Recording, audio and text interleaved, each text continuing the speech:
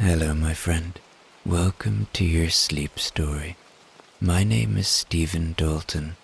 I'm an Irish storyteller, and it's my great privilege to be the voice that you listen to as you go to sleep tonight.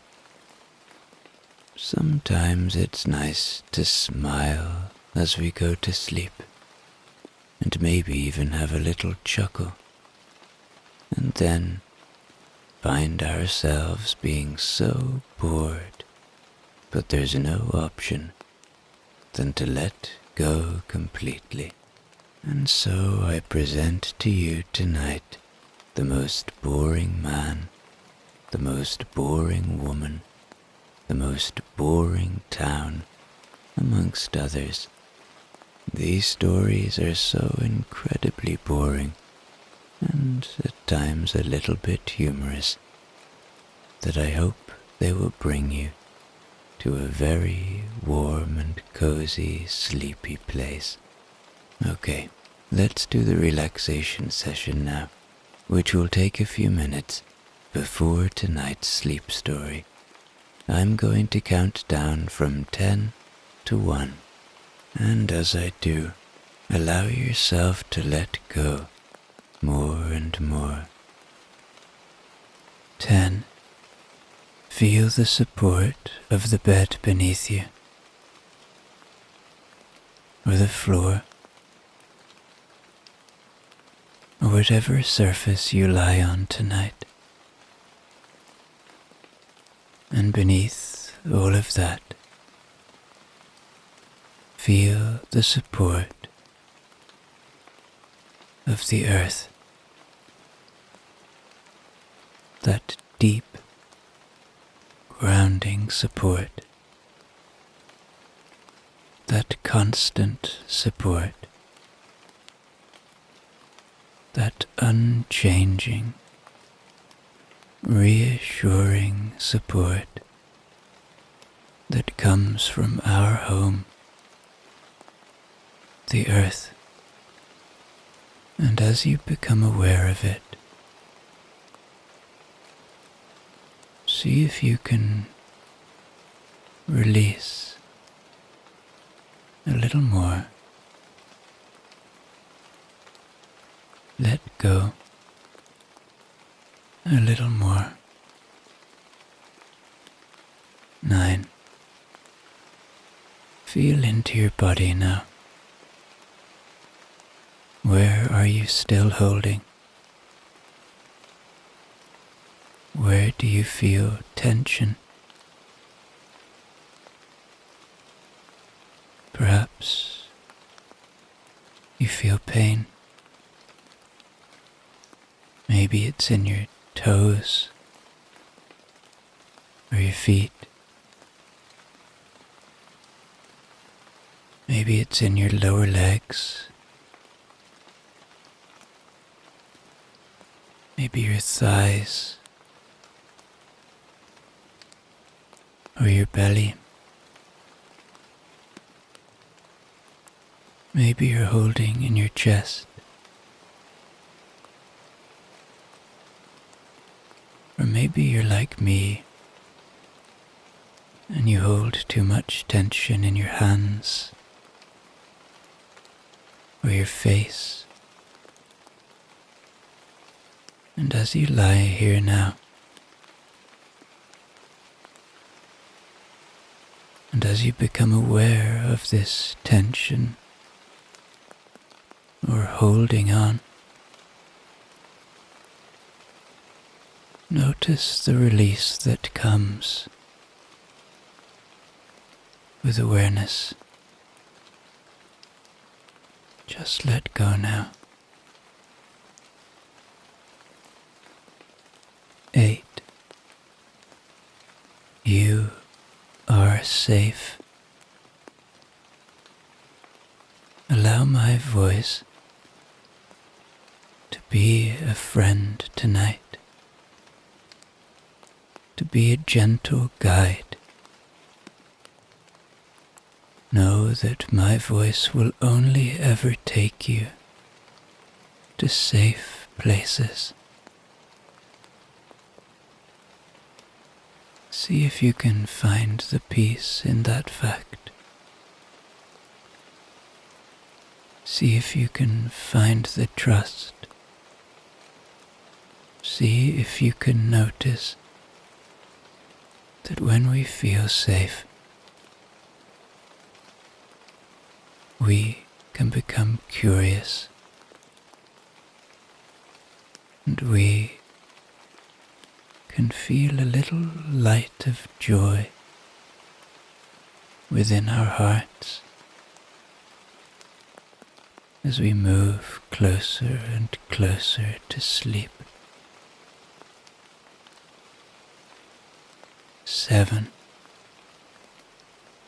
The day is done.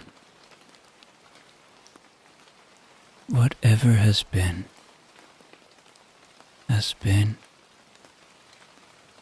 and whatever will be, will be.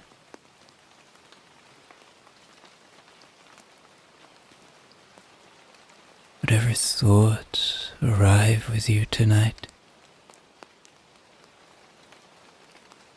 just notice them for what they are.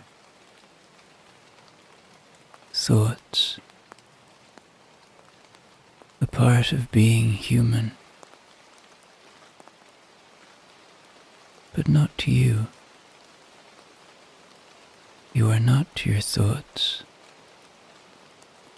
You don't have to follow them. They don't have to lead your emotions. And so if and when they come, and they will, let them float away now, like leaves on a moonlit river, or clouds passing by through a starlit sky. 6.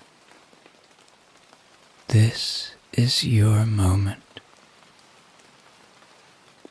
This is your time. Allow that fact to enable you to settle in now, to feel cozy now, to feel the warmth and joy of the ability to just lie here and hear a cozy story.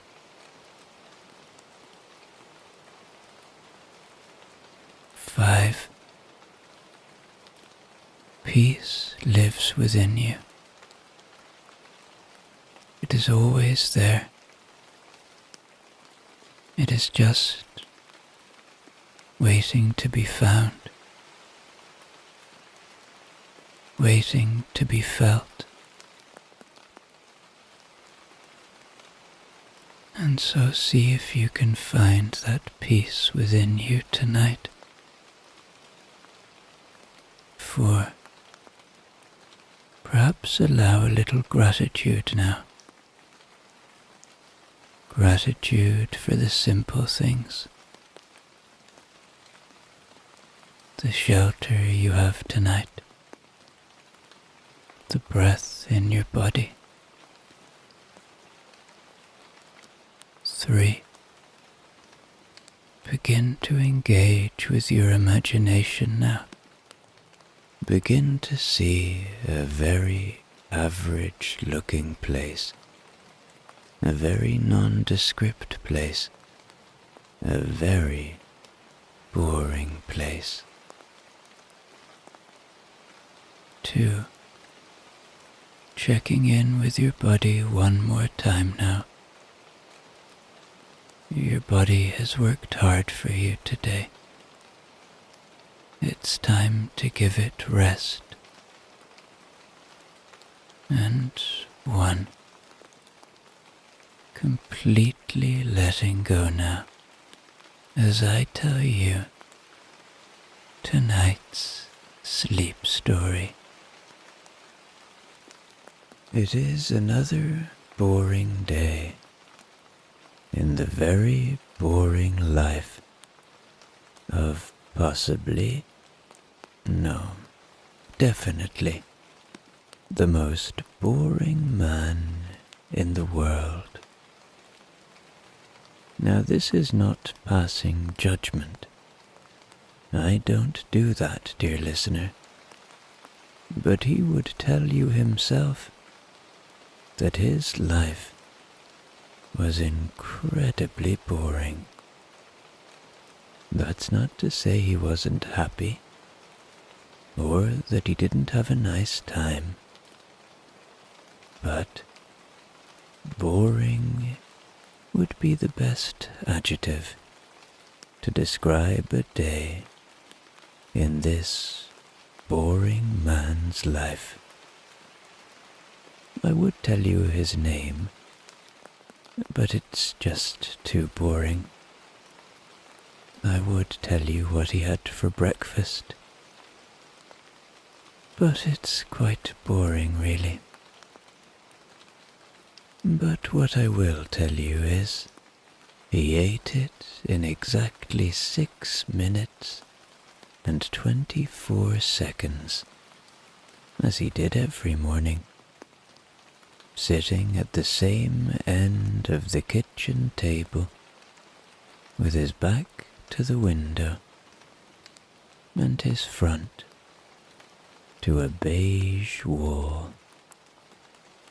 The wallpaper had once had a pattern, but he had painted over it years ago, because he found the pattern a bit exciting.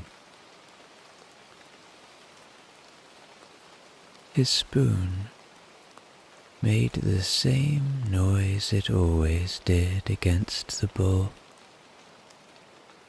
Clink, clink, scrape, clink. And then he rinsed it under the tap with such minimal enthusiasm it could barely be called rinsing at all. He then placed it on the draining board in precisely the same spot he placed it every day, which had now developed a faint spoon-shaped dent, as if the countertop itself had grown tired of the routine.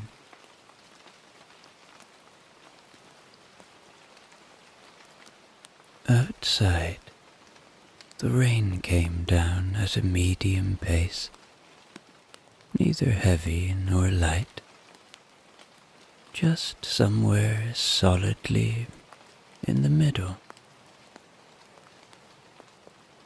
The kind of rain that makes you sigh,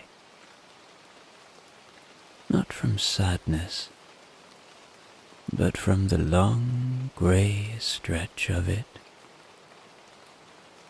He did not look at it. He did not think anything about it. He had long since accepted rain as something that happened and should therefore be tolerated in silence.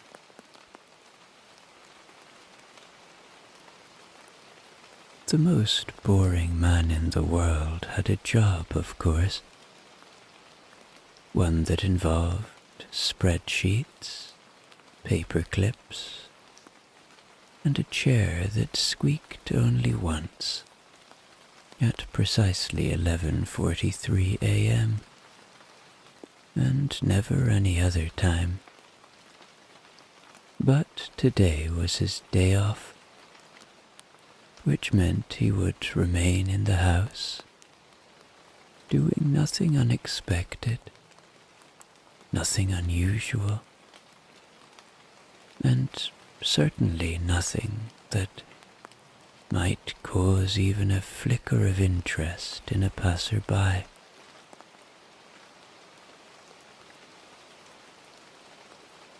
At 9:01 a.m., which was 1 minute behind schedule due to a slightly overfilled kettle, he walked into his living room, sat in the brown chair, not the green one, which he considered a bit too lively, and stared at the blank television screen, which he would turn on in exactly 14 minutes, not to watch anything, but to listen to the low murmur of the news while doing a jigsaw puzzle of a beige stone wall.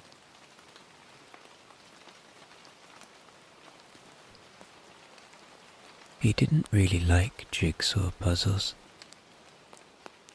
but he also didn't dislike them.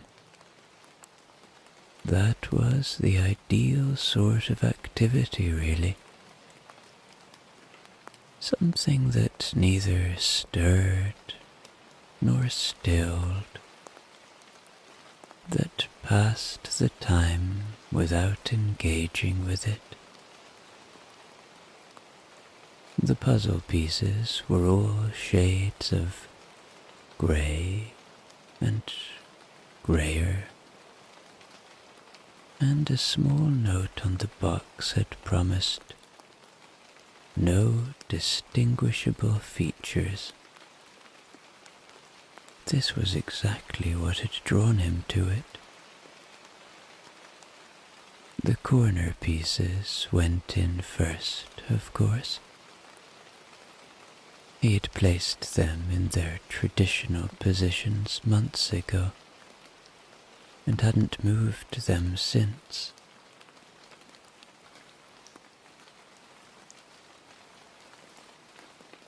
At 9:25 a.m., the television flickered onto its usual volume, level 9, not 10, never 10.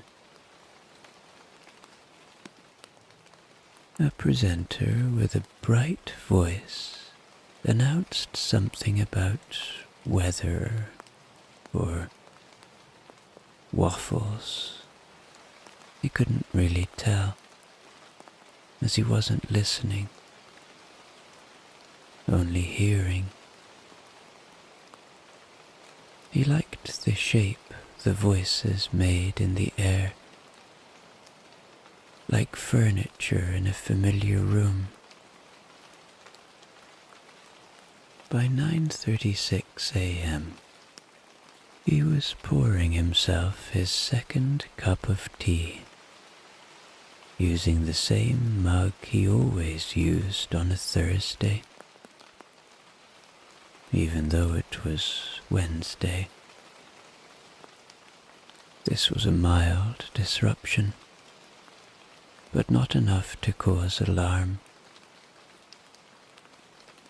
He stood for a moment in the kitchen, mug in hand, staring out at the rain. The rain stared back. It had no interest in stopping, and he had no interest in urging it to.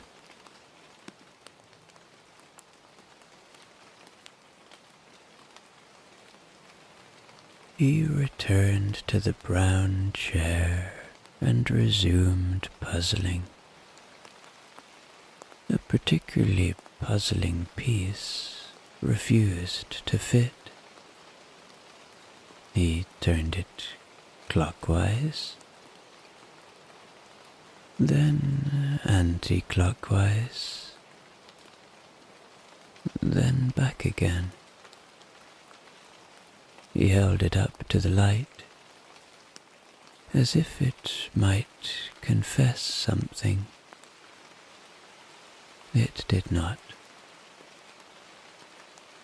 Eventually, He placed it gently back on the table and selected a different, equally unremarkable piece, which fit on the first try, though he did not celebrate.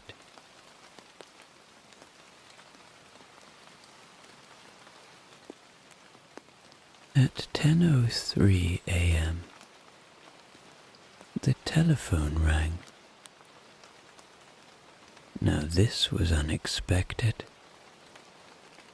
The phone almost never rang, unless it was a wrong number, or a very boring survey about bin collection. He looked at it. It rang again. The man regarded it the way someone might regard a dog that has learned to whistle. Not with fear or fascination, but with mild, plodding disbelief.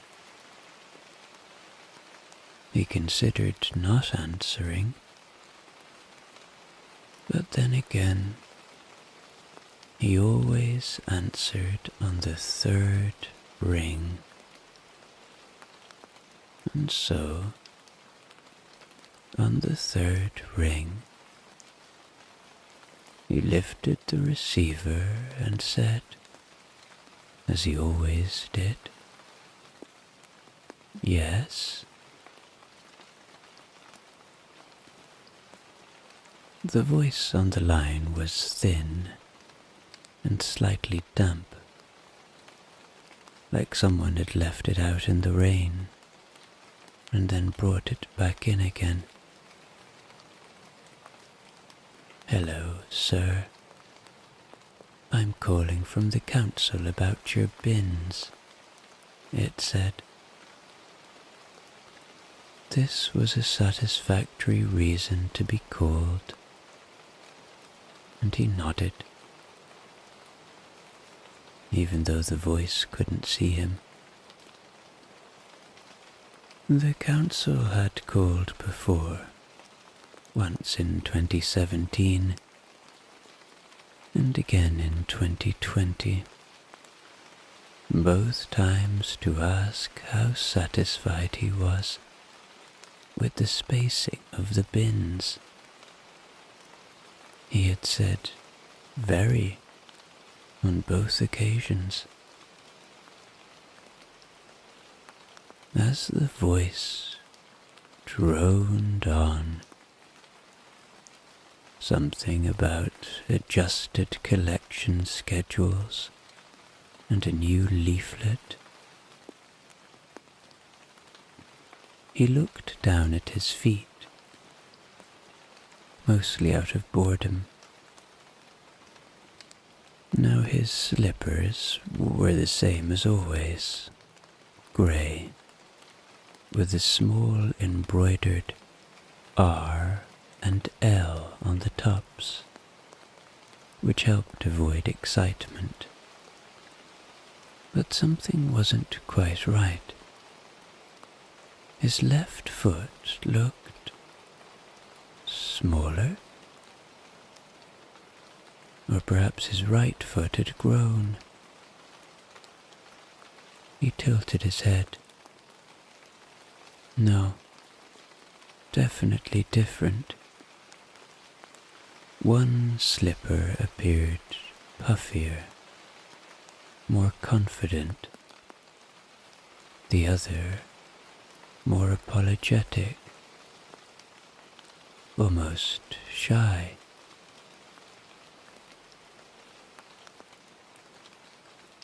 He gently flexed his toes, trying to assess the situation without fully acknowledging it. Could a foot change size without telling you? He wasn't sure. He hadn't checked his feet in a long time. they had always just been there, like the wallpaper or gravity. The voice from the council asked if he was satisfied with the new bin diagram. Yes, he replied automatically, still staring at his mismatched extremities. Perhaps it was the slippers. Yes, maybe one had shrunk in the wash, or the other had swollen with pride. Or maybe it was his socks. He'd accidentally worn 2 different types once before, and hadn't noticed until February. He made a mental note to investigate further, possibly after tea or next Tuesday.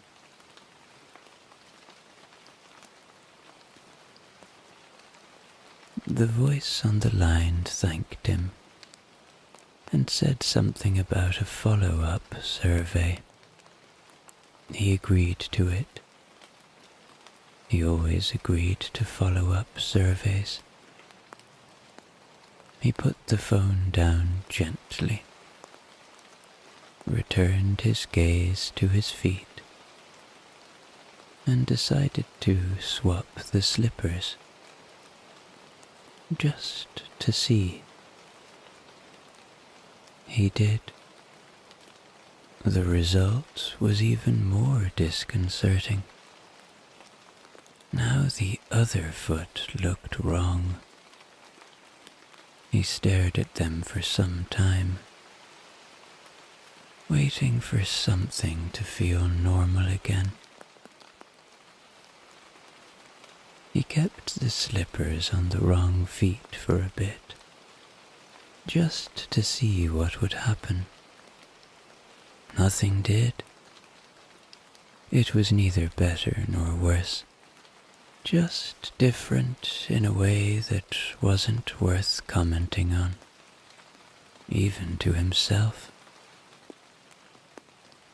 Eventually, he gave up trying to feel anything about it and returned them to their proper orientation with the slow reverence of a man aligning coasters on a coffee table no one will ever use.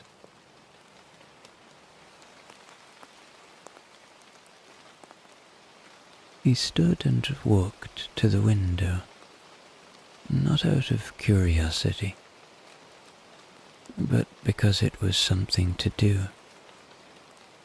The window overlooked a street that had once been described in a local newspaper as adequate. There were bins, of course, and cars that hadn't moved in a while, and a tree that seemed to have given up on the idea of branching out. A cat walked past with the air of someone late for nothing. He admired its efficiency. The rain continued exactly as before. It did not intensify or ease, which was reassuring. The glass misted slightly from his breath, so he wiped a small circle clear with the sleeve of his cardigan, not because he needed to see more, but because it felt like the sort of thing someone might do in a film, just without any music.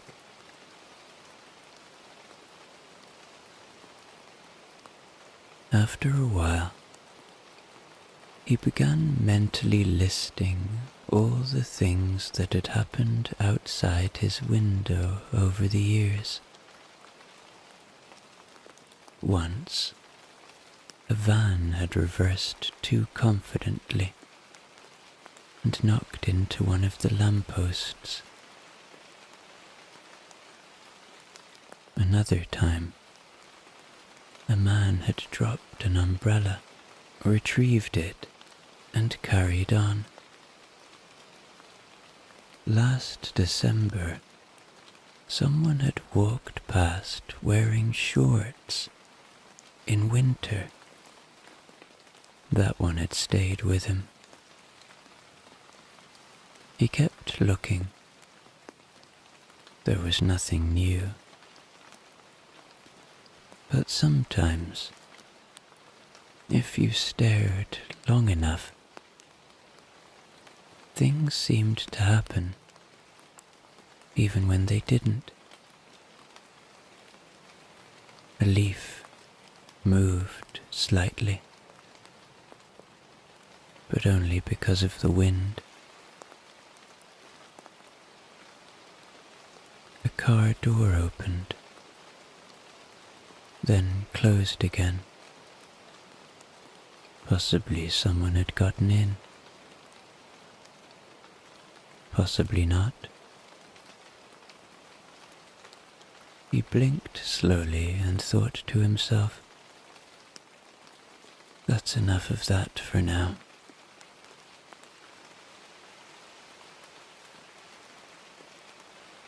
He stepped away from the window and returned to the kitchen, where the kettle was sitting exactly where he had left it, which was both expected and faintly reassuring. He filled it again, not because he needed more tea, but because the sound of boiling water gave the illusion that something was happening. While it rumbled, he looked at the calendar on the wall. The date was circled. He couldn't remember why.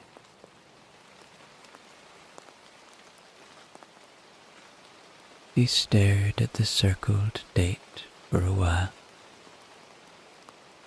then longer. Dentist? No, he went to the dentist in June. Or was it July? He wasn't entirely sure. The kettle clicked off, but he didn't move. The circle stared back at him. Not sure why, he thought. Why is it circled? Eventually, he poured the tea, stirring it with the same spoon he'd used earlier. He took the cup to the brown chair, but didn't sit right away.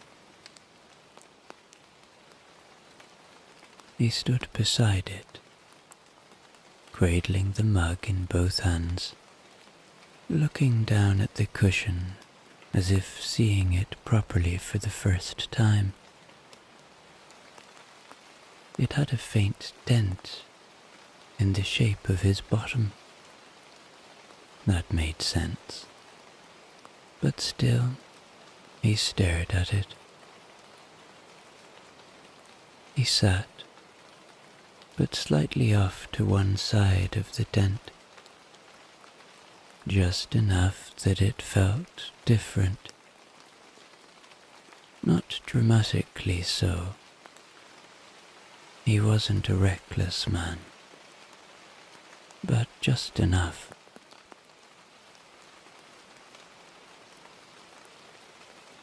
He sipped his tea. It tasted exactly like every cup he'd ever made, but the slight shift in sitting position gave it the tiniest sense of occasion. He glanced at the cushion again, quietly aware that he might just have broken a personal pattern.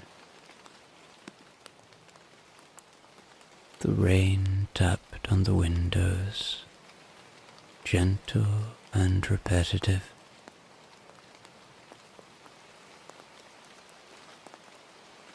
The television muttered on in the background. Something had changed, almost imperceptibly, but it was there. He shifted again in the seat, just a little,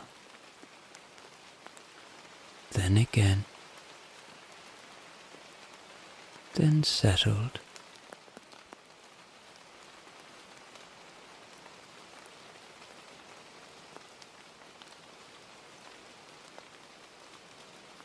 He finished his tea slowly, as always,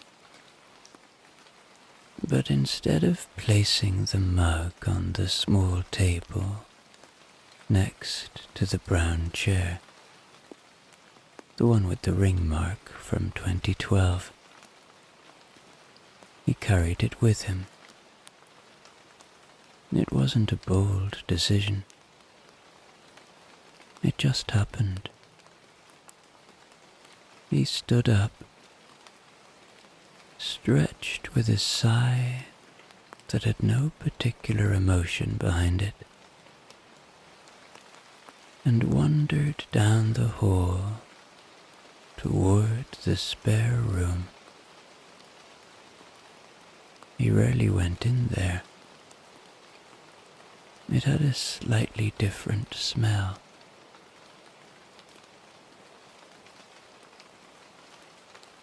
The door creaked open, more from habit than rust.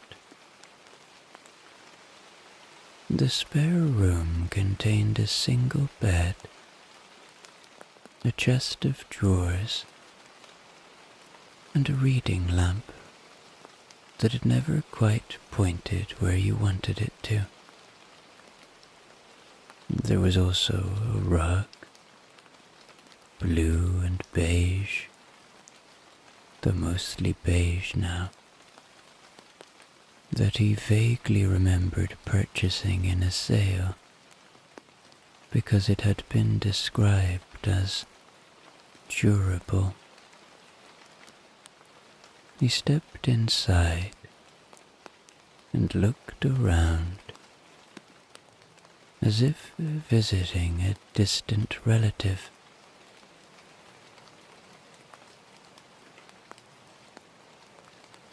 The rain was still ticking against the windows, but it sounded different in here, slightly more distant, more polite. He liked that. He sat on the edge of the bed, careful not to disturb the blanket, which had developed a set of creases so old they were practically part of the fabric. He placed the mug on the floor beside him, just slightly out of reach, which meant he had to lean a little to get it. He wasn't sure why he'd done that.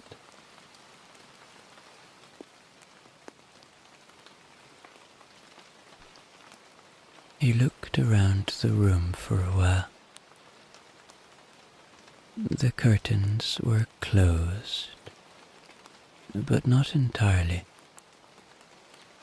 allowing a slice of grey light to fall across the carpet like a bored spotlight.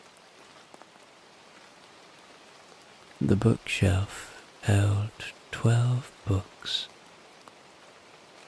all unread, purchased with the vague intention of one day becoming a person who read historical fiction.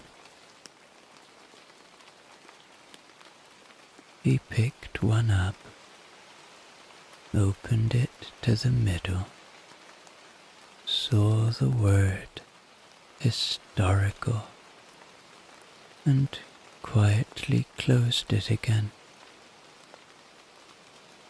Instead, he lay back on the bed, not to nap, not to think, just to lie down.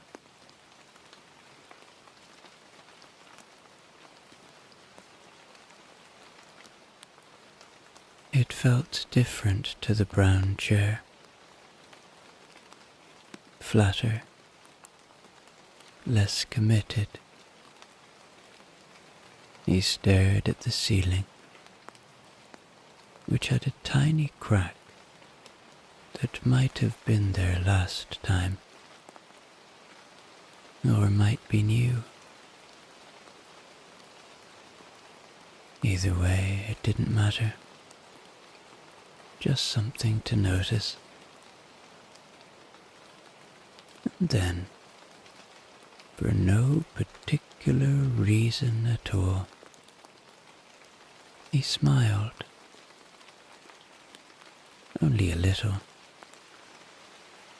Just enough that he could feel it, and not so much that anyone else would have noticed.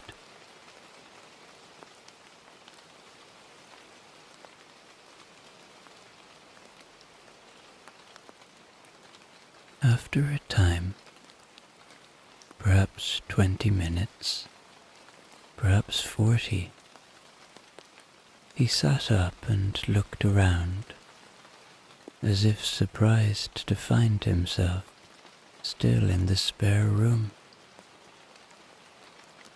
He retrieved the now lukewarm tea from the floor and finished it in 3 long sips. Then he stood, stretched again,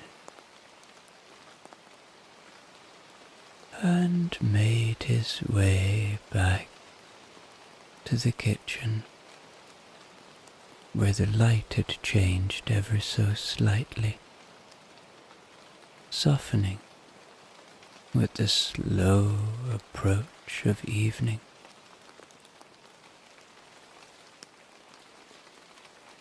He checked the clock, not because he needed to, but because he always checked it before deciding what to eat. He opened the fridge. There was a tomato there. He took out the beige container. Inside was leftover macaroni, plain and undecorated, as if pasta had given up on impressing anyone. He spooned it into a bowl, microwaved it for 2 minutes, stirred it with the same spoon as earlier, and sat at the table facing the beige wall. He chewed quietly, thoughtfully. as if evaluating the experience of eating rather than the food itself.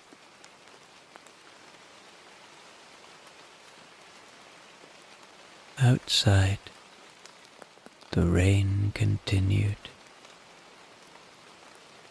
It was beginning to slow now, or was it? Maybe not. He finished his dinner, rinsed the bowl, and placed it precisely where the breakfast bowl had been.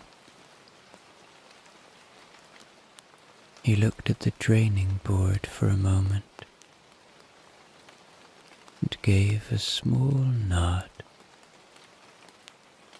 as though confirming that the day had indeed been lived.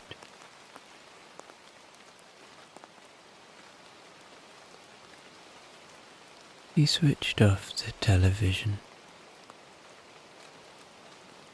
which had been quietly murmuring all day, and padded slowly down the hall. He brushed his teeth with the efficiency of a man who knew exactly how long it should take. In the mirror,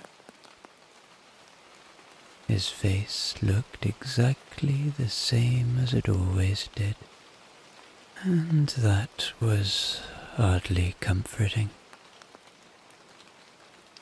He turned off the bathroom light, listened to the silence for a moment,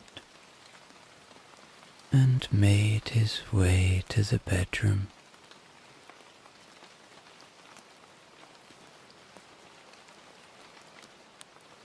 The room was cool and still.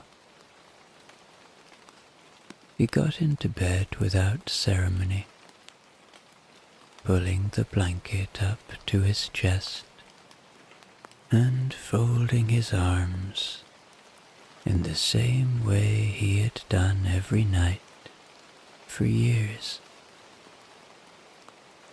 But tonight, without really knowing why, he left the curtain open a crack,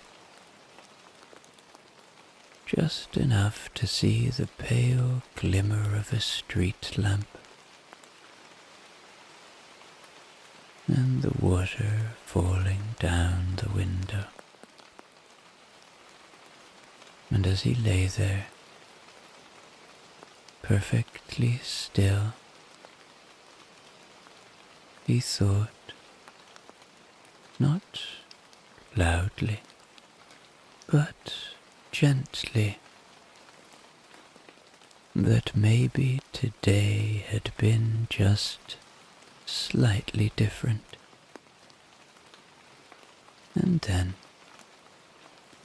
quite naturally, he closed his eyes.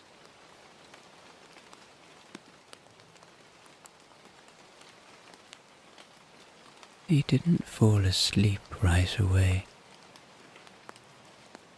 He never did.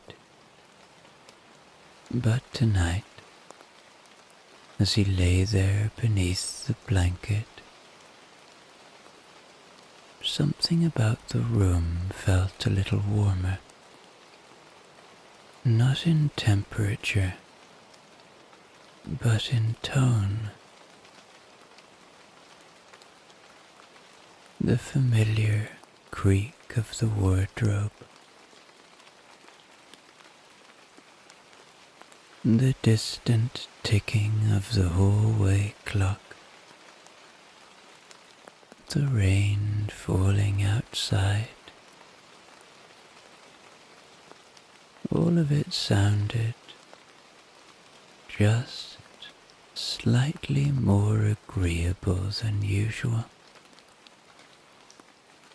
Not remarkable, not thrilling, just fine.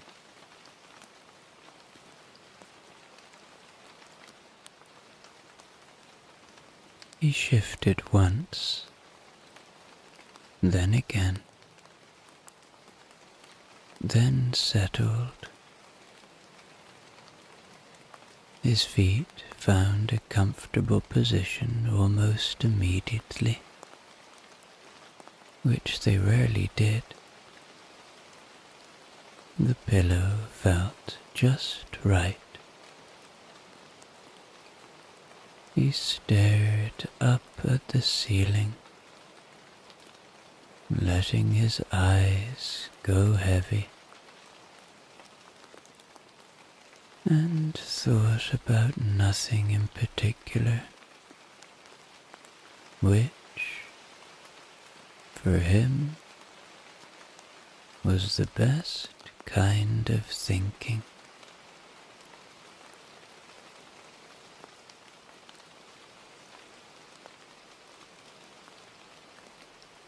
And then, very quietly, he smiled again.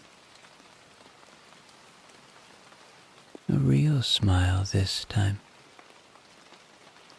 Still small, still modest, but unmistakable. The kind of smile that happens when you realize, in the middle of a rainy day, in the middle of an ordinary week, in the middle of a perfectly boring life, that you're actually quite content.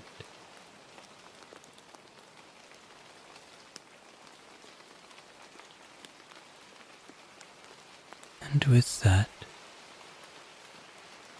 he fell asleep peacefully, easily.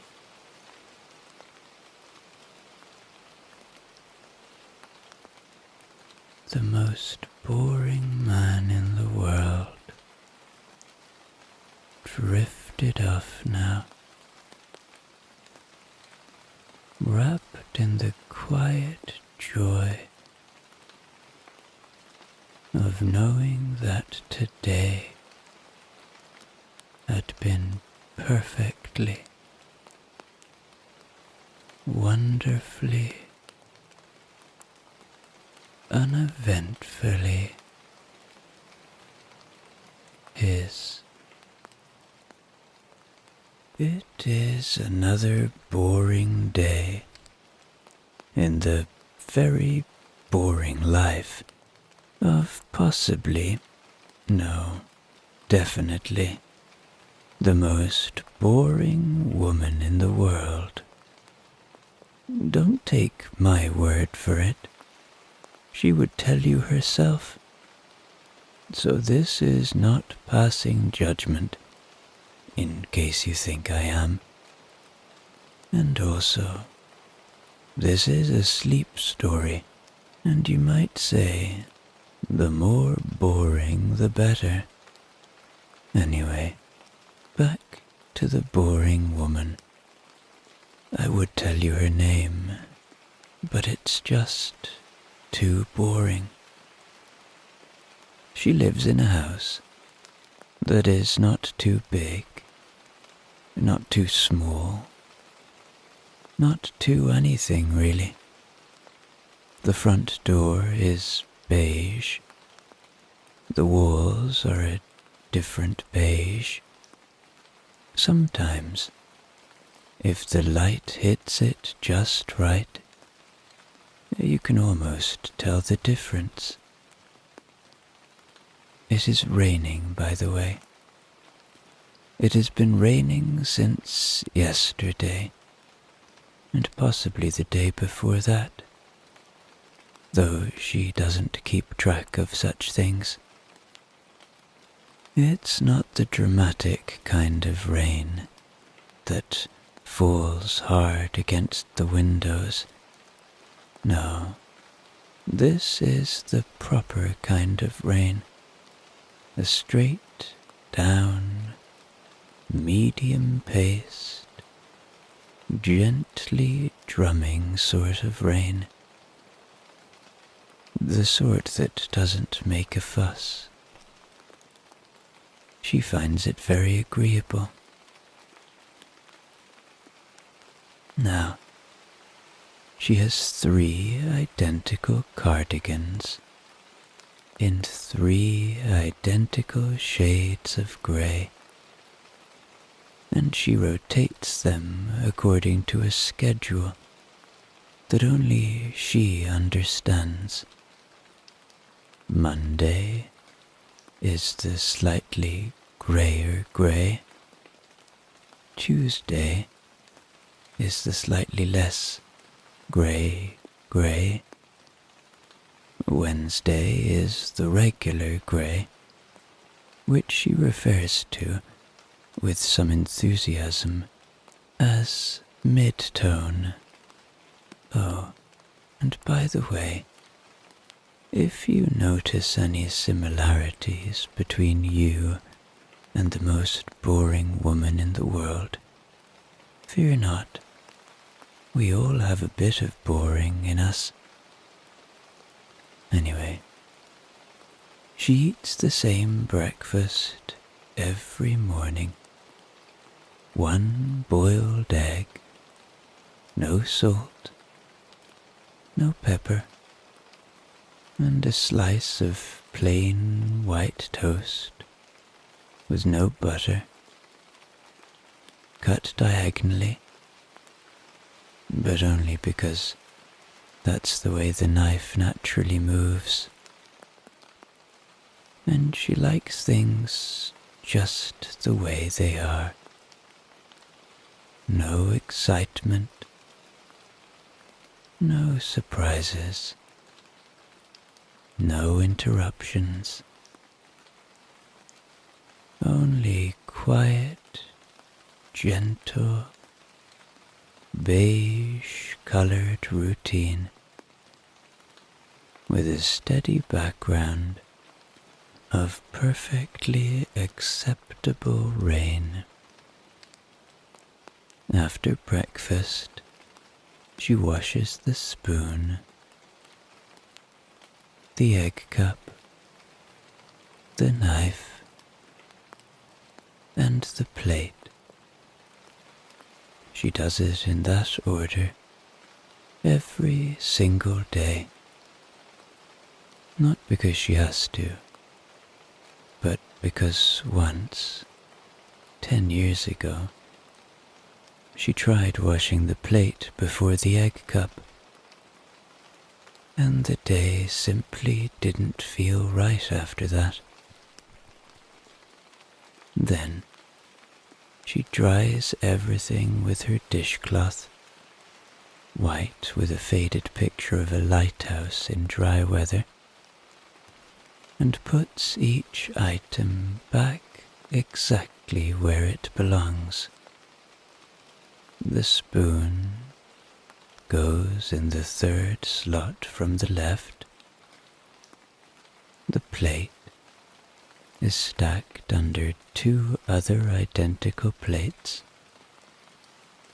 The egg cup has its own special nook beside the kettle.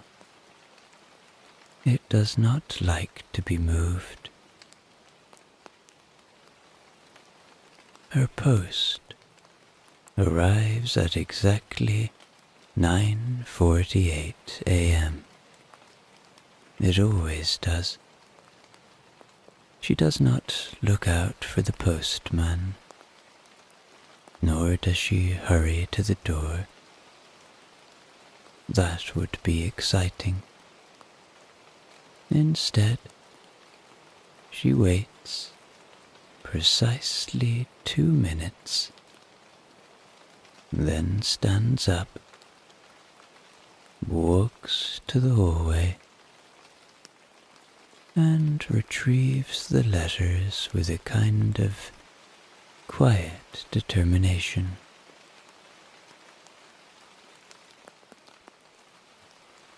Today's post is exquisite.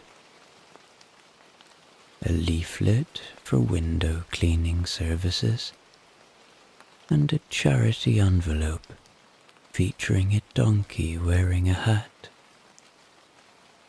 She spends a few moments admiring the donkey's hat, which is a tasteful straw number with a pale blue ribbon. Then she puts the leaflet in the recycling and places the envelope on the kitchen counter. At precisely 10:27 a.m., she makes her way to the display cabinet. It is not a large cabinet, nor is it particularly interesting, but it is immaculately clean and contains exactly 11 teaspoons, no more, no less. She does not collect them from foreign countries or historical events. Goodness, no. These are not novelty spoons. They are simply teaspoons, each one plain stainless steel and identical in every visible way. But not to her.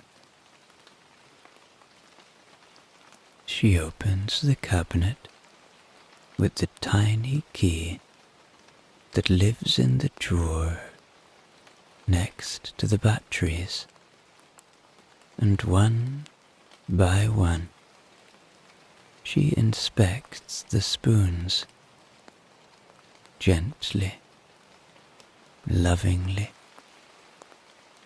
Spoon number 3 has the best balance, she thinks.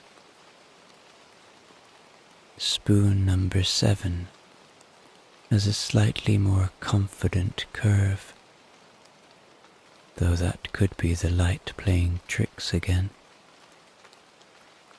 Spoon number 9 once stirred a mug of chamomile tea so perfectly that she remembers the moment even now, though not the tea itself. Once the inspection is complete, she gives each spoon a light polish with a small cloth that says "Spoons Only" in faint handwritten ink. Then she places them back into their velvet-lined slots and locks the cabinet again. The key returns to its place. Everything is exactly as it should be.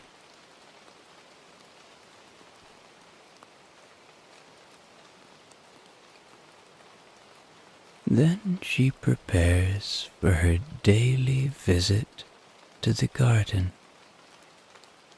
The rain, of course, is still falling. She puts on her outdoor shoes, which look remarkably similar to her indoor shoes, but are 2 shades darker. She selects her rain hat from the hook by the door. It is light grey, matches her coat exactly. Then she goes to the door. The garden is accessed by a small back door with a slightly reluctant hinge. It creaks just a little, but she finds the sound reassuring, predictable. She steps outside and closes the door behind her with the same amount of pressure she always uses. Not too firm, not too gentle, just enough. The rain falls straight down.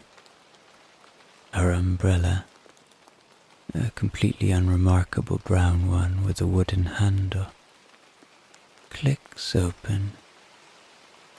She does not twirl it.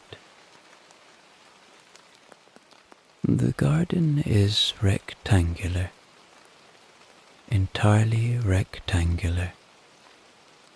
No wild corners, no secret paths, just a square of lawn that has been trimmed to precisely 5 centimeters in height, and a border of identical shrubs spaced exactly 64 centimeters apart. The shrubs are glistening slightly, but not in an overly poetic way, just wet. She walks the perimeter path slowly, taking 16 steps on each side, sometimes 17 if her umbrella catches the wind. Today it is 16 all the way round, which pleases her very much. At the far end of the garden is a bench. She calls it the sitting bench, because that is what it is for.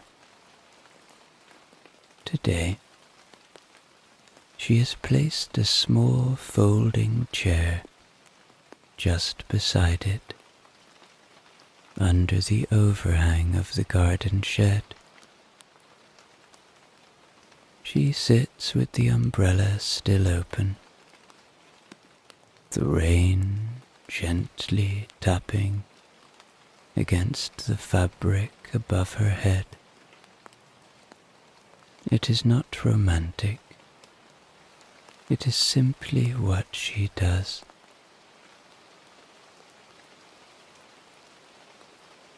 She folds her hands neatly in her lap and gazes at her favorite view, the back of her own house. It is a quiet view. Nothing moves. Then a bird lands on the fence. A perfectly ordinary bird. She looks at it for a moment, nods once in polite acknowledgement, and then returns to watching the back wall of her home, where nothing at all is happening. At exactly 12 noon, never a minute before, never a minute after, she folds up her chair, shakes the umbrella precisely 3 times to avoid puddling, and returns indoors lunch must be prepared. She opens the fridge. Inside, 1 tomato, 1 slice of mild cheddar, and some butter. She selects the tomato and the cheese, then retrieves a single slice of plain white bread from the bread bin. She does not toast it. She spreads a little butter on it. She then places the cheese and the tomato on the bread and presses it closed with the lightest suggestion of effort.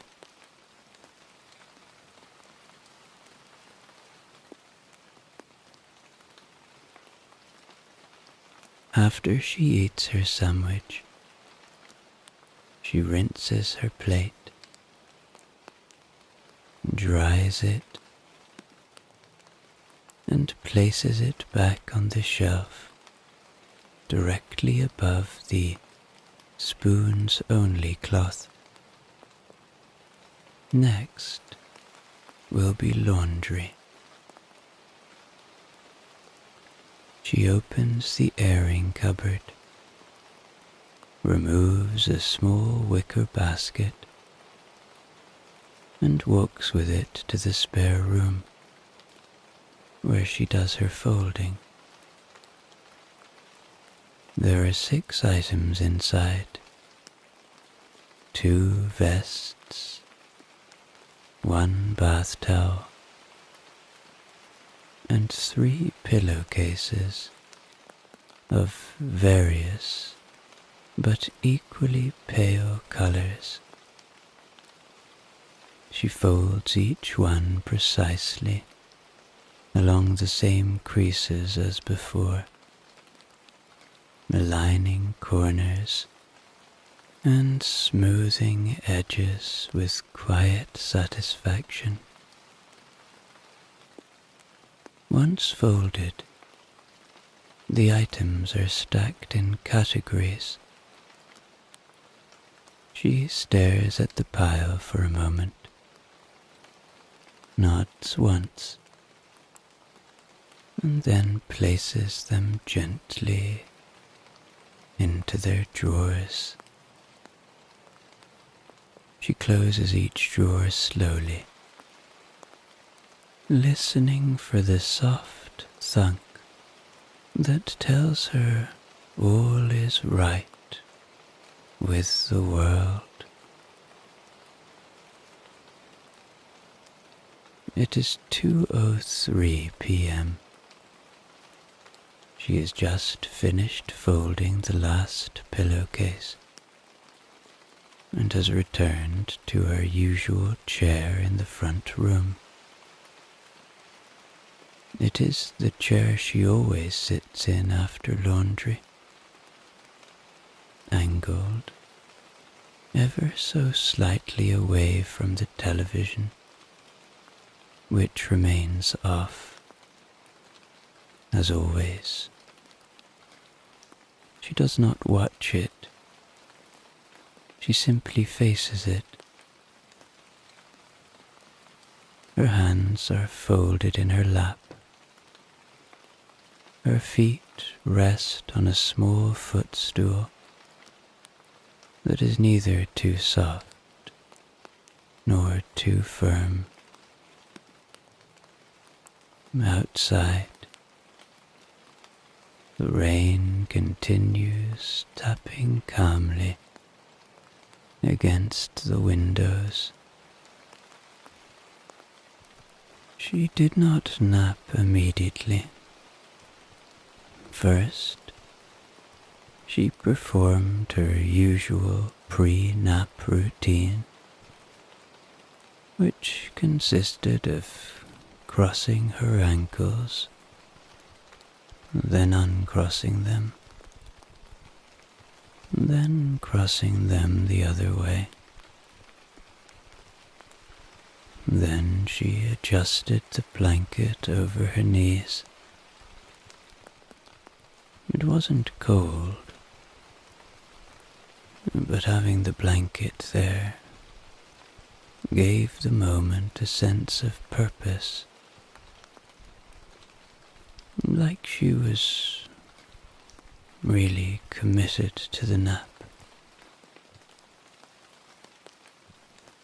By 2:07, her eyes were halfway closed, not fully shut. She let her head rest back against the chair, mouth gently closed, breathing soft and steady.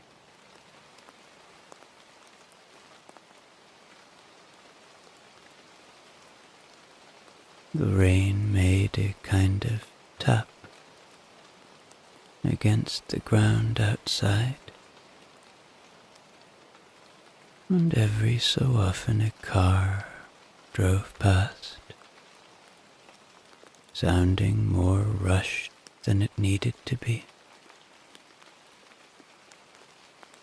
She imagined the driver was going somewhere important. She herself was not. At 2:12, she began to feel herself drifting, but was pulled back by the faint sensation that something might need doing. She ran through a mental checklist, and with everything accounted for, she allowed herself to let go again. She did not dream. Instead, she entered a light sort of drift, like standing in shallow water and feeling the tide brush around your ankles without ever moving you. Time became loose and floppy.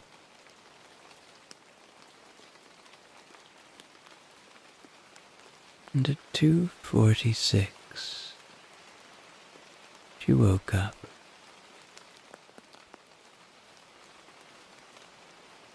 Her mouth was a little dry, so she went to the kitchen and drank a glass of water while standing completely still. It tasted exactly like water. She didn't particularly enjoy it, but she had no quarrel with it either.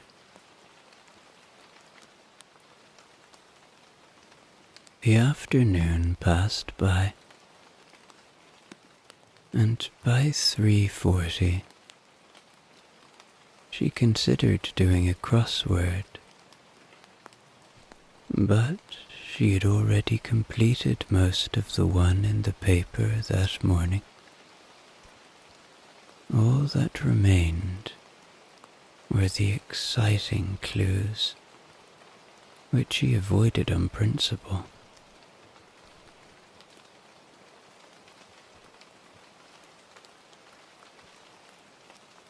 Eventually, quite out of character and altogether different, she decided to flip through the television guide. She settled on a documentary about canal systems, and for the first time in a very long time, she put on the TV.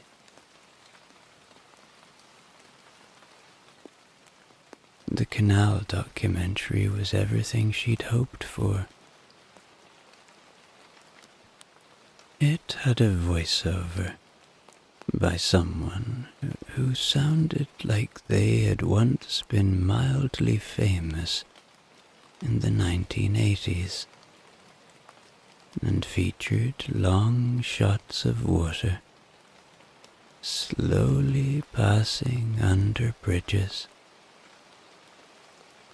She watched the entire thing without blinking much, and, in fact, quite enjoyed it. By 5:02 p.m., the light had changed. It wasn't darker, just dimmer, in a way that made everything feel politely ready to slow down. She drew the curtains halfway to mark the beginning of the end of the day. Just enough to make the room feel a little more enclosed, like a secret that no one would bother discovering. Supper was a quiet affair. A piece of tofu, one slice of bread, and 3 cucumber slices. She sprinkled a little salt on the cucumber and ate slowly. She finished with a square of plain chocolate,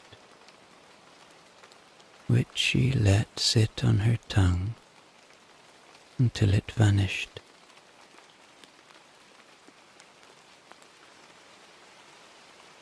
She washed up immediately after eating. Then she turned off the kitchen light and paused in the hallway, listening to the sound of the rain outside. By 7:45, she was in her night clothes. She sat once more in her living room chair, hands folded neatly in her lap.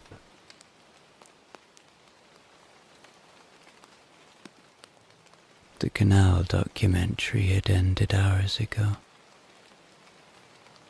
and the TV was off now. And by 8:12, she was in the bathroom, brushing her teeth while staring at a small crack in the tile grout. It hadn't changed, and she was oddly glad. She rinsed, patted her face dry with a towel she'd had for a very long time, and made her way to the bedroom.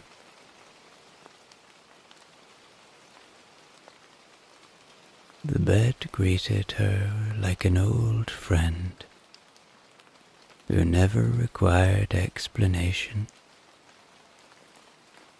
She got in, pulled the blanket up to her chin, and let her head sink into the pillow. The rain, still steady, fell outside, and as she lies in bed, she turns on a lamp. It is the same lamp that has stood beside her bed since 1994. Beige with a pleated shade and base shaped like something that was probably meant to look like a vase. With the lamp now aglow, she retrieves her book. It is called A Brief History of Mild Weather. She has been reading it for 7.5 years, one paragraph at a time, with long breaks to reflect on each sentence. Today's paragraph is about the acceptable humidity levels in early autumn. It is, by any measure, just interesting enough to keep her eyes moving.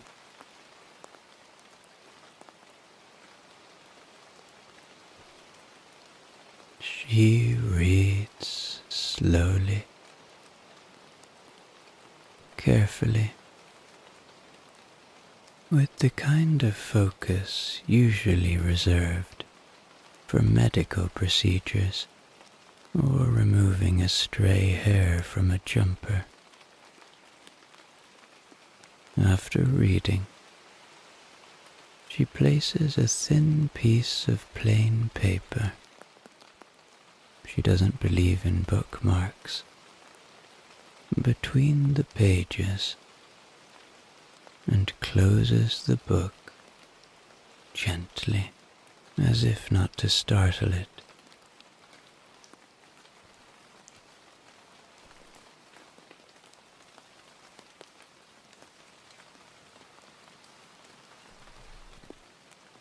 Now she switches off the light.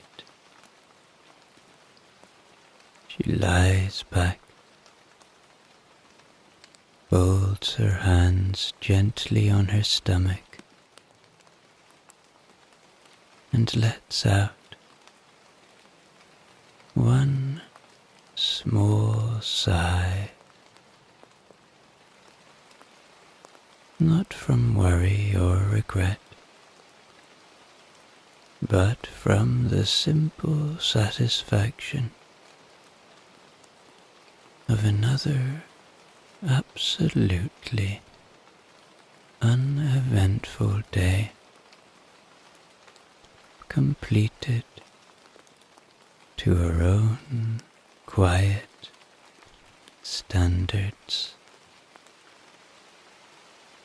And just like that, the most boring woman in the world falls asleep. And if anything interesting ever does happen, she'll deal with it tomorrow. But probably not.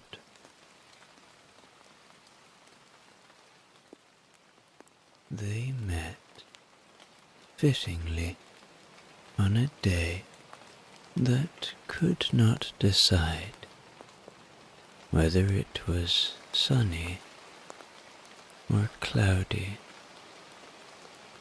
so it remained politely grey instead. She was in the stationery aisle of the local supermarket, comparing two near-identical packs of envelopes. He was there to buy a pen, though he hadn't yet chosen between blue ink and black.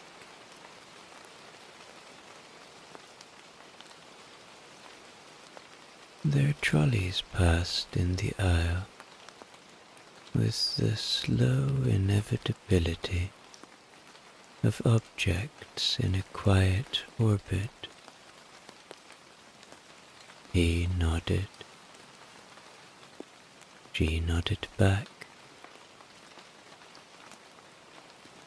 They didn't speak until, by chance, they reached the checkout at the same time, and both realized they'd forgotten to buy milk.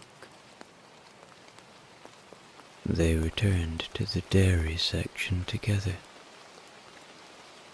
walking side by side,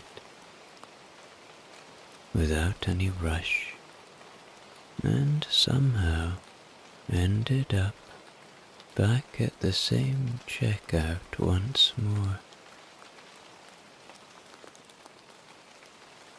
By the time their groceries were bagged, they had agreed to have coffee the following Tuesday. Not Monday. Monday was too soon. That was 6 years ago.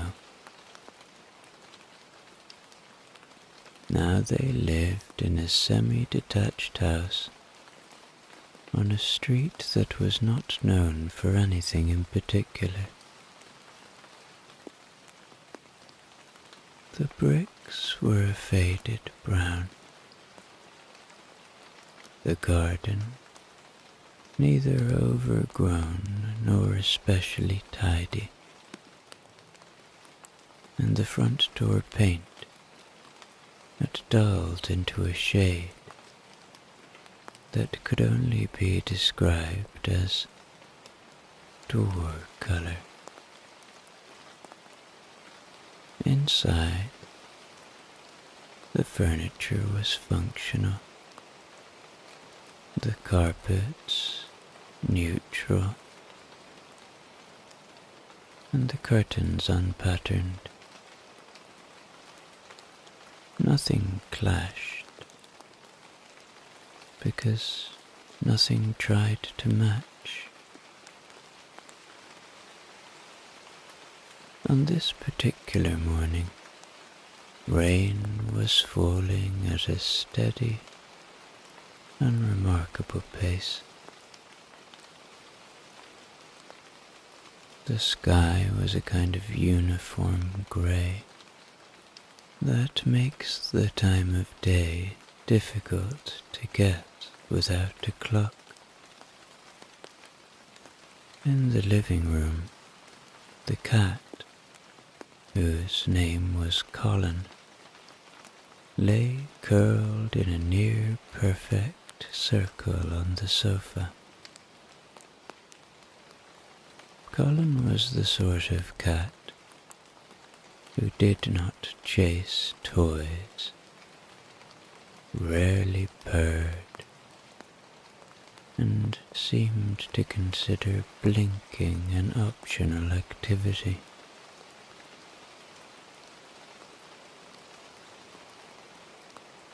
His fur was a muted blend of colors that made him look as though he'd been left too long in a sunlit window,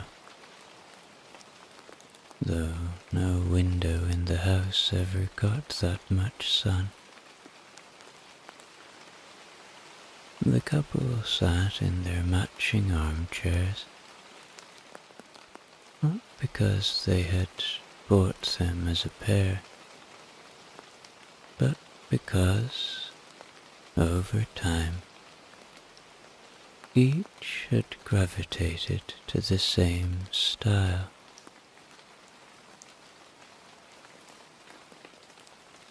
She was reading a book she had been reading for months, pausing every few pages to consider whether she had read them before. He was looking at the television, which was switched off, holding the remote without pressing any buttons. between them, on a small table, sat 2 mugs of tea that had cooled to the point of being drinkable, but not quite worth the effort. They did not speak. There was no silence to fill. The space between them had long since been agreed upon as shared but optional.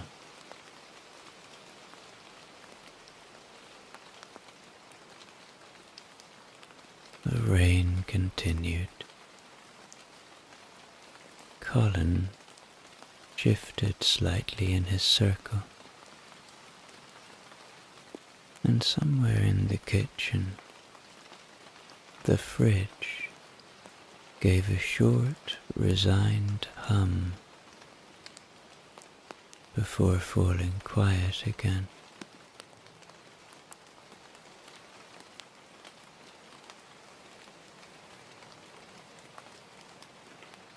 The tea, though within reach, remained untouched for the better part of 20 minutes. It wasn't that they'd forgotten it. They were both aware of its presence, in the same way they were aware of the weather outside. But there was no urgency to close the gap between awareness and action.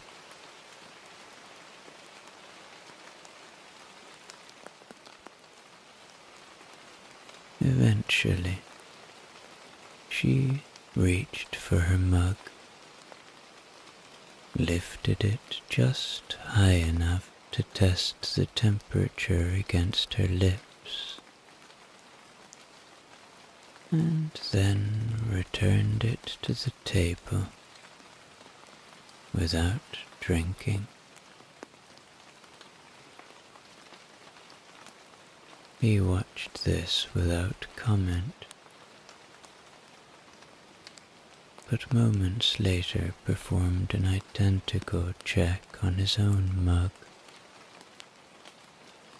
as though confirming her findings.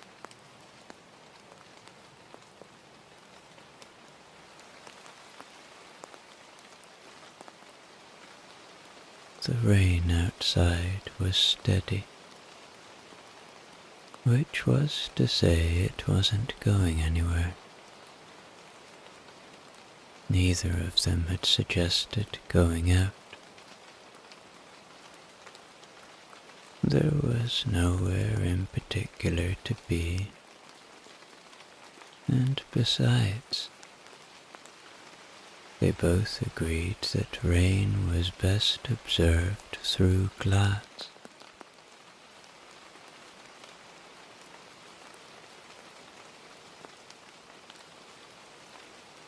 At 10:07 a.m., he stood up. Not quickly, not slowly, just stood.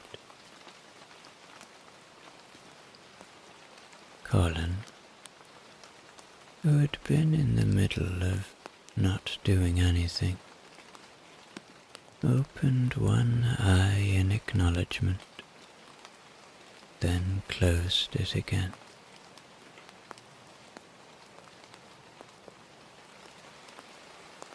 The man crossed to the bookshelf and stood looking at the spines, not because he intended to choose something to read, but because it was a thing to do. After a few moments, he took down a book about trains, a book he had never read, but liked to own,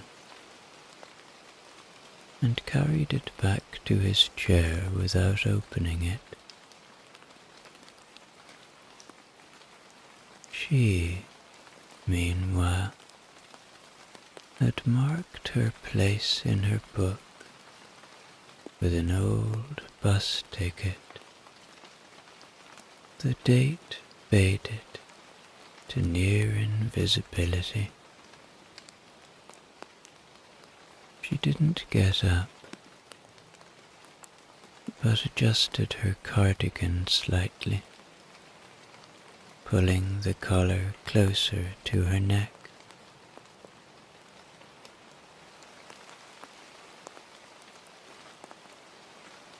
This was not due to cold. The room was comfortably warm, but because the adjustment had been due for some time, and today seemed as good a day as any.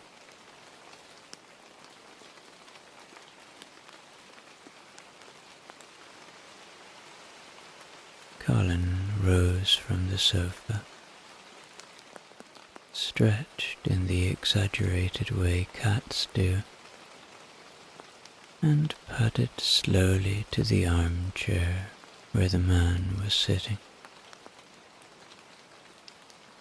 He paused, just short of contact, sat down,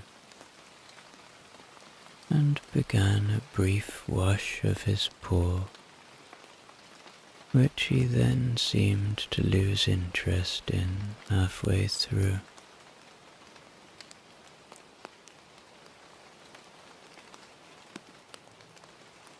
After a moment of thought, he got back up and left the room entirely, his tail neither raised nor lowered, simply occupying its usual position.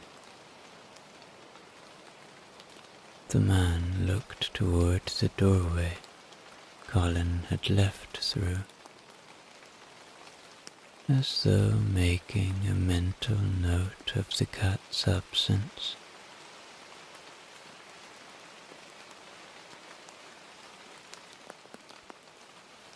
The woman glanced at the clock on the mantelpiece. It was not yet time for lunch, though the thought of lunch had begun to appear faintly in the background, like a radio playing in another room.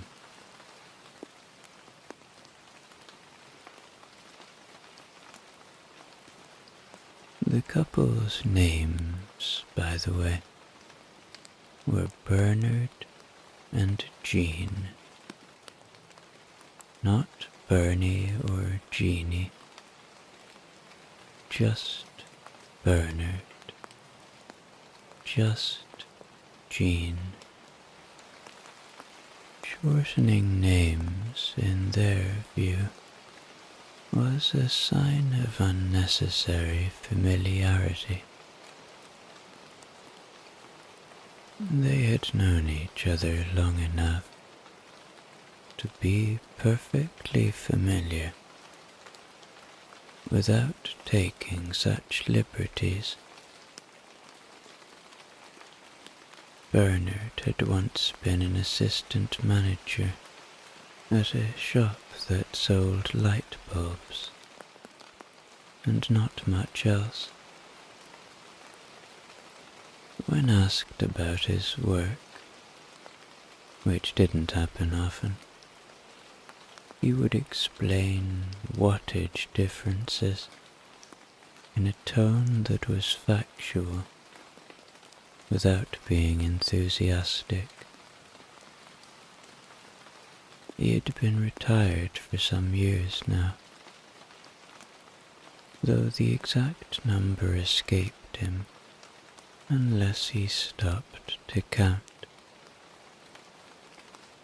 Jean had worked in a small office where nothing happened quickly.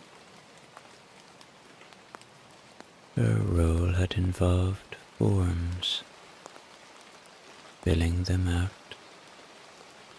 checking them, moving them from one pile to another, until eventually the piles stopped coming in, and she had stopped going in.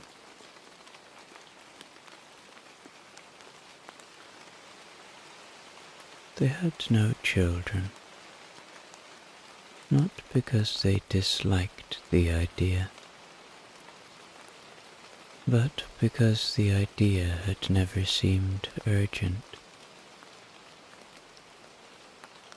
Instead, they had Colin, who had arrived one afternoon when Jean's sister decided they needed company.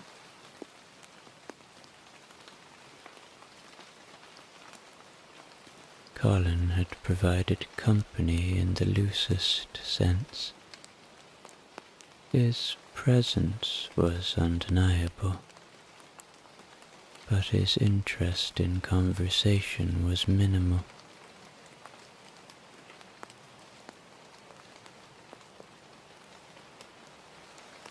In appearance, Bernard and Jean were neither striking nor forgettable. Bernard's hair had thinned but not vanished. His glasses sat squarely on his nose, and his jumpers all fell within a muted colour spectrum that matched the house.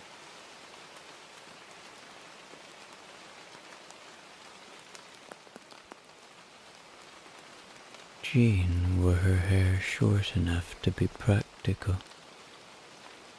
but long enough to avoid comment, and preferred skirts to trousers, though only skirts that ended precisely at the knee. They did not dress alike, but when they sat together in their matching armchairs,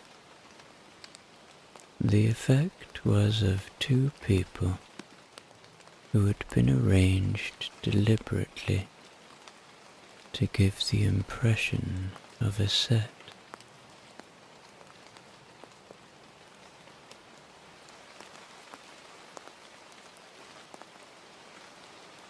At 11:02 a.m., Jean decided to stand. She didn't announce it.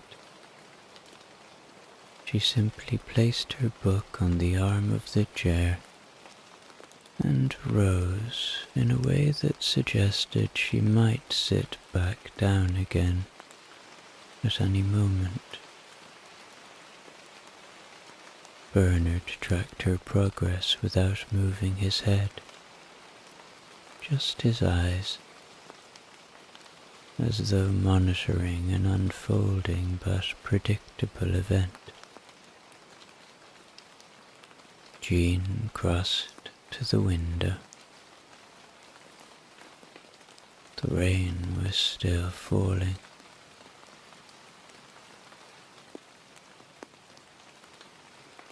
She stood there for a while, not because she expected it to change, but because it seemed polite to acknowledge its persistence.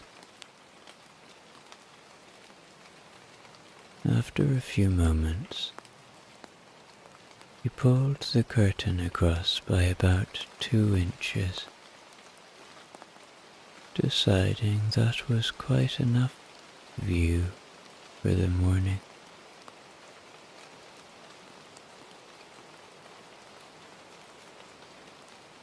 Bernard adjusted himself in his chair, leaning forward slightly to place the train book on the small table between them. He still hadn't opened it, but he liked the way it looked there, weighty, unhurried. His mug of tea was now lukewarm. He took a sip, winced faintly at the temperature, and set it back down in exactly the same position, aligning the handle with the edge of the table. Colin reappeared in the doorway, pausing to give the room a slow, appraising glance. He walked in, tail in its usual neutral position, and sat directly in front of Bernard's chair.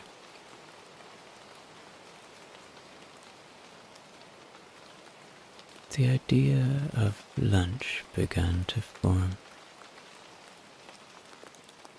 No one mentioned it yet, but both Bernard and Jean were now holding themselves in the particular way people do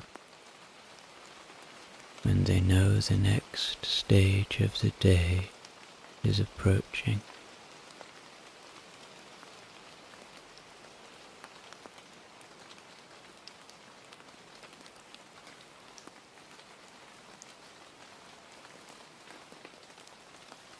Now they were both in the kitchen, and Bernard went to the cupboard where the soup lived. It was always on the second shelf, to the left of the pasta,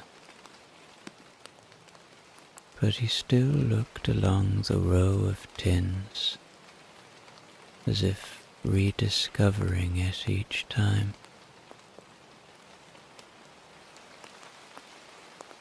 He took out 2 identical tins, checked the labels, and set them on the counter with the labels facing the same way.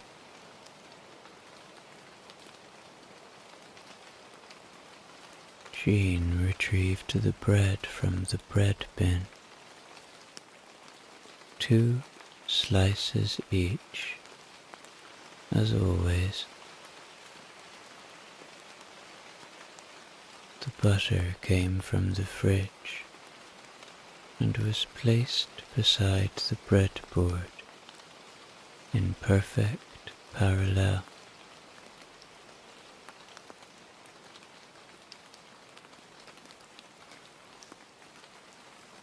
No one spoke, but the sounds of the tin opener and the butter knife provided all the atmosphere they needed. The soup heated slowly on the hob. They both watched, as though it might suddenly misbehave, which it never had. When it was ready, Bernard ladled it evenly into the bowls. Jean placed the bread on small side plates and buttered each slice with the same steady pressure from edge to edge.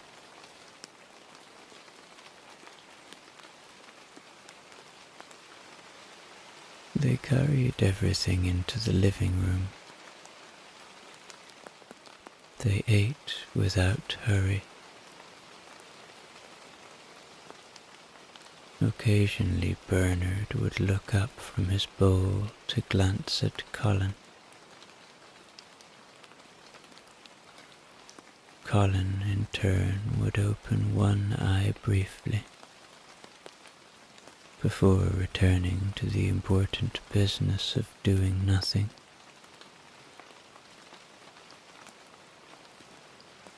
When the bowls were empty, Jean gathered the plates and carried them to the kitchen, stacking them neatly in the sink.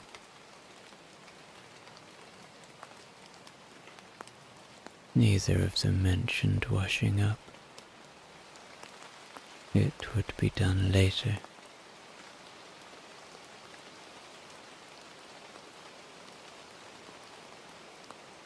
Back in their chairs, they settled into the long stretch of afternoon. Outside, the rain had not changed, and inside, neither had they.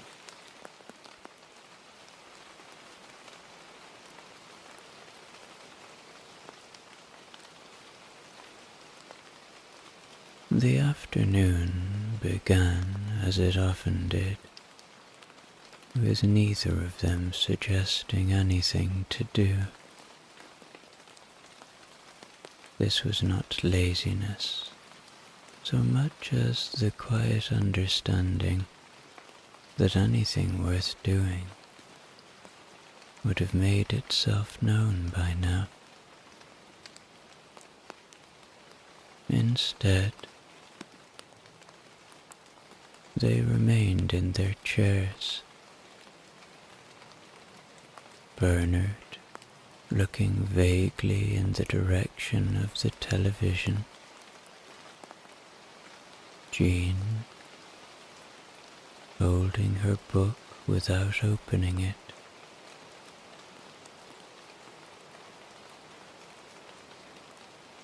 At 1:14 p.m.,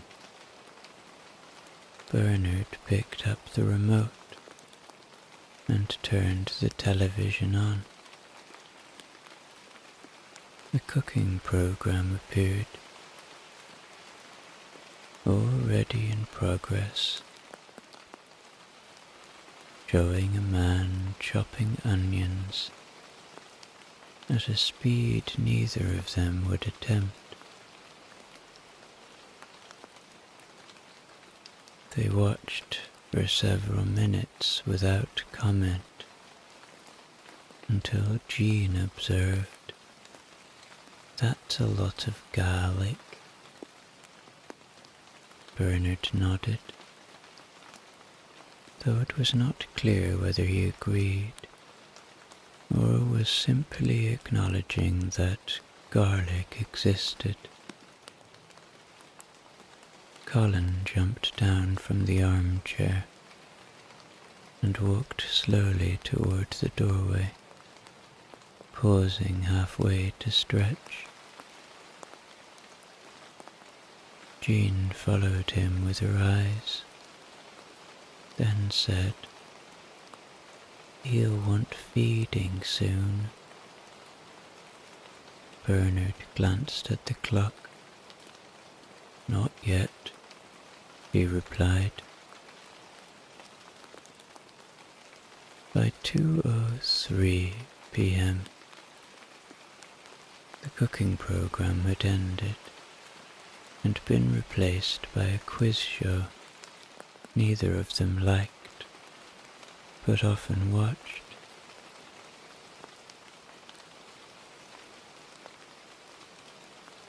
The questions came and went,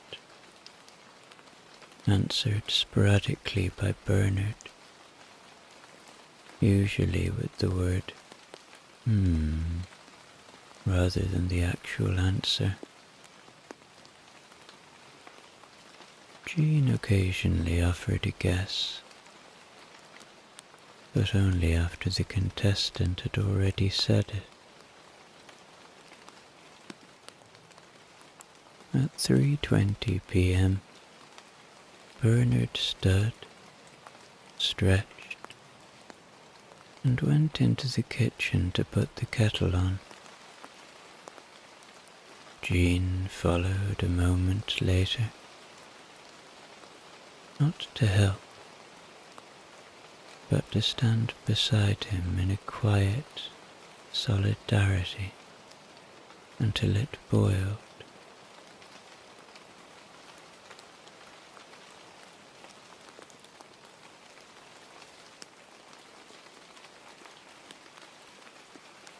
Two fresh cups of tea were made, and they drank it while looking out of the window at the rain. Jean remarked that the garden might need looking at when the weather cleared. Bernard said, yes, in the kind of voice that meant he would eventually agree to it, but not today.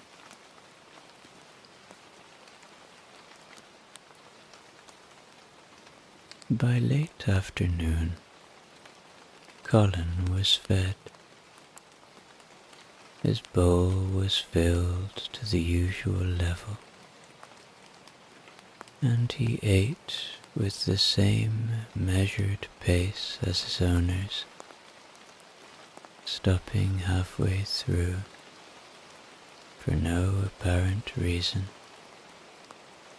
before returning to finish. Afterward, he jumped onto the windowsill, sat with his back to them, and watched the rain.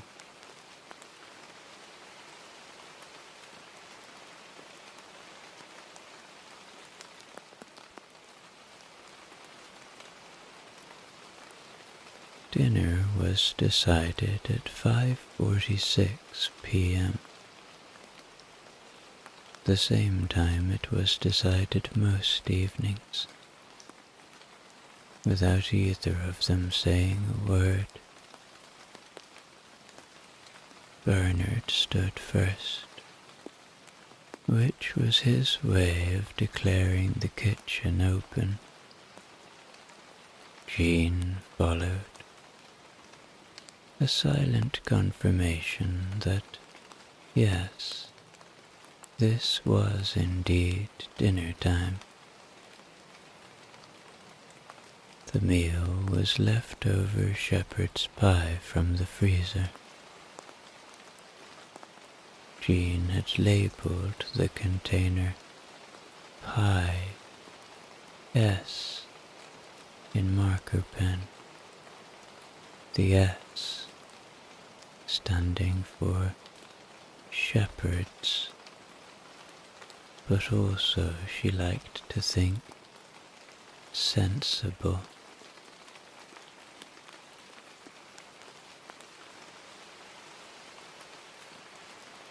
It was reheated in the oven, which meant a 40-minute wait, a wait they both treated with the gravity of a major undertaking. During this time, Bernard hovered in the kitchen, occasionally looking through the cutlery drawer for no reason. Jean set the table, 2 plates, 2 forks, no knives. Knives, in their view, were unnecessary for pie, unless you were showing off.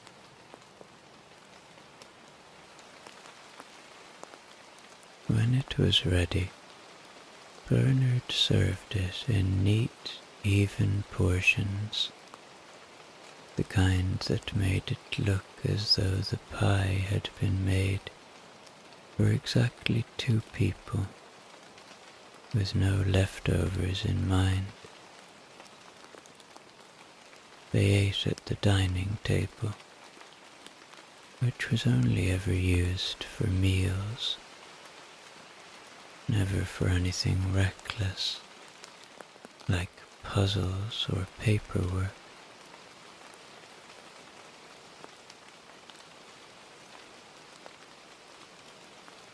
Conversation consisted of "Bit hotter than last time." "Yes." "Colin's gone upstairs." "Has he?" They finished eating at 6:22 p.m., which left just enough time to move into what they called the sitting part of the evening. This took place back in their armchairs, tea mugs at hand, television on but low enough that it could be mistaken for distant weather.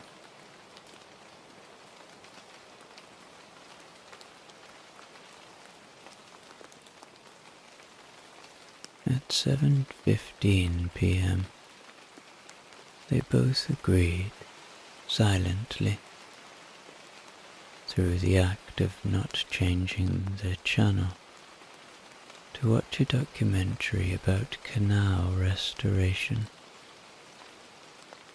The pace suited them.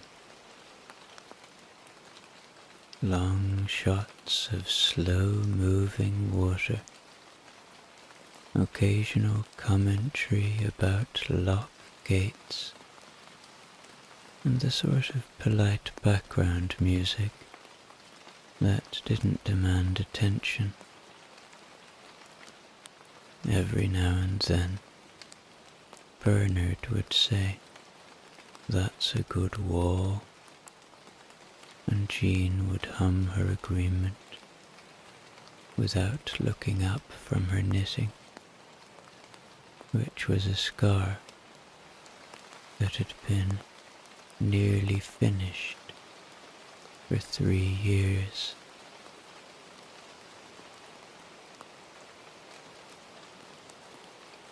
By 9:03 p.m., the day was considered done.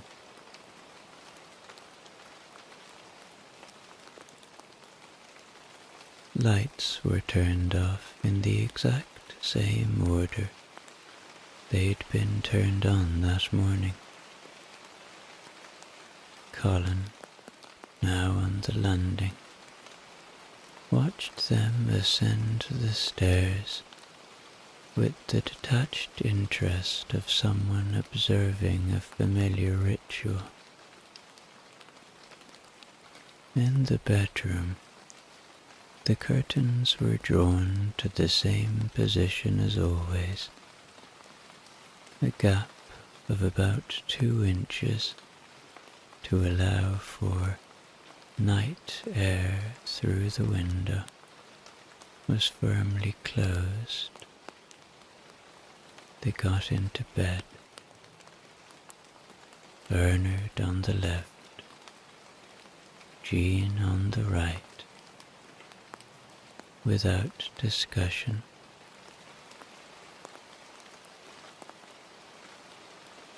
Within minutes, the sound of the rain was the only movement in the house. Colin settled at the foot of the bed, curling into a perfect circle. Bernard gave Jean a peck on the cheek and then closed his eyes. Jean closed hers, and together, in their quiet, ordinary way, they ended a very boring day.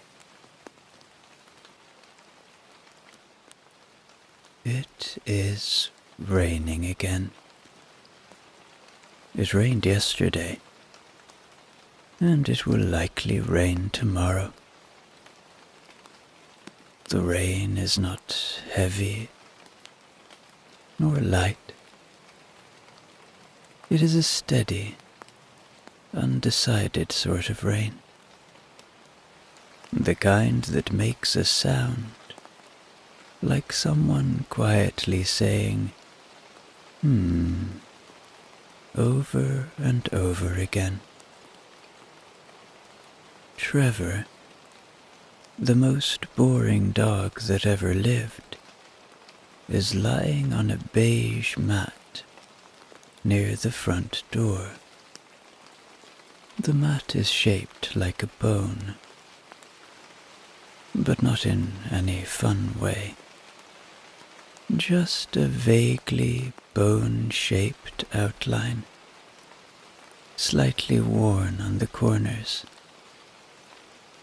Trevor does not notice this. He is dry, though the rain has been falling for hours. This is because Trevor has not gone outside. He is not asked to go outside. He is not the kind of dog who paws at the door or gets excited by weather. He knows it is raining, and he has quietly accepted it. His tail does not wag. It rests beside him like a polite suggestion. This is not to say he is unhappy. He is perfectly content. Occasionally, he blinks. Not often, just when necessary. Malcolm, Trevor's human, is in the kitchen. He is making a cup of tea that will be neither too hot nor too cold. Malcolm pours the water from the kettle with the kind of concentration normally reserved for more interesting tasks. Trevor watches him, but not closely. His eyes are open, and they are pointing in Malcolm's direction.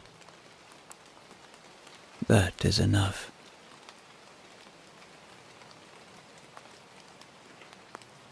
Malcolm stirs his tea twice, clockwise, never anti-clockwise.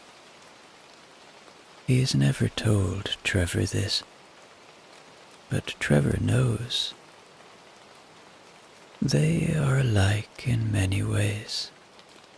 Predictable, quiet, fond of damp afternoons.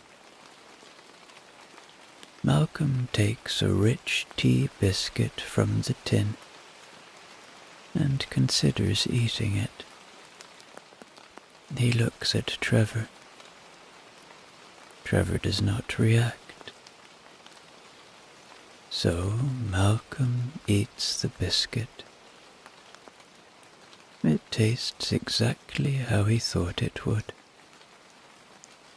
No more, no less.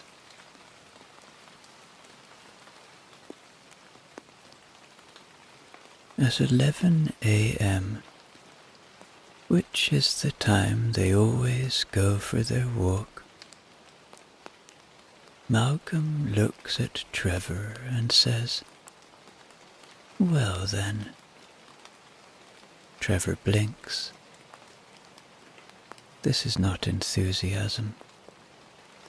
It is acknowledgement. The lead is taken from the hook beside the door. It does not jingle.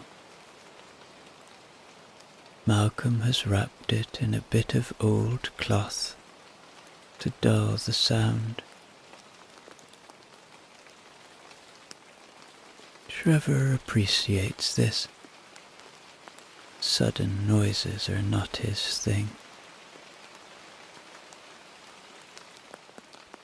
Malcolm opens the door. The rain is still coming down in its steady They both look at it for a while. Trevor does not move. Malcolm sighs softly and says, "Another wet one." Trevor looks at the rain again, then back at the mat. He doesn't want to go for a walk, so he just does what he needs to do in the garden. Comes back in. Malcolm closes the door and says, "No walk today then. Maybe later, if the rain does something different. But probably not."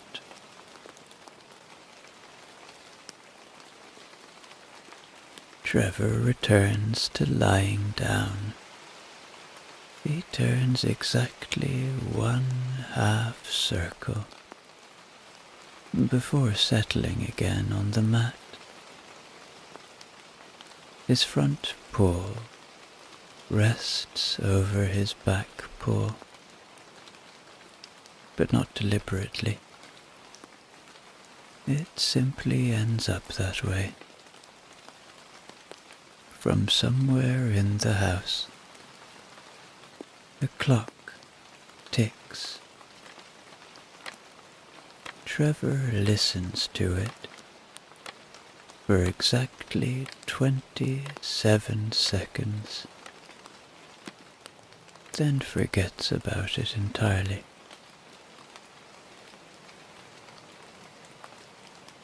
Trevor remains on the mat, which is soft in the middle and flatter near the corners, where his paws have pressed it over time. He likes the mat, not with excitement or affection, but with a quiet, steady loyalty. It is his mat. He knows where the edges are without looking. One of the corners has a tiny frayed thread that sticks out, and sometimes, though not always, Trevor puts his nose near it and breathes out just enough to make it move slightly. He does not play with it. He simply observes.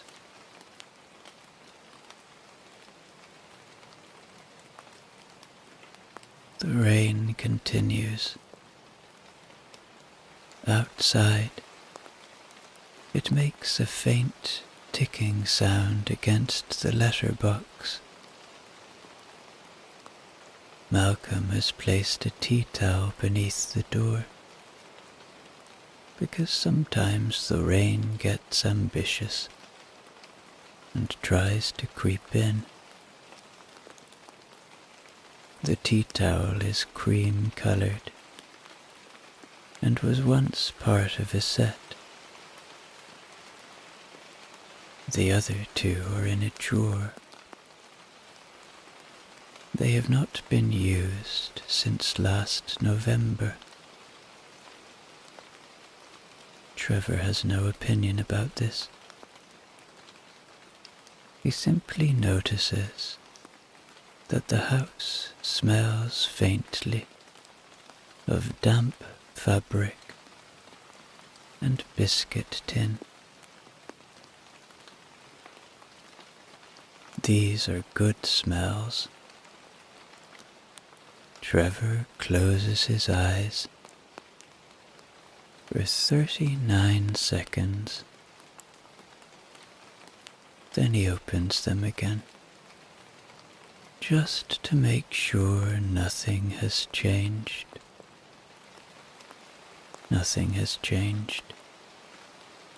From the kitchen, Malcolm hums a tune that might be a hymn, or might be the noise he makes when trying to remember where he left his reading glasses. Trevor doesn't know, but he finds the sound reassuring. It is neither loud nor musical, just there. Trevor shifts his weight slightly to the left. This is not because he is uncomfortable. Trevor is rarely uncomfortable, but because he feels it is the right time to shift.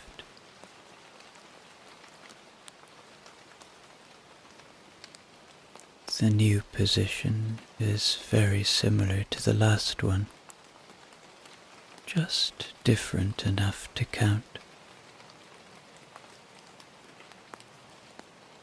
Around midday, Malcolm says, "Would you like a biscuit?" Trevor does not move, but his ears tilt forward just a little, which is how he says yes. Malcolm takes a biscuit from the tin. Not the rich tea this time, but one of the plain dog biscuits that smell faintly of old oats. Malcolm breaks it in half. Trevor receives the biscuit, half in silence, and eats it slowly, without ceremony.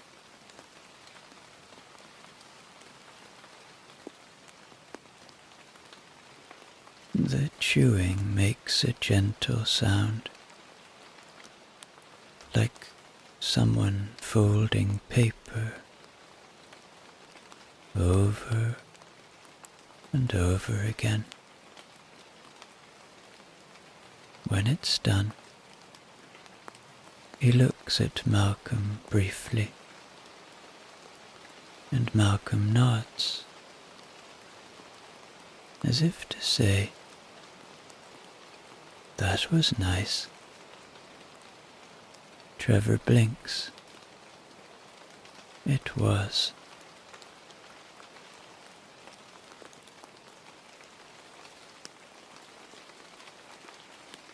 The radiator comes on at 12:30, as it does every day in winter, and most days in spring, because Malcolm does not trust the weather not to change its mind.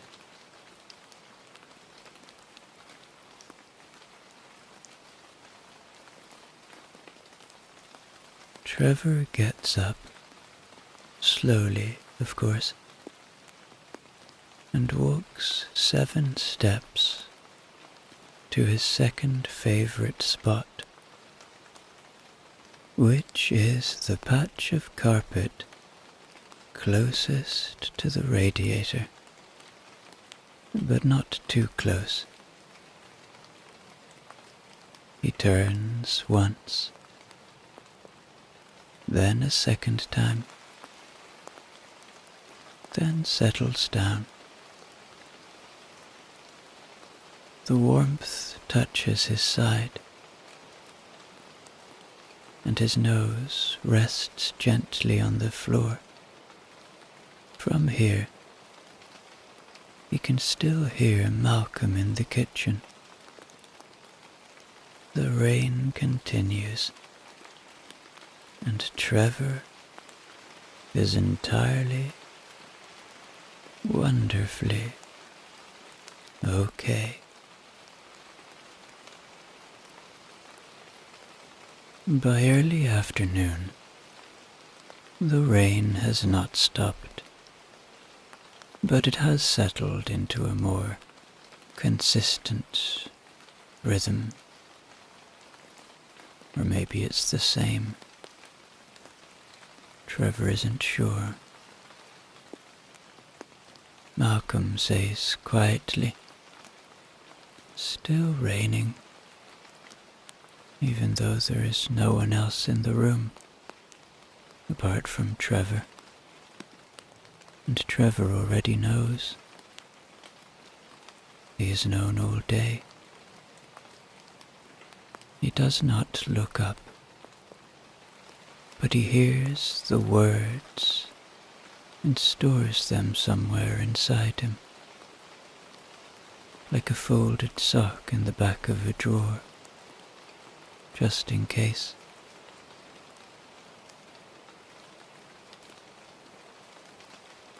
At 1:40 p.m., the letterbox makes a sound that is slightly different from the rain. It is a quick, metallic click, followed by the papery sigh of something slipping through. Trevor lifts his head by exactly 3 inches, then places it back down.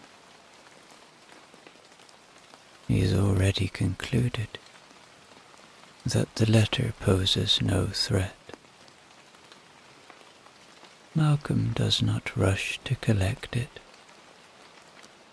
He finishes what he is doing, cutting the ends off some green beans, and then dries his hands with a towel that is slightly too small to do the job properly. Only then does he shuffle over to the door and bend down to retrieve the envelope. It is a white envelope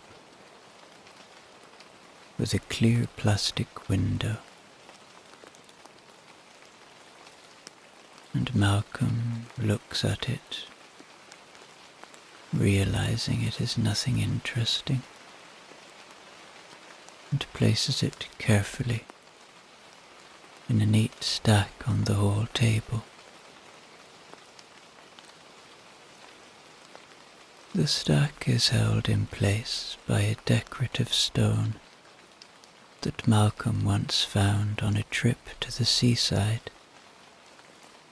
It is round and smooth, and the colour of milk that's been stirred with 2 spoons of instant coffee. Trevor has sniffed this stone many times, but has never licked it. It does not invite licking.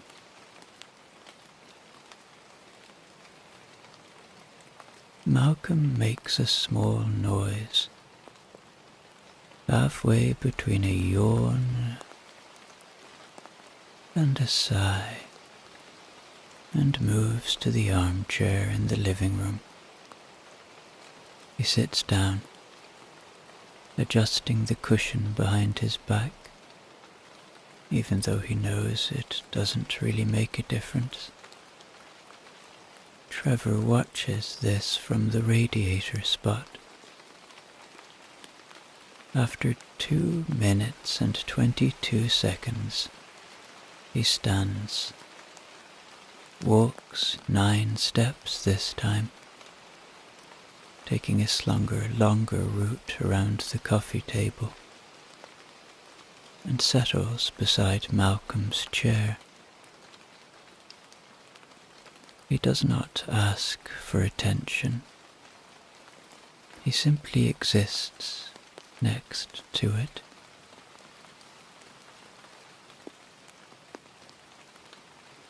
Malcolm reaches down and scratches behind Trevor's ear, in the exact place that Trevor sometimes forgets is itchy.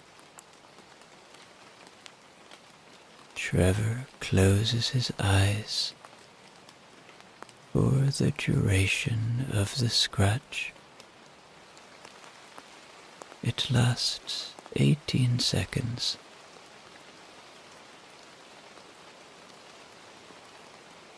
When it ends, he opens his eyes again and shifts just enough to rest his chin on Malcolm's slipper. The slipper is old, possibly older than Trevor. It has a small tear near the toe,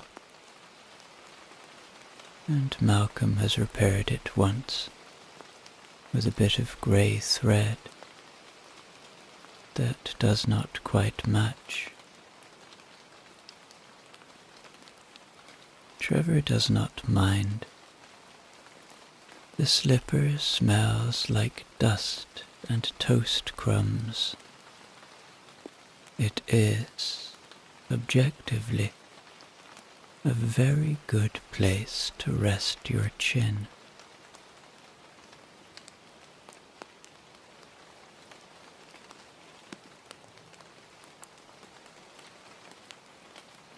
The day continues as it always does, in the gentle middle part of everything. Nothing begins,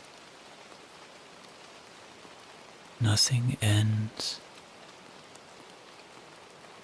The rain stays where it is.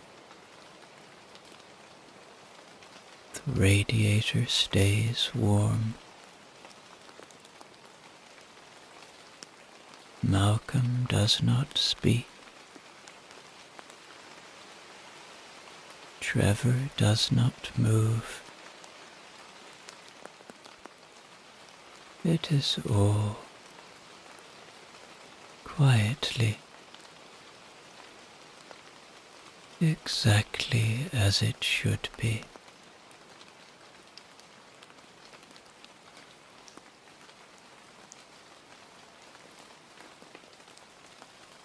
Late afternoon arrives,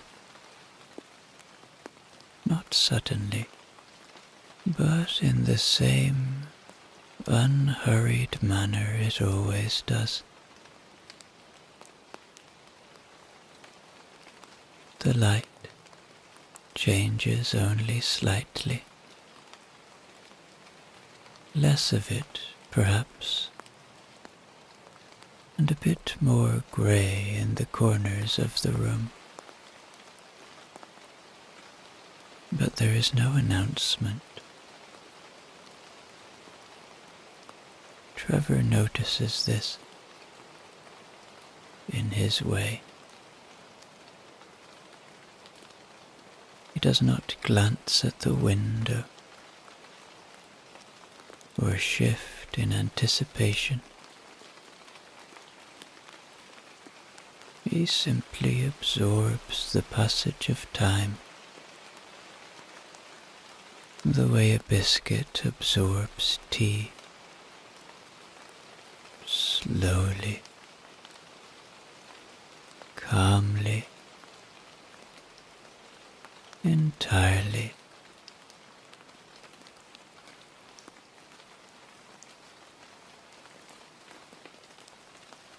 Malcolm begins preparing dinner. at 4:55 p.m., which is 5 minutes earlier than usual, but not alarmingly so. Trevor notes the sound of the cupboards and drawers opening, followed by the brief rustle of the measuring scoop in the tin. It is the red scoop today, sometimes the blue. The food is the same either way. Brownish, evenly shaped, slightly dusty on the outside. Trevor hears the biscuits fall into the bowl. The sound is pleasant, familiar. It echoes very faintly in the kitchen, and then is gone.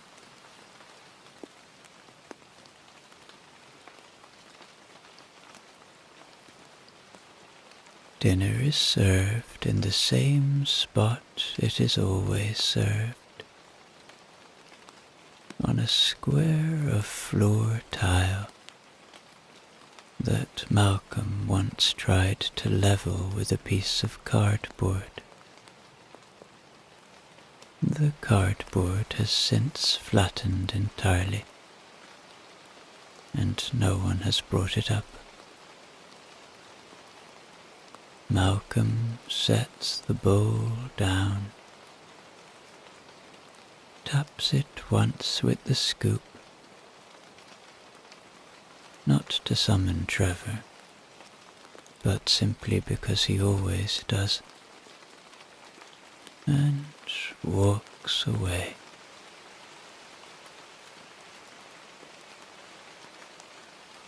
Trevor rises, not quickly, not slowly, just with steady purpose.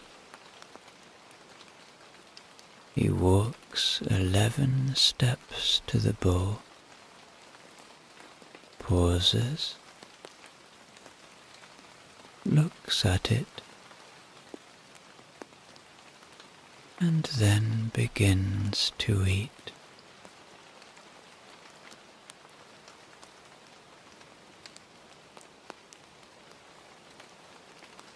Each bite is thoughtful, mindful, you might say. Trevor is not one to rush a meal. He chews with care,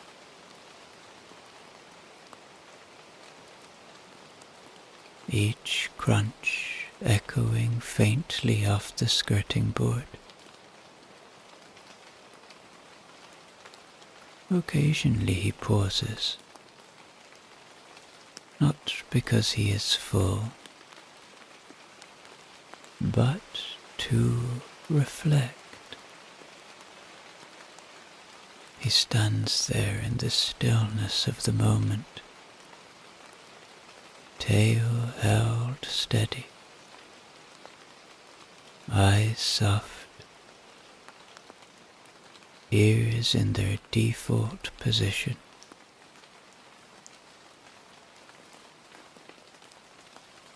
It is not a break from eating, so much as a respectful interval. Then he continues. By the time he is finished, Malcolm has sat back down in the armchair and resumed reading a small book about local railway stations. It is not a new book, but Malcolm reads it as if it might change.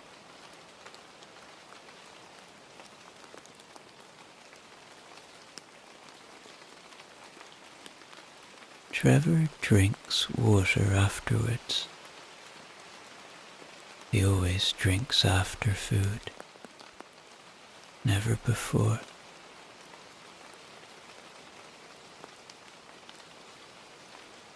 The water bowl is exactly 3/4 full,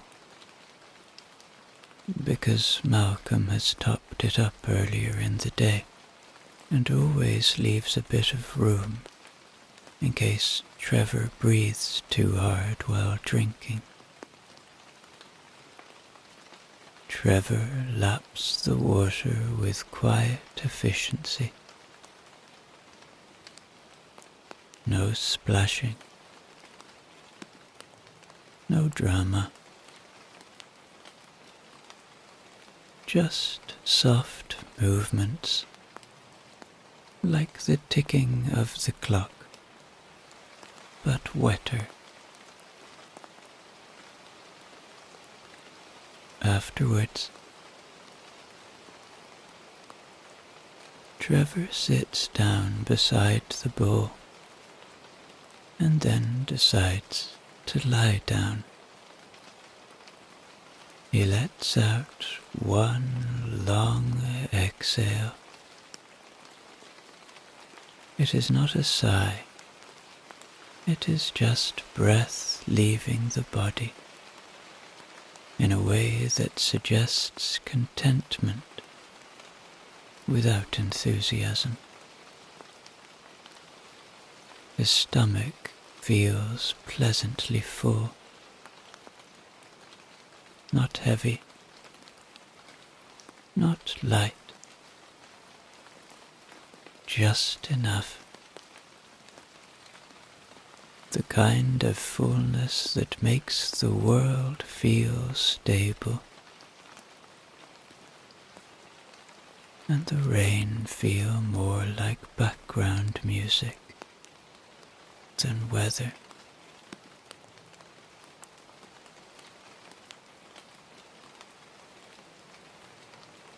The sky outside is still grey, but now it is the kind of grey that edges toward evening. The sort of grey that makes you think about putting on socks, even if you're already wearing them. Malcolm looks out the window and says, "Still going, is it?" Trevor does not respond. He does not need to. He knows the rain is still going, and Malcolm knows he knows. That's the kind of household this is.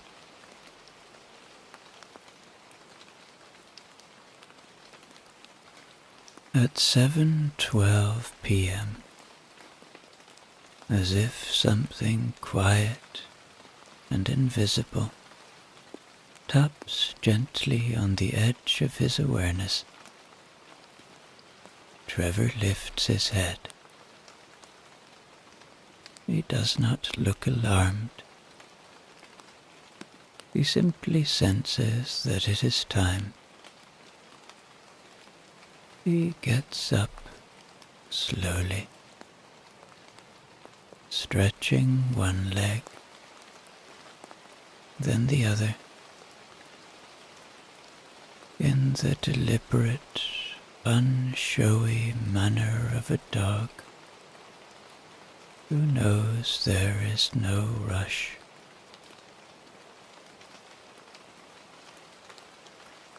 He walks to the door, not quickly, not slowly, and sits beside it. He does not scratch, He does not bark. He simply sits, facing the door, the way he always does when nature politely insists.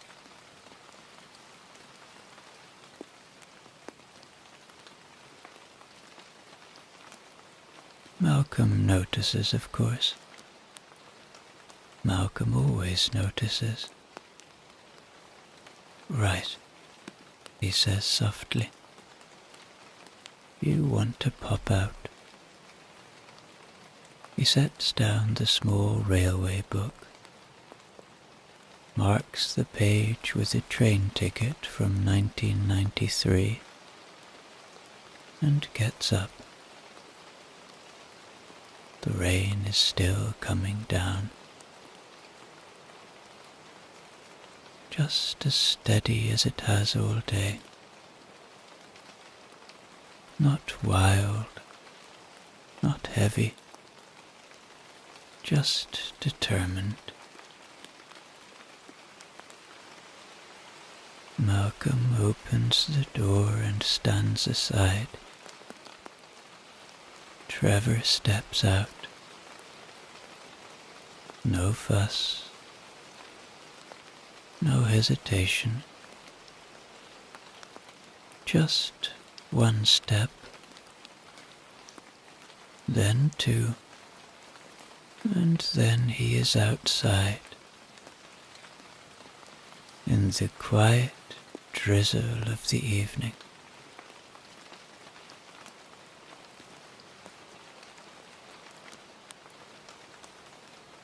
He does what he needs to do with dignity. Nothing hurried, nothing theatrical. Just the necessary work of a modest, responsible dog. A single gust of wind moves a plastic bag across the footpath. Trevor watches it pass with mild interest, then turns back toward the house. He is outside for exactly 1 minute and 37 seconds. Then he returns,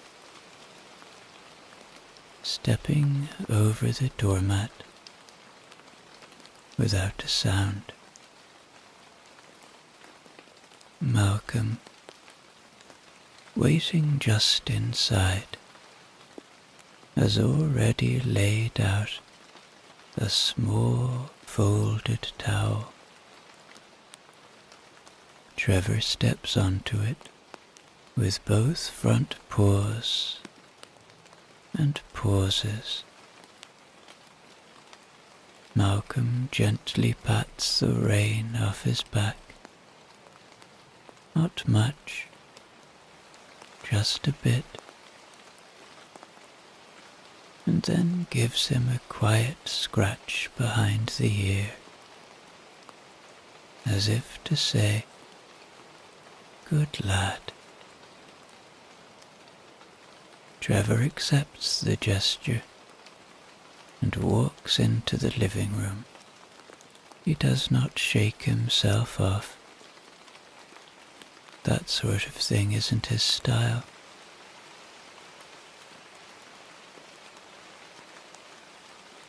By 8 p.m., everything is winding down. The lights are dim. One lamp is on. The rain is still falling. Trevor walks upstairs ahead of Malcolm,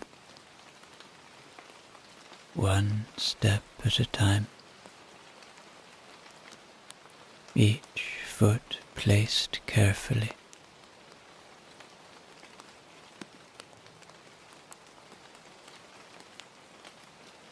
at the top, he turns left and walks into the bedroom. His bed is in the corner. It is not fancy. A simple padded rectangle of mild brown fabric, slightly dented in the middle. It smells like Trevor and like home.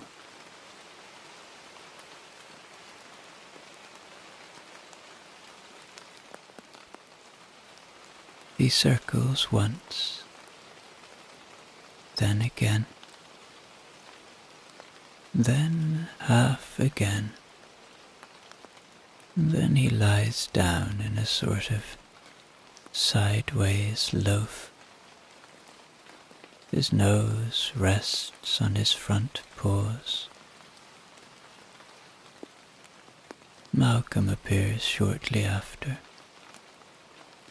brushes his teeth for the same amount of time he always does,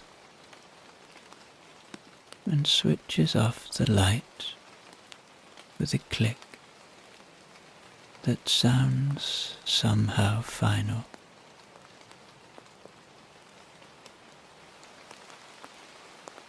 Trevor starts to fall asleep. He does not dream of running or chasing or barking.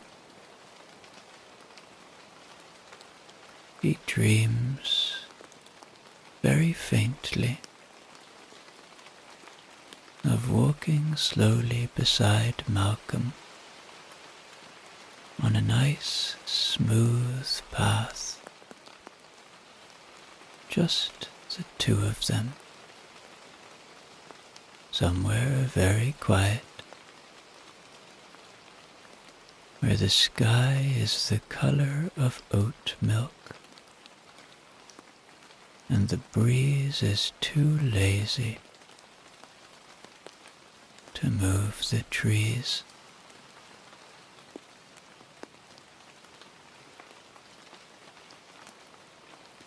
Trevor, the most boring dog that ever lived, falls asleep. He is warm. He is dry.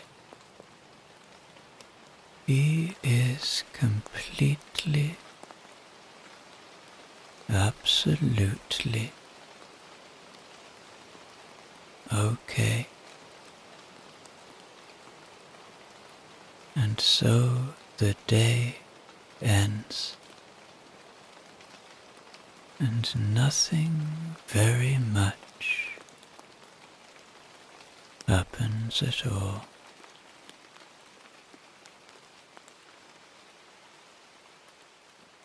The invitations for the dinner party were sent 1 week before the date, at precisely 10:12 a.m. This was not an accident. It had been 10:12 for several years now. The host had chosen it after much quiet experimentation. Too early in the day, and an email might arrive while people were still doing morning things and get lost under more important messages. Too late, and there was a risk of it being mistaken for an afterthought. But 10:12 was steady. It was far enough past breakfast for the day to have found its rhythm, but still before lunch could distract the mind. He sent them by email now, though he still missed the old days of folded paper and envelopes. The email subject line was always the same. Dinner, Thursday, 7. No exclamation marks. He had tried one once, but decided it sounded pushy. The body of the email contained exactly one sentence. I will be making dinner next Thursday at 7 p.m. No sign-off beyond his name. No emojis. No questions. No polite, hope you are wells. His thinking was simple. The fewer words used, the fewer that could be misunderstood.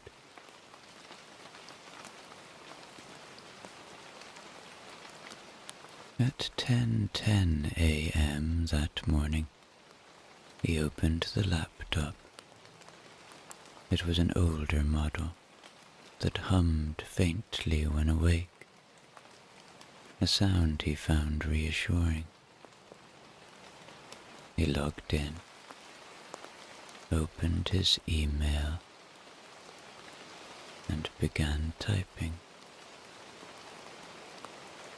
The guest list never changed. Alan, Judith, Margaret, Peter, all in alphabetical order, so no one could suspect any preference.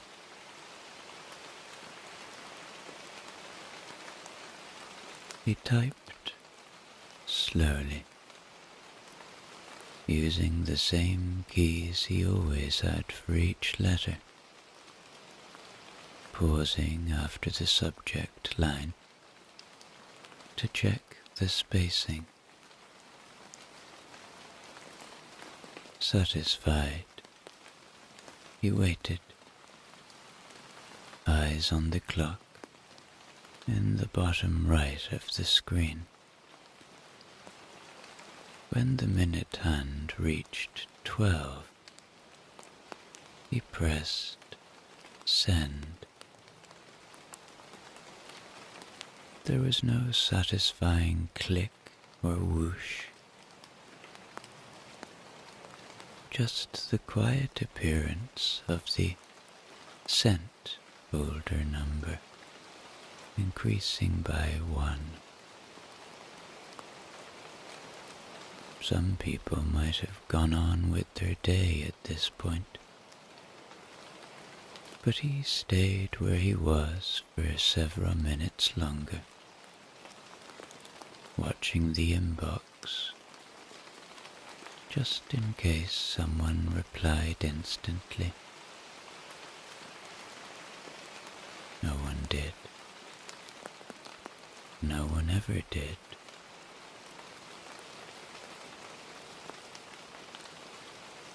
The guests knew there was no need to reply. Their presence was already assumed. So with the invitations dispatched, he eventually closed the laptop, smoothed the sleeve of his jumper, and felt the faint glow of having completed a task both necessary and utterly predictable. It was the first small step toward the dinner party. A week away, yes, but he liked to start early.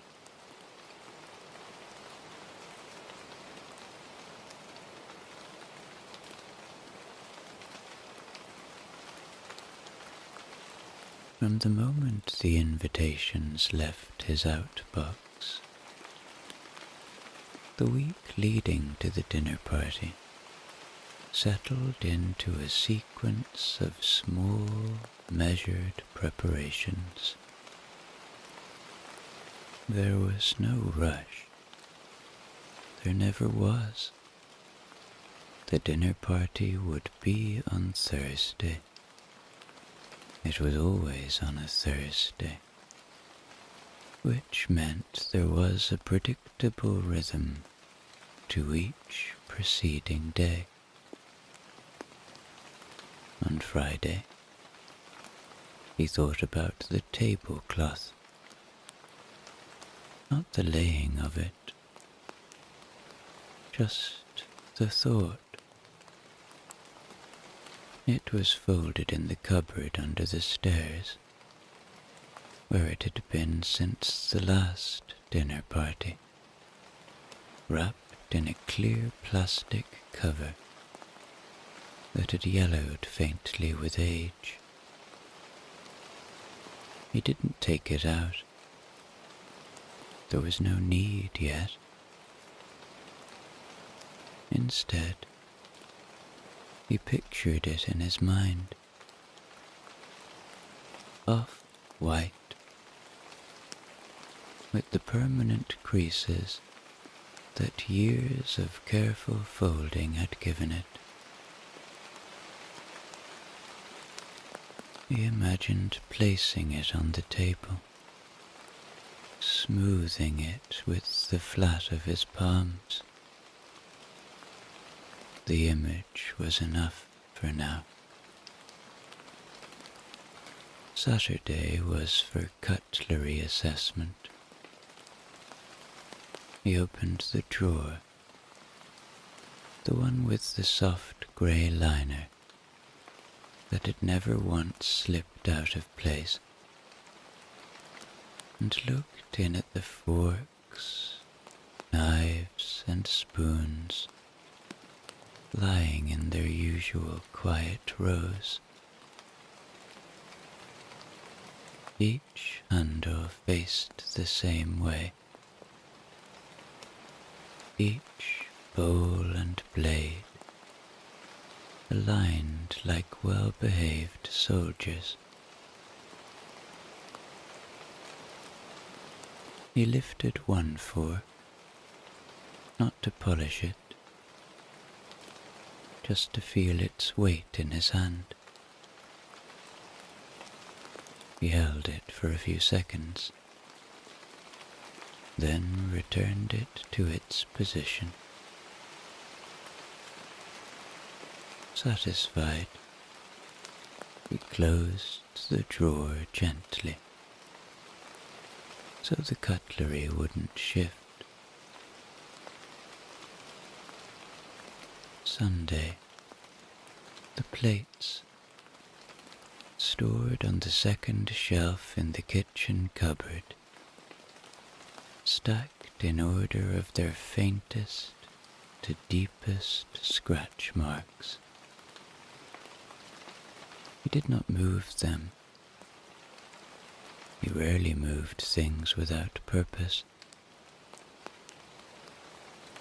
He noticed one of them had a small chip near the edge, and he decided it would be his plate on Thursday. Ghosts, he believed, should always take the imperfect one.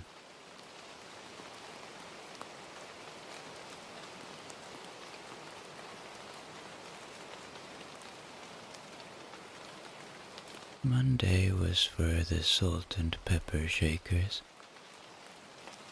Tuesday was for glasses.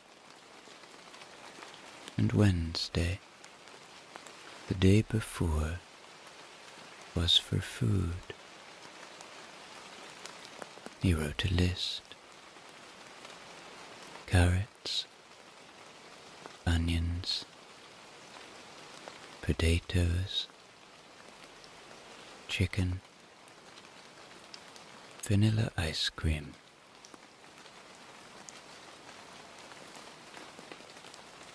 There was no need to list quantities.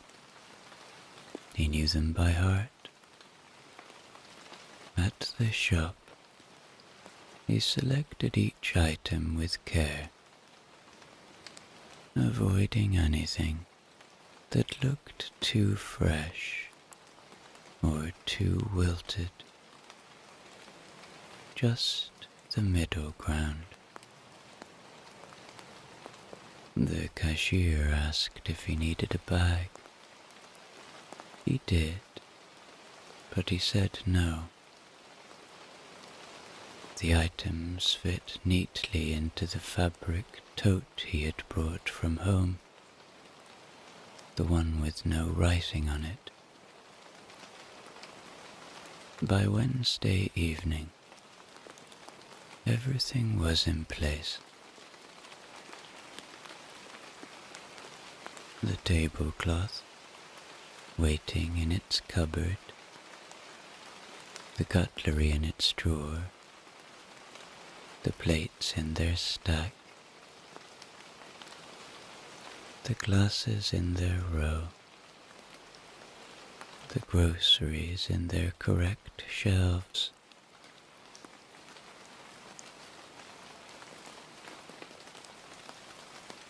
It was not exciting, but it was ready. The host's name, by the way, was Martin. Not Martin anything, just Martin. His surname existed, of course, but rarely came up, and when it did, it was usually misheard and politely ignored. He was a man of middle height, middle build, and middle expectations. His hair had been brown once, then grey, but now lived in the undisturbed zone between the two.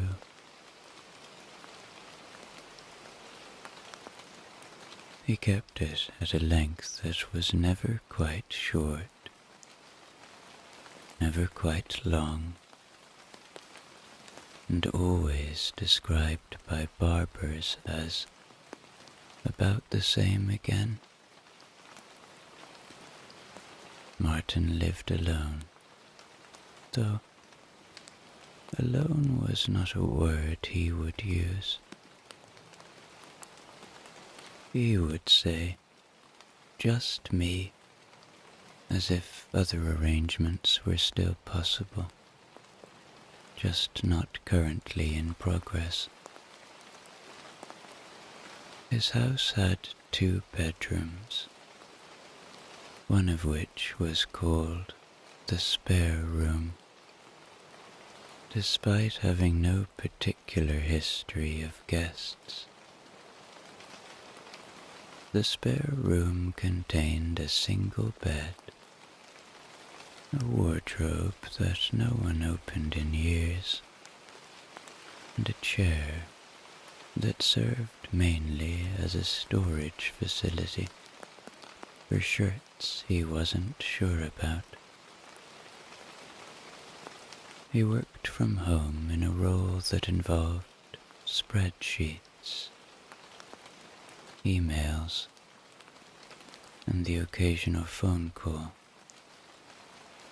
all conducted at the same desk, in the same chair, which had developed a subtle lean to the left.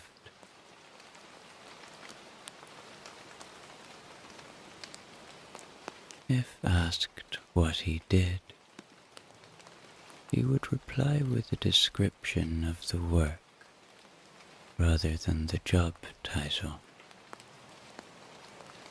This had the effect of making the listener feel as if they already knew and didn't need to ask again. Martin was a man of deep routines, but not the kind that drew attention to themselves. He ate breakfast at 7:34 a.m. every day, even on weekends.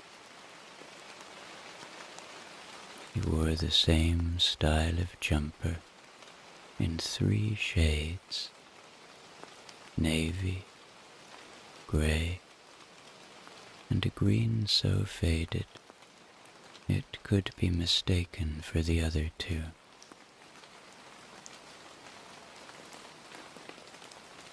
He disliked patterns, preferring things that were just one thing and nothing else. Even his tea was always made the same way.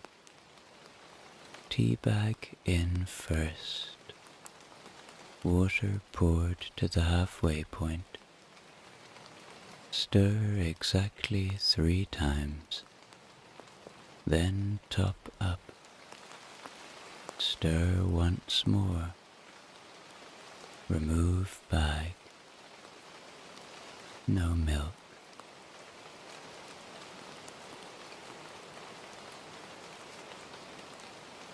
Hosting dinner parties had become part of his routine too, though hosting was perhaps too grand a word for what occurred. There were no themes, no centerpieces, no music, just the same 4 guests, the same 3 courses, and the same steady pace from arrival to departure. It was less a social event and more a shared confirmation that nothing much had changed since the last time, which for Martin was the highest form of success.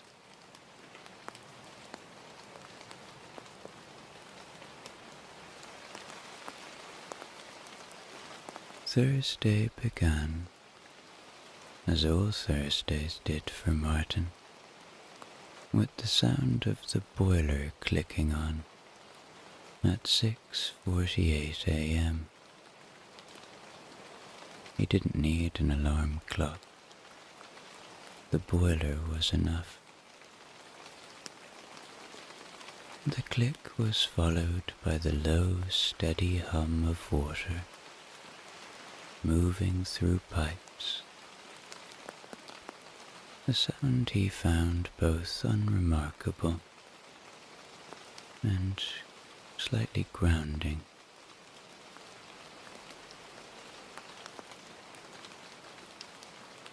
The day passed without event, and by 6:57 p.m. the dinner party was about to be in motion, though motion was not quite the right word. The guests arrived exactly as they always did, not together, but close enough in timing that the pauses between doorbell rings were shorter than the pauses in conversation later. Alan was first. He wore a jacket that had once been navy, but had settled over the years into a polite sort of grey. Underneath, was a shirt with no pattern, no pocket, and no ambition beyond covering him. He stepped inside, removed his shoes without prompting, and placed them neatly beside the mat, so that the toes of each shoe were exactly aligned.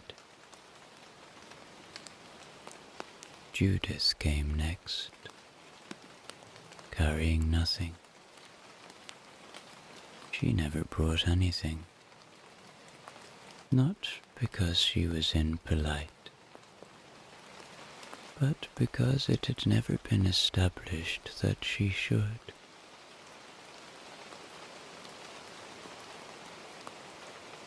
Her cardigan was buttoned all the way to the top, not tightly, but enough to suggest she had no plans to undo it until she got home.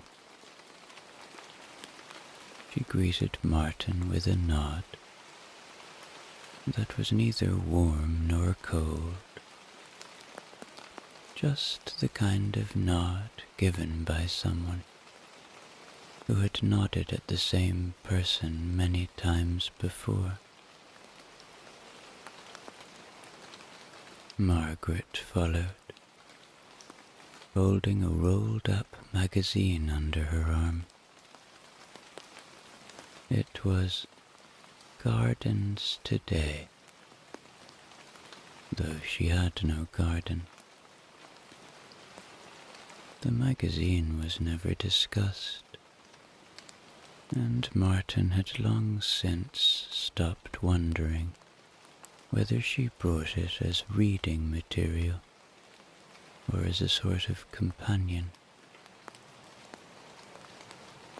Last was Peter, whose great claim to fame, if it could be called that, was the time he had nearly bought a very expensive kettle. He arrived with his hands in his pockets, looking faintly like he might have been on his way somewhere else, but decided against it. Once inside, the guests placed their coats over the hallway chair in the same order as last time. There was no discussion about the order. It simply happened. The dining room had been set for hours. 4 chairs, equally spaced, 4 glasses, aligned so the seams faced the same direction, 4 white plates, free of decoration. Soup was served in bowls that matched closely enough to avoid comment. It was vegetable, though not of the brightly colored kind.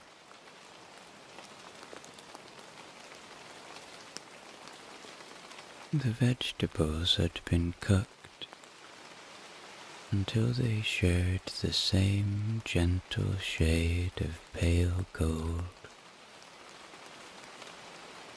Steam rose in thin, slow threads, the kind that drift sideways before disappearing.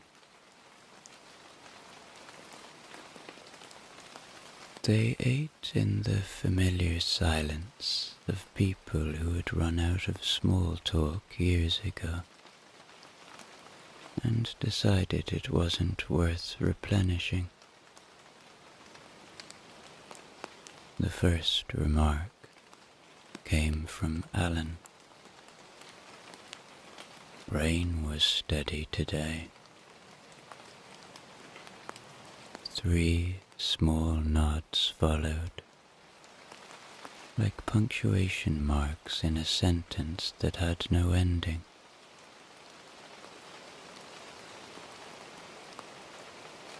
Margaret took 2 crackers from the plate in the center. Judith took 1, but broke it in half before eating it. Peter took none, but looked at them briefly, perhaps considering, then not.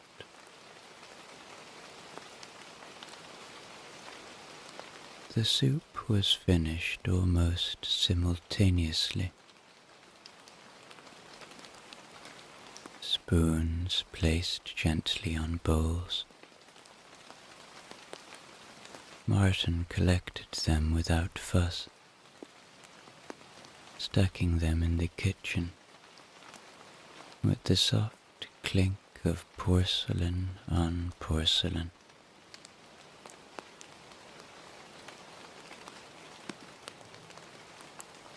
The sound carried into the dining room, where no one commented on it. When he returned, the main course was ready. Chicken, baked until it had the color of old paper, and potatoes arranged in small, tidy clusters. Each plate was served with exactly the same amount of food. Conversation hovered briefly over bin collection times before drifting into the equally safe waters of whether it might rain again tomorrow. It still was outside, raining, that is, and they spoke about that too.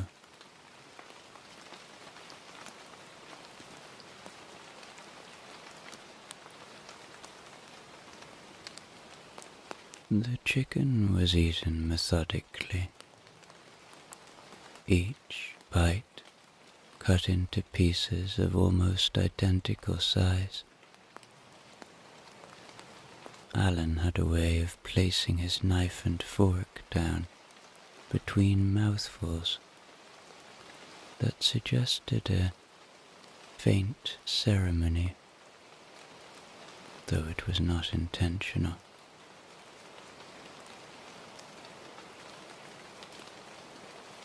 Judith, by contrast, kept hers in her hands throughout, but paused occasionally to look at her plate, as though it might have changed since the last time she looked. Margaret ate the potatoes in pairs, always 2 together, never 1 or 3. No one noticed except Martin, who had noticed every time she had done it over the past decade.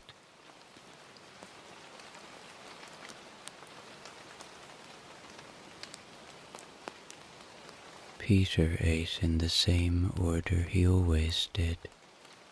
Chicken, then potatoes, then whatever vegetable happened to be on offer. He didn't look at the others' plates, and they didn't look at his.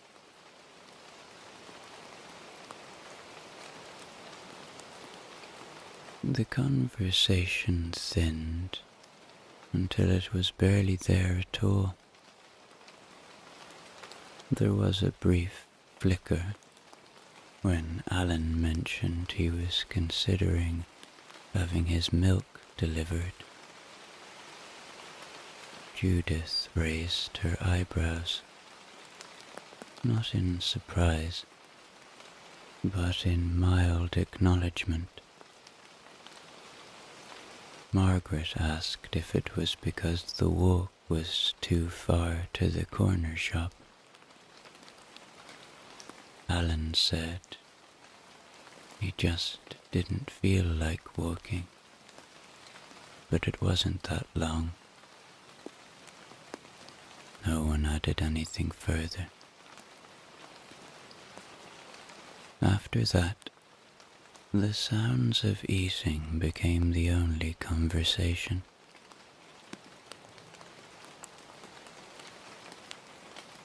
Then Martin noticed how the lamplight fell on the surface of the chicken, making it appear slightly shinier on one side than the other.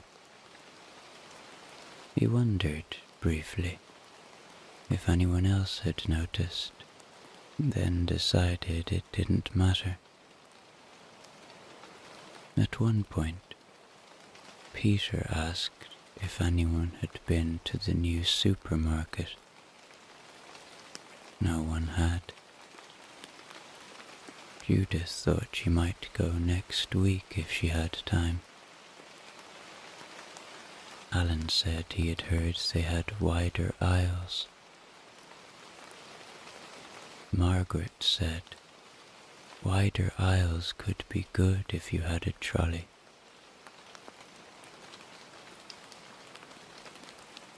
This prompted a short silence, while everyone considered the merits of wider aisles.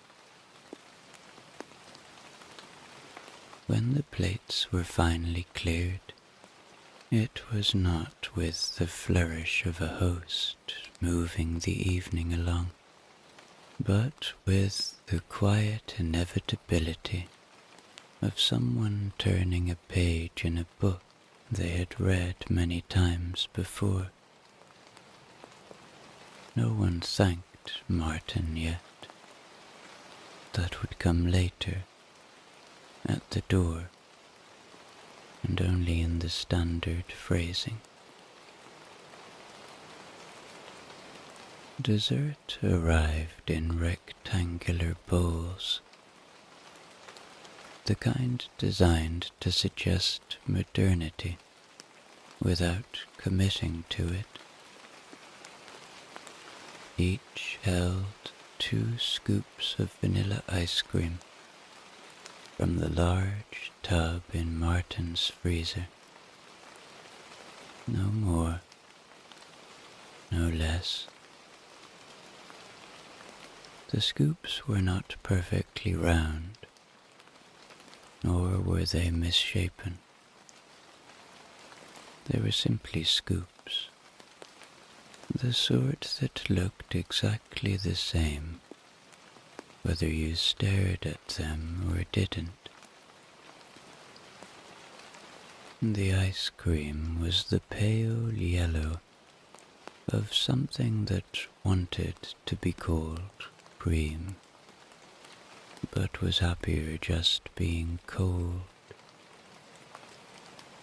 It softened almost immediately under the lamplight, forming a thin rim of liquid around each scoop. Alan began eating his from the edge inward, making slow circles that gave the appearance of method. Judith took hers in small, decisive spoonfuls, always cutting clean lines into the surface. Margaret let hers sit for a while, possibly to melt, possibly to avoid eating it too quickly. Peter began in the middle, digging straight down, as if testing the structural integrity. No one spoke for several minutes. The only sounds were the soft clink of spoons against ceramic and the rain falling outside.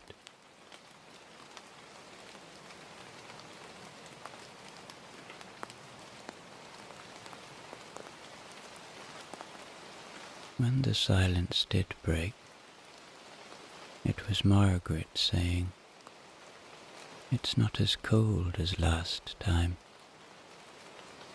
Alan nodded. Judith said she hadn't noticed. Peter agreed with Margaret but didn't elaborate. The topic lingered for a few moments before gently collapsing under its own lack of urgency.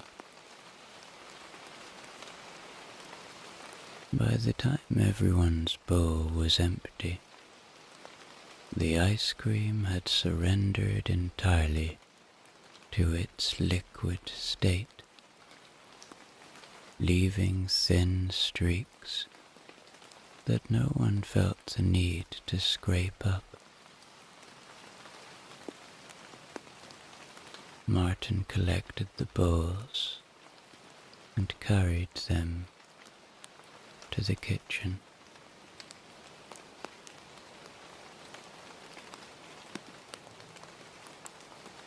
There was no coffee. There never was. Martin had stopped offering years ago, after realizing no one ever said yes. And even when they did, they only took one polite sip before leaving it behind. Instead, there was simply the moment after dessert, when everyone sat back in their chairs and looked, not at each other, but at the objects nearest to them.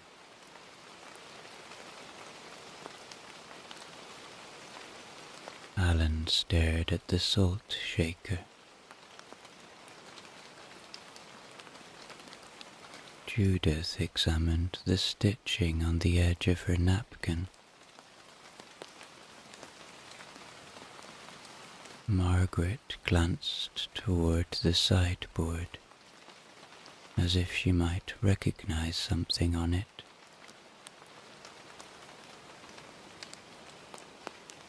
Peter studied his own hands with an expression that suggested they were performing to expectation. No one made a move to leave, but no one suggested staying longer either. The conversation that did appear came in the form of Judith saying, "That was nice." It was not clear whether she meant the ice cream, the dinner, or simply the fact that time had passed in an orderly fashion. Alan agreed with her, as did Peter, while Margaret gave a nod that might have been a yawn if it had lasted longer.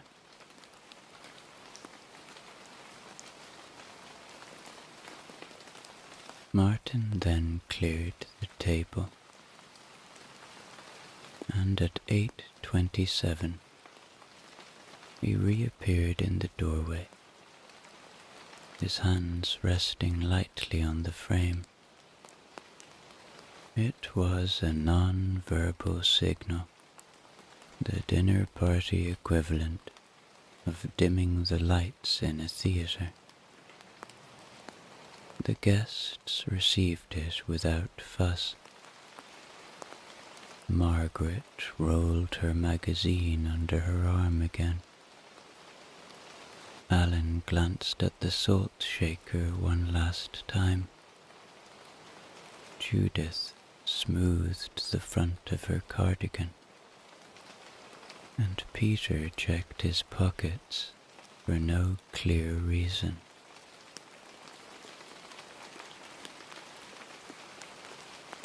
In the hallway, coats were retrieved from the chair in the exact reverse order they had been placed there.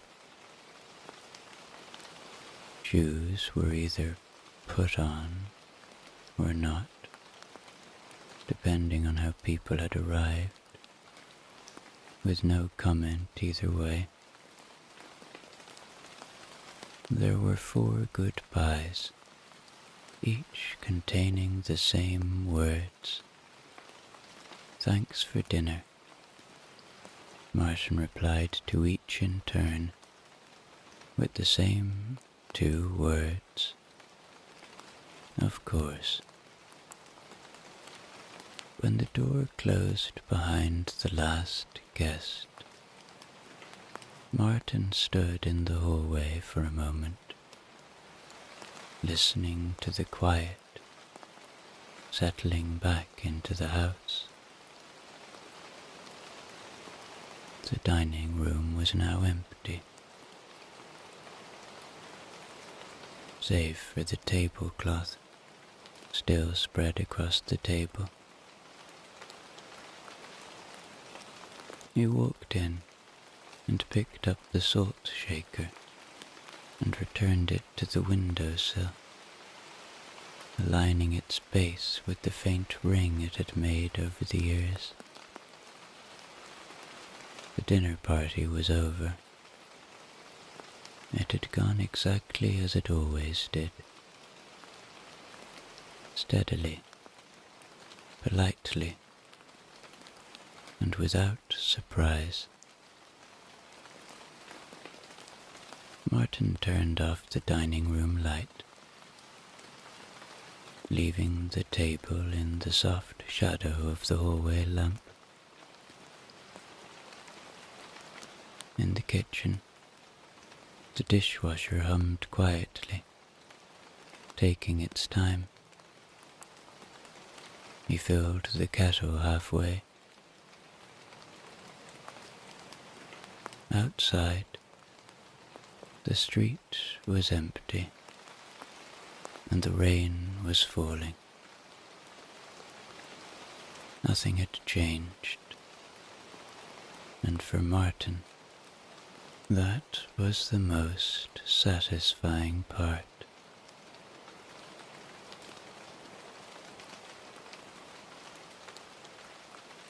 The hotel sat quietly on its patch of road, a little back from the pavement, as if it had chosen to be polite about taking up space. Its windows were all exactly the same size, and exactly where you would expect them to be, lined up in rows that made the whole building look faintly serious. The curtains inside the windows were the same neutral shade from one end of the building to the other, and they hung so it was still hard to imagine anyone ever opening or closing them. The sign above the entrance simply read "Hotel," followed by the name of the street, as if it wanted no confusion about what it was or where it could be found.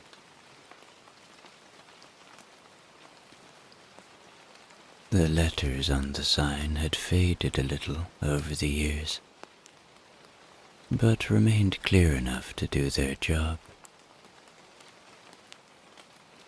The car park out front contained a sensible number of spaces, most of which were usually occupied, though you rarely saw anyone actually getting in or out of a car.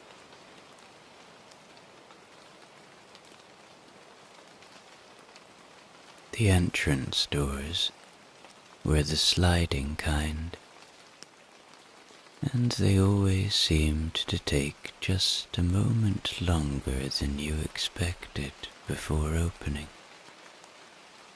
Never dramatically late, just enough to make you pause.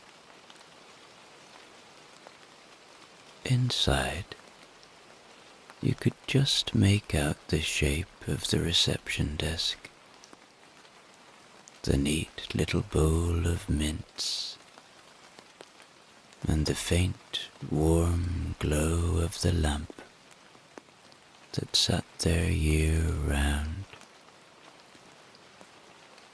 Everything about it seemed to say, very gently, "This is fine." The hotel was run by a man named Kenneth. Kenneth had been the manager for 12 years, though if you asked him how long he'd worked there, he would have to stop and think. He had the sort of face that looked like it had been designed to nod politely. His hair was always combed in the same direction, as though it had been told once what to do, and had never questioned it since.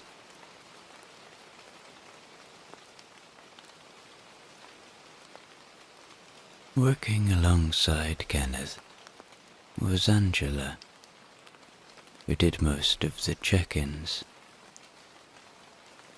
Angela had perfected the art of handing over a keycard without saying more than 3 words. Her tone was pleasant, but unchanging, as though she had recorded herself once and was simply playing it back every time. She kept her hair in a neat bun that never seemed to loosen, even after a long shift.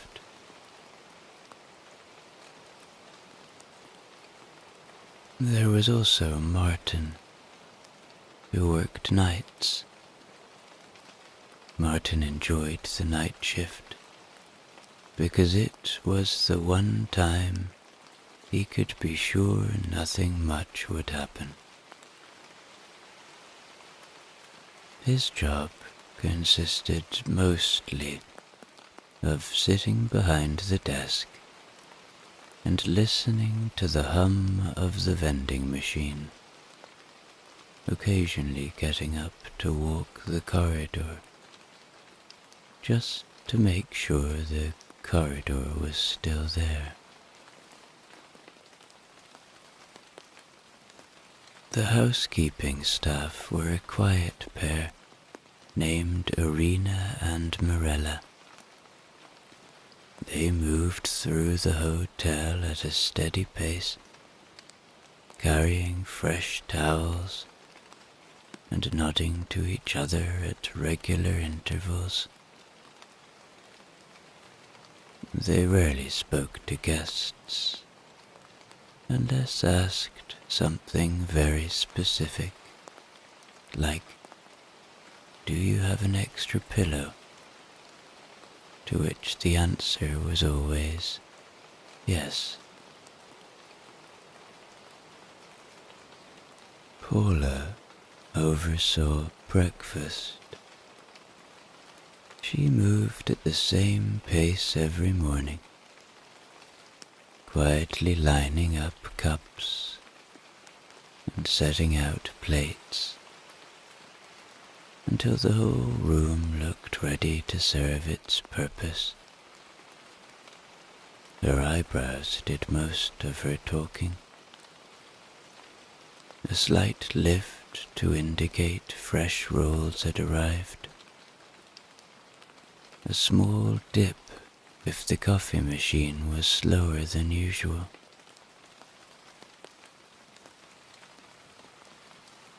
Christy was the chef, a man who liked to keep things predictable. His kitchen ran on a kind of gentle rhythm, chopping, stirring, tasting. He had exactly 3 dishes he was known for,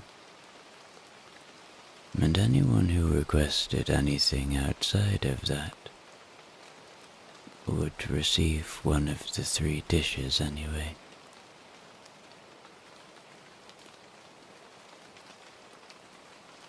Victor was the handyman, though you would only ever see him if something had broken, and even then, only briefly, before the thing in question was fixed and Victor had vanished again. He seemed to know when a light bulb was about to flicker before it actually did,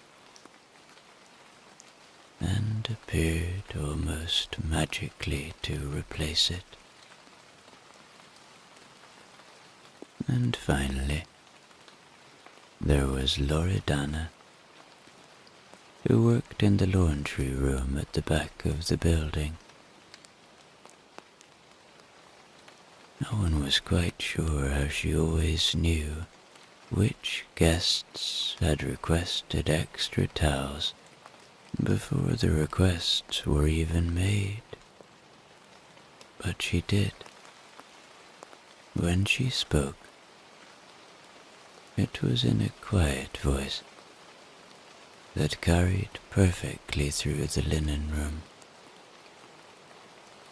Now, I'll describe to you what a day in the life of the most boring hotel in the world looked like.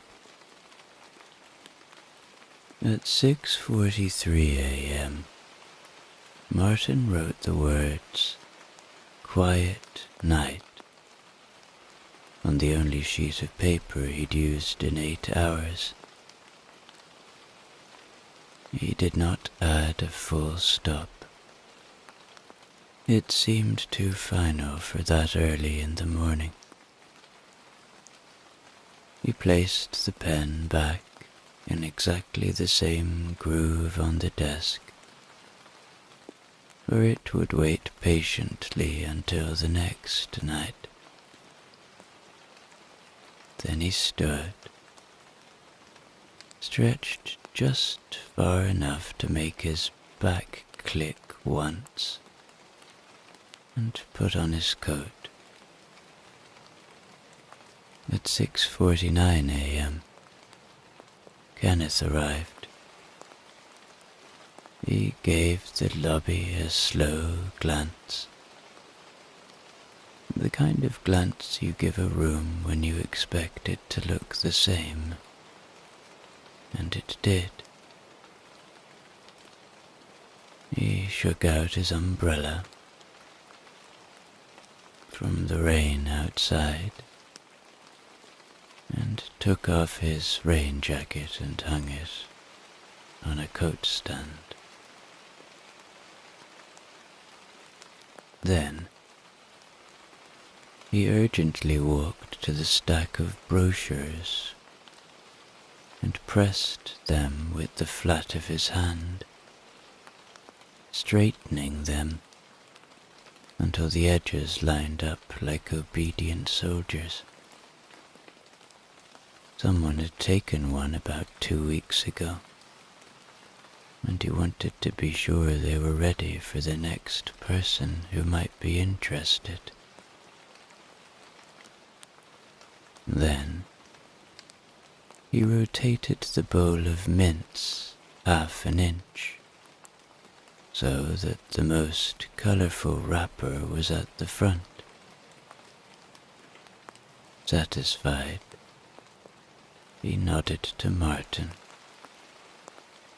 Martin nodded back, handed him the paper, and left without saying another word.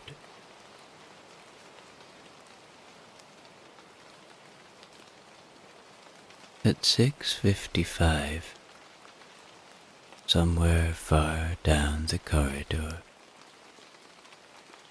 the first faint sound of Paula setting up breakfast reached the lobby. It was the soft clink of cups being placed exactly an inch apart. A moment later came the distant sigh of the coffee machine, as though the whole thing was working up the will to face another day.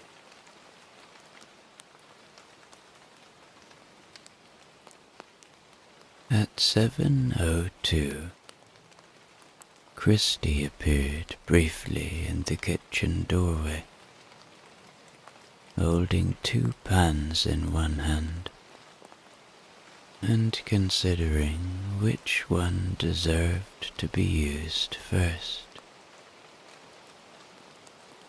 After a moment's thought, he chose the heavier one, placed it on the hob, and stood perfectly still until the extractor fan made its usual first cough of the morning.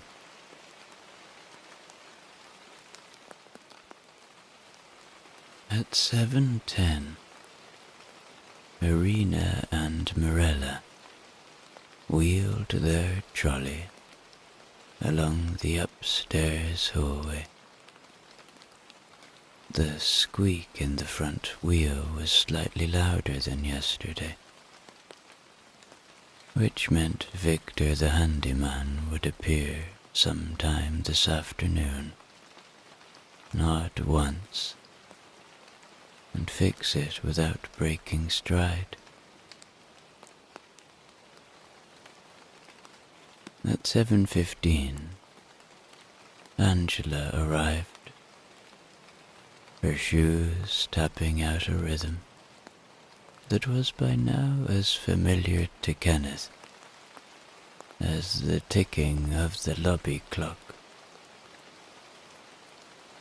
She put her bag under the desk, smoothed her bun with one precise movement, and took her place behind the computer, as though continuing a conversation she had been having with it yesterday. By 7:20, the hotel was fully awake, or at least as awake as it ever got. The brochures were straight, the coffee was nearly ready, and the first guest would appear soon, shuffling sleepily toward the breakfast room, ready to supply the hotel with the one thing it existed for: a reason to keep doing this all again tomorrow. At 7:28, the first sound of movement came from the staircase. It was the slow, deliberate shuffle of slippers on carpet, followed by the faint clearing of a throat that suggested someone was coming, but wasn't in any hurry to arrive. A moment later, Mr. Ellis appeared, a man who had been staying at the hotel long enough to be on first-name terms with the breakfast buffet. He made his way to the same table he always chose, the one near the radiator, but not too near, and sat down without glancing at the menu.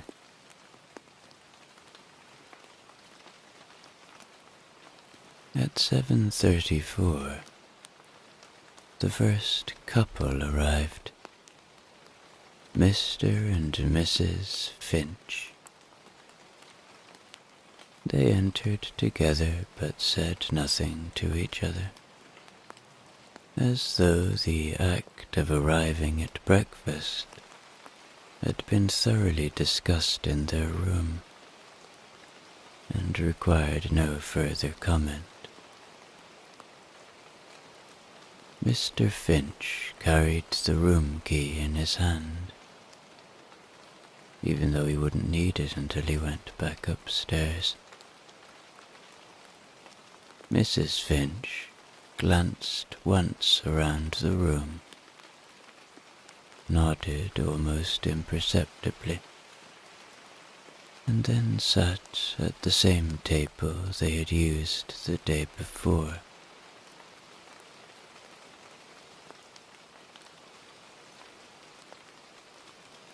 At 7:41,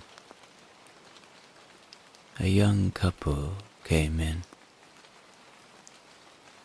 They walked to the buffet together, taking it in turns to look at the bread rolls as if they were choosing a pet.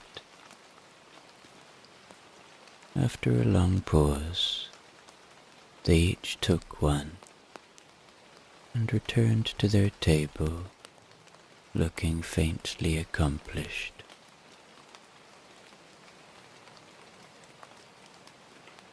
At 7:47, the businessman appeared. He walked straight to the coffee machine, pressed the button twice, and stood perfectly still until it finished. Then he picked up the cup, sipped, and gave a small nod to himself, a nod that seemed to say, "Yes, this will do."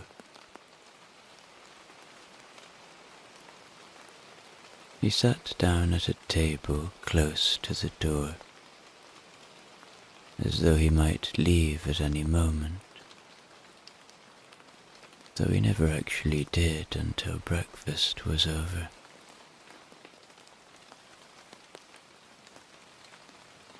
At 7:53, an elderly lady arrived, holding her handbag in both hands, like it contained something very precious, though it almost certainly did not. She chose a table by the window, placed the handbag on the chair opposite her, and patted it once, as though reassuring it that it could stay there.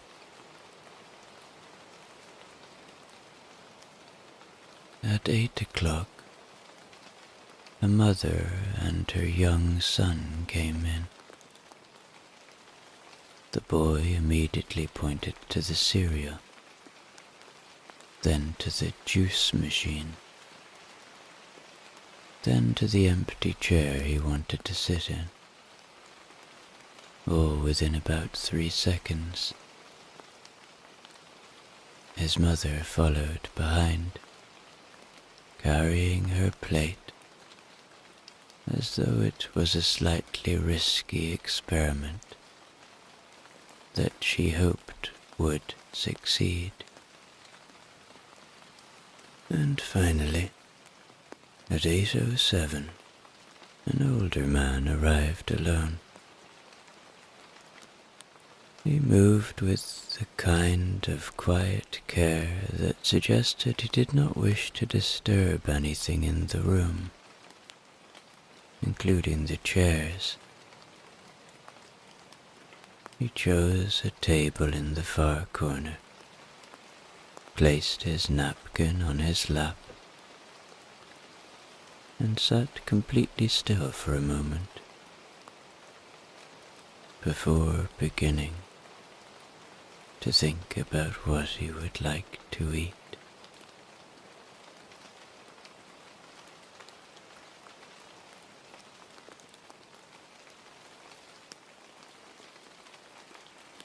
Mr. Ellis was the first to move. He approached the toaster, selected one slice of bread, and stood watching it toast with the kind of focus usually reserved for major life events. When it popped up, he inspected both sides carefully, turned it over in his hand, as though considering it from every angle, and put it back in for exactly one more cycle. He did this every morning, and every morning the result was exactly the same.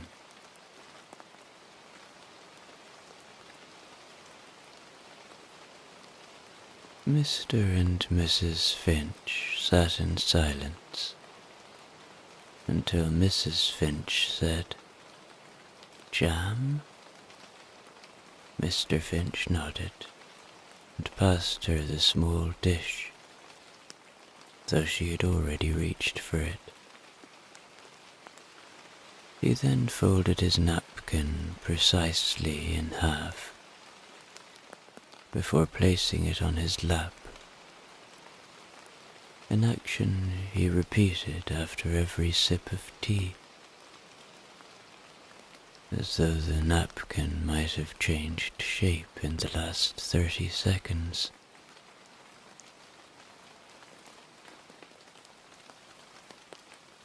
The young couple whispered to each other about the cereal choices, agreeing first on cornflakes, then switching to muesli, then deciding to have one bowl of each and share them.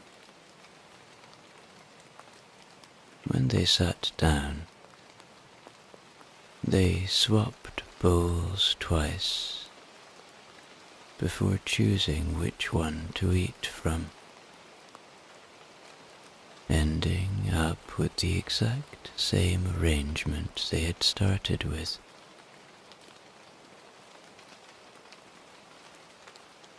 The businessman finished his coffee, stood, refilled the cup,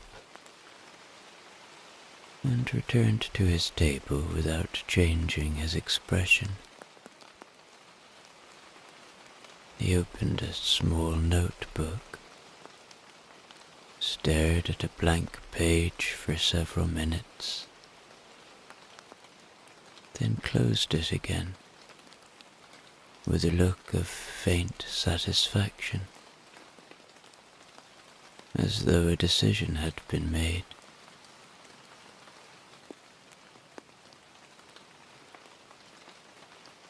The elderly lady stirred her tea slowly, not because it needed stirring, but because it was something to do. She then placed the spoon on the saucer, moved it half an inch to the left, considered this carefully, and moved it back. She patted her handbag once, nodded slightly, and began buttering her toast with the air of someone who had just solved a puzzle.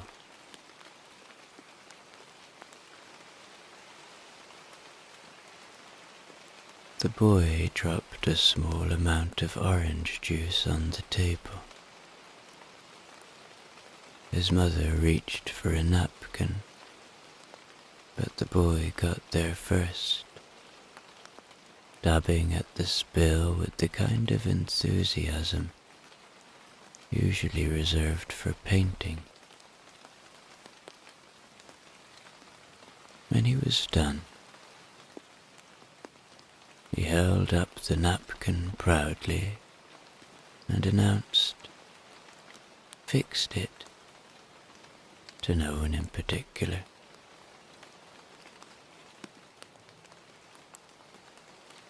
In the far corner, the older man was now buttering his toast. He took so long over the process that by the time he had finished, the toast had cooled completely. He ate it anyway, one slow bite at a time, chewing as though he had nowhere else to be, which, as far as anyone could tell, he didn't. Paula entered the breakfast room at 8:12, carrying a fresh basket of rolls.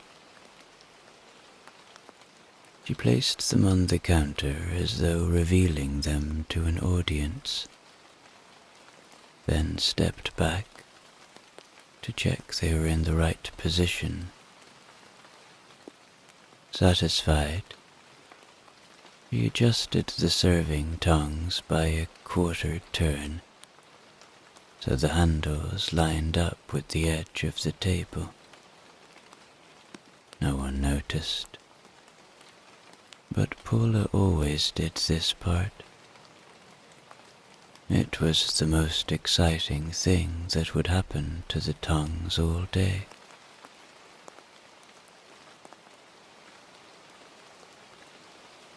Kenneth walked through the room, not speaking, just giving a slow nod to each table, like a priest doing blessings. When he reached the coffee machine, he pressed the button once, just to make sure it was still dispensing coffee, and then left without taking the cup. The businessman glanced at the untouched coffee, but didn't take it either. It didn't feel like it belonged to him.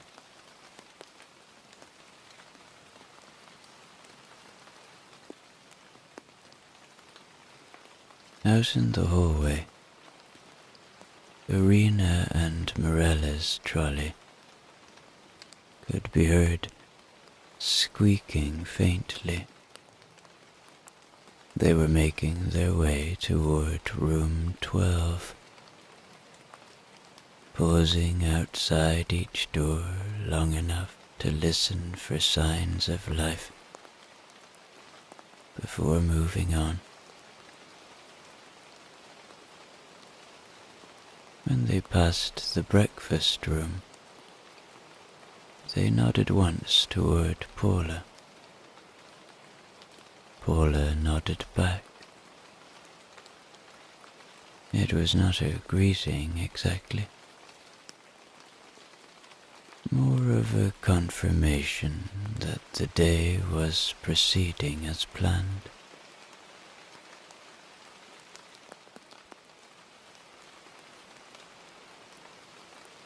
Christy appeared briefly in the doorway from the kitchen, holding a pan, as though he had just remembered what he was supposed to be doing with it. He nodded to Paula, nodded to Kenneth's retreating back, and went out again. Back in the breakfast room, Mr. Ellis returned to the toaster with the same slice of bread he had already eaten half of. He placed it back in and pressed the lever down, as though hoping it might turn into something more interesting the second time. Mrs. Finch watched this, then returned to stirring her tea, though there was nothing left in it to stir.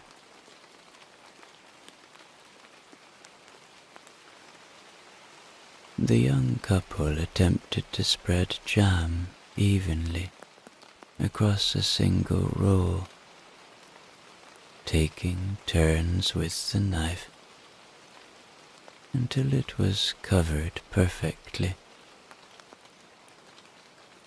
When they had finished, they sat back and looked at it for a moment before cutting it in half and swapping pieces in the same way they had done yesterday and presumably the day before.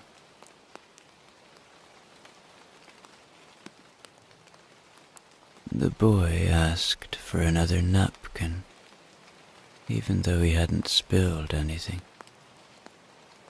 Paula handed him one with the kind of calm pride usually reserved for handing over diplomas. He thanked her solemnly and immediately folded it into a small square before setting it in the middle of the table like a centerpiece.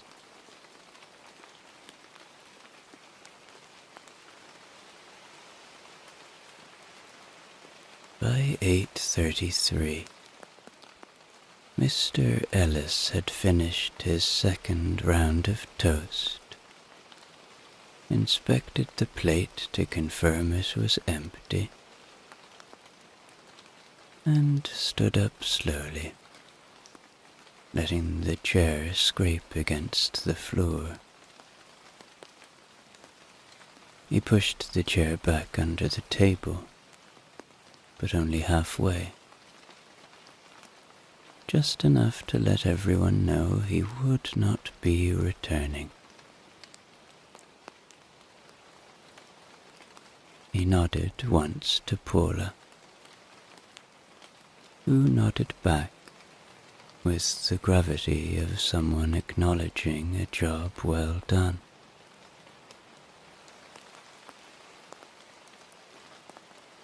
The Finches stayed several minutes longer, neither speaking, until Mrs. Finch finally said, "Tea?" Mr. Finch looked at the empty pot, then back at her and said, "No." They both stood at the same time, gathered their things,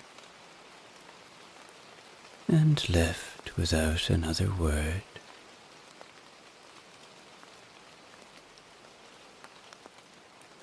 Angela passed them in the lobby and gave a single nod that could have meant anything from good morning to safe travels.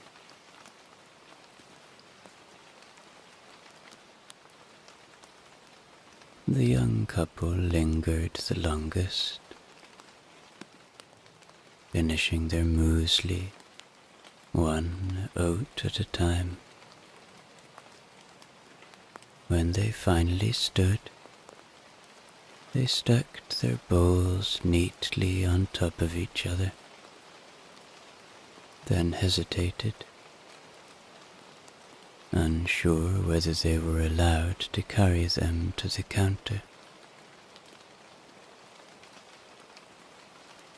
After a long pause, they left the bowls where they were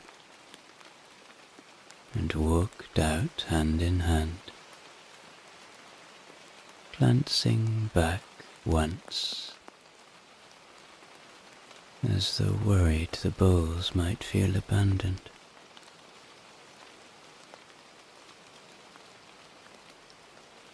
The businessman drained the last of his second coffee,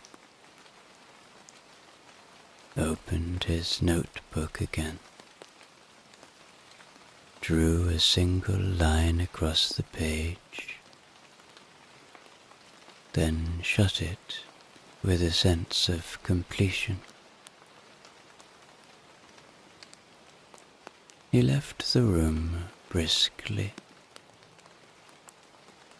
but not so briskly that anyone could accuse him of being in a hurry.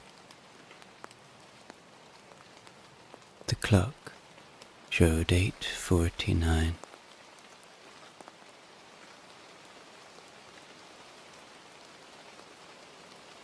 The elderly lady finished last. She sat quietly for several minutes after her tea was gone, gazing out of the window, as though waiting for something to happen outside. Nothing did. Eventually, she patted her handbag again, stood up, and walked away with the slow confidence of someone who had no appointments for the rest of the day.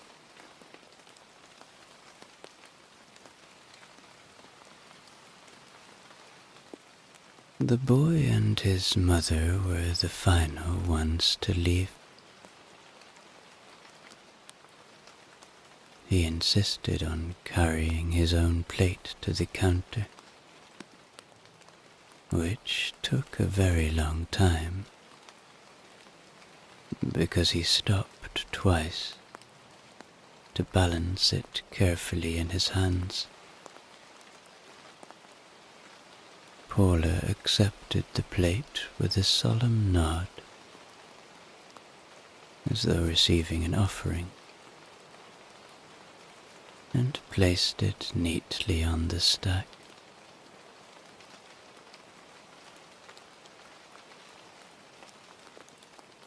When the room was empty, Paula began her closing ritual. She wiped each table in turn, straightened the chairs so their backs lined up with mathematical precision, and gave the serving tongs another quarter turn, bringing them back to their original position. Kenneth reappeared just as she was finishing, surveyed the room with a slow, approving glance, and said, "Good."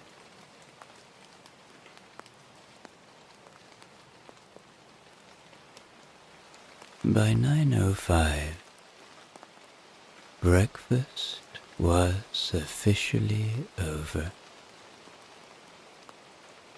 The lobby was quiet again. The smell of coffee fading. The cups stacked. The tables reset. Somewhere upstairs, Verena and Morella's trolley squeaked twice and then fell silent, as if even the housekeeping had decided to take a short pause. The hotel had entered its favorite time of day, the part where nothing much happened at all. At 9:17, Kenneth began his rounds. This consisted of walking slowly through the lobby, glancing at the corners of the room to check they were still where they had been yesterday, and then heading down each corridor in turn.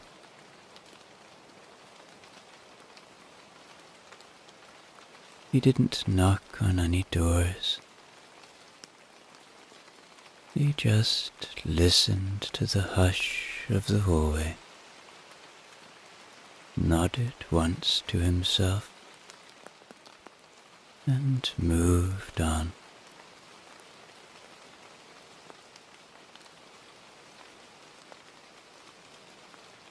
In the breakfast room, Paula stacked the last of the cups, paused to look at the arrangement,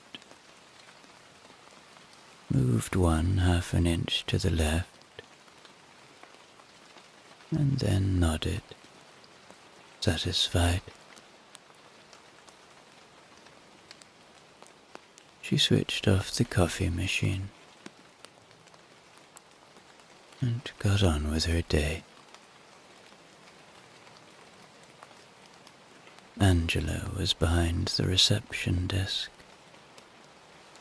sliding key cards back into their slots with quiet precision when a guest appeared.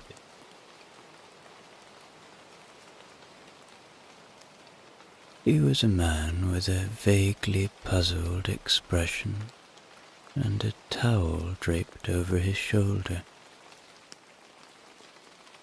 "Shower's slow," he said.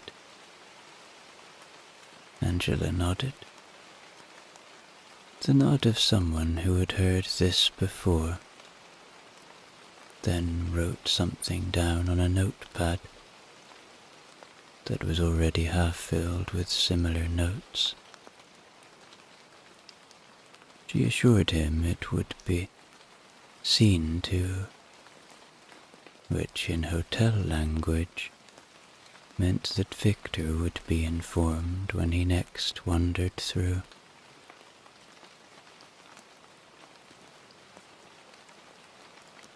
At 9:42, Victor appeared. He was carrying a screwdriver and a small bottle of oil, which suggested he was here for something mechanical, though it was never clear whether he was on his way to fix something, or had already fixed it, and was now just holding the tools for effect. Kenneth mentioned the slow shower. Victor nodded once, walked toward the stairs, and disappeared for 20 minutes before reappearing, nodding again, and putting the screwdriver back in his pocket. The shower, presumably, had been dealt with.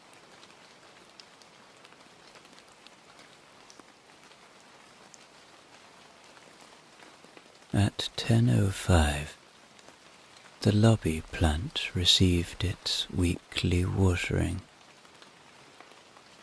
Kenneth poured exactly the same amount of water he always poured, enough to keep the plant alive, but not enough to encourage unnecessary growth. He wiped one leaf with a tissue, stood back, and considered his work. It looked the same as before, which was the result he was hoping for.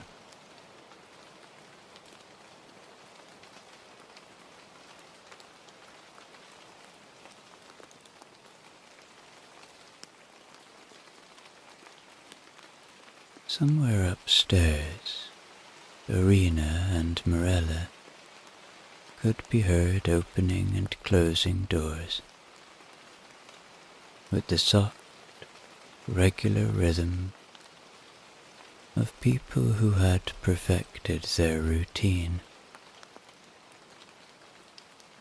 The trolley squeaked once on the way to room 14,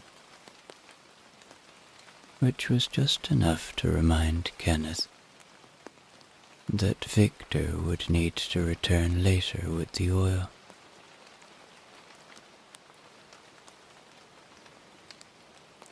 At 11 o'clock, the lobby clock chimed faintly. Not because it was an especially important hour, but because that was what it did at 11 o'clock. Angela looked up from the computer, nodded to herself, and went back to doing whatever she had been doing before. The hotel, satisfied that the morning had gone entirely as expected, settled into its quietest stretch of the day. At 12:15, a delivery van pulled into the car park, its tires making a wet hiss across the puddles. Kenneth noticed it from the reception desk and stood for a full minute, hands on the counter, watching the rain drip off the mirrors of the van. When the driver came in, leaving faint footprints on the lobby floor, Kenneth handed him the pen from the chain and waited until the man had signed, before rotating the clipboard slowly to admire the neatness of the signature.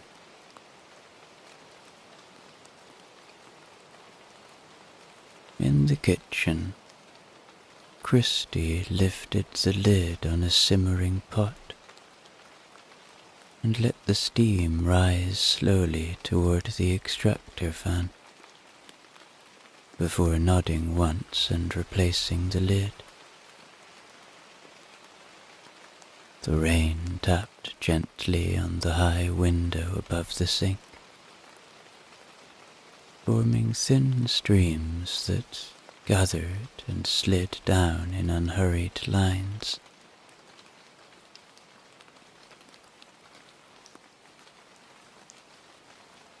At 12:42, the vending machine beeped twice, the sound unusually loud against the soft patter outside.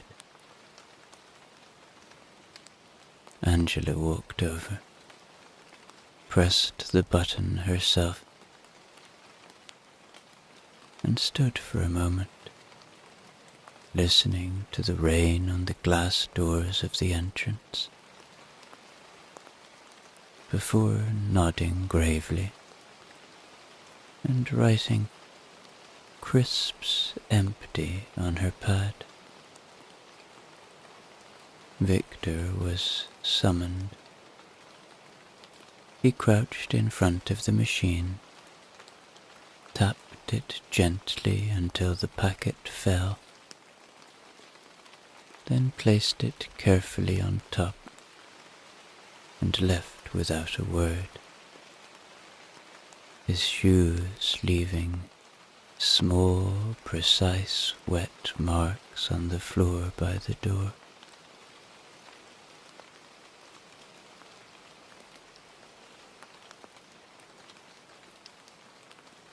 The hours drifted past like the rain running down the windows. Every now and then, a guest crossed the lobby, pausing just long enough to shake a wet umbrella or glance at the puddles outside before heading back upstairs.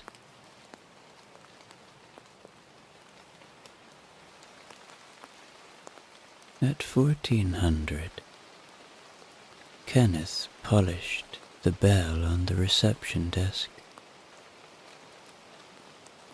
then stood listening to the sound of water outside, before giving the bell a small, experimental tap. It rang once, a bright little note that sounded oddly cheerful against the muted day. Kenneth nodded, satisfied, and went back to straightening the stack of brochures by the door, which had curled slightly at the corners from the damp air. At 14:10, in room 8, Mr. Ellis turned on the television and found the same soap opera he had been half watching the day before. He lay back on the bed, with his hands folded neatly on his stomach, watching in perfect silence. When a character on the screen shouted something dramatic, Mr. Ellis blinked once, slowly, then returned to staring at the screen.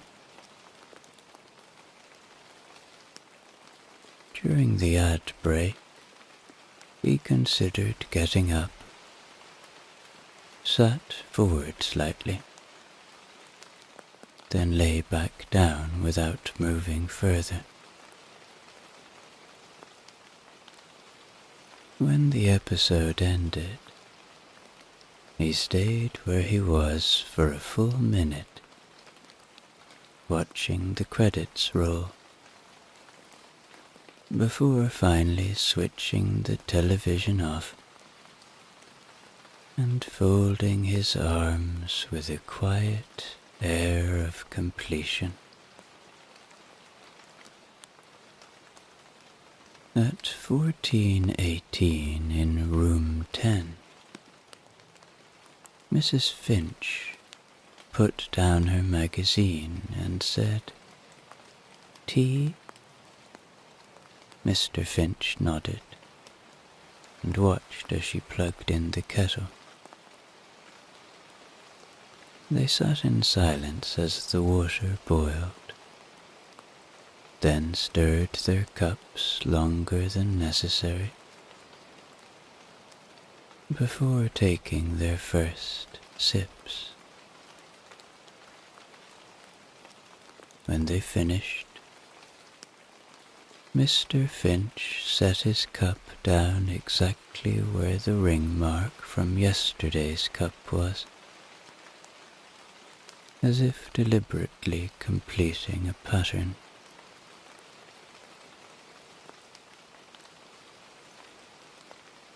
At 14:25, in room 15,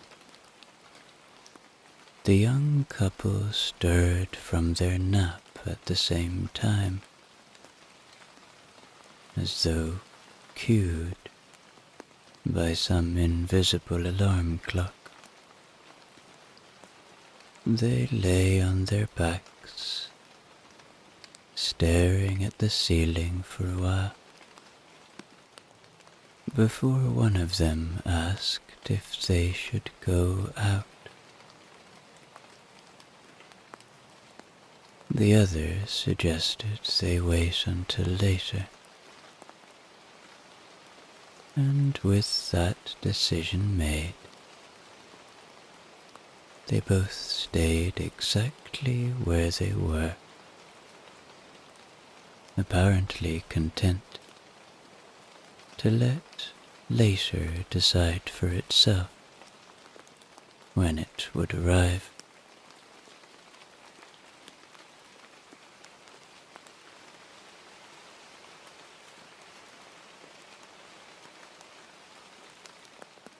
At 14:33, in room 18, the businessman finally typed 3 words into his laptop, read them, deleted them, and typed the same 3 words again. He leaned back in the chair, stared at the screen, as if waiting for it to produce a better idea, and then poured himself another cup of coffee, despite still having half of the first one left.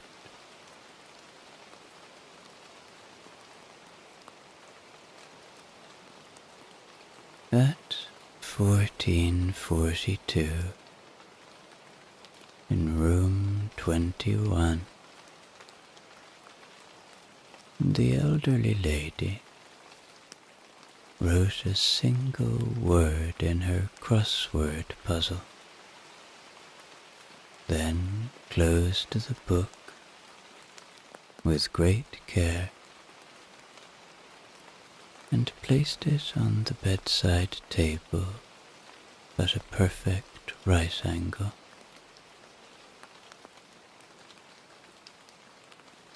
She sat quietly for several minutes, hands folded, looking at nothing in particular, then opened the puzzle book again and began a new clue, with the air of someone settling in for a long afternoon.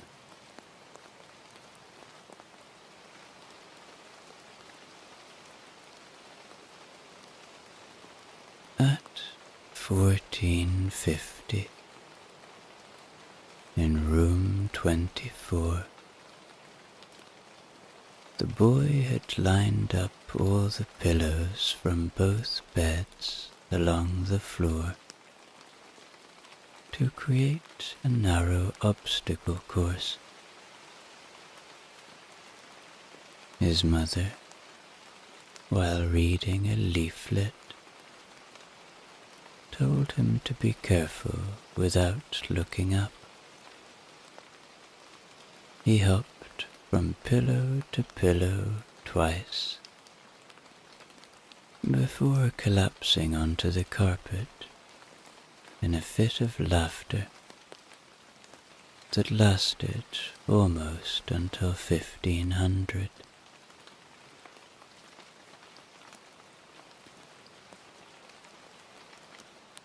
At 15:05, in room 27,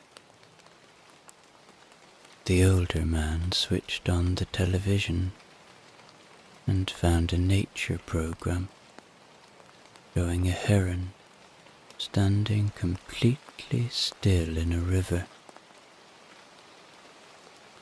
He sat watching the heron, as though the two of them were in some kind of quiet contest. When the heron finally moved, he nodded once, satisfied,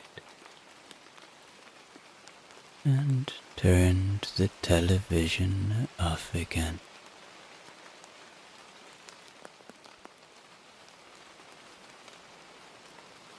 At 16:05, Mr. Ellis stood up from the bed, smoothed the duvet with both hands, and put on his cardigan. He opened the curtains half an inch more than they had been all day, looked out for a moment, and then left the room with the quiet purpose of a man going absolutely nowhere urgent. At 16:15, in room 10, Mrs. Finch began putting the magazines back into her bag in the order she had read them, while Mr. Finch folded the empty tea packet in half before dropping it in the bin.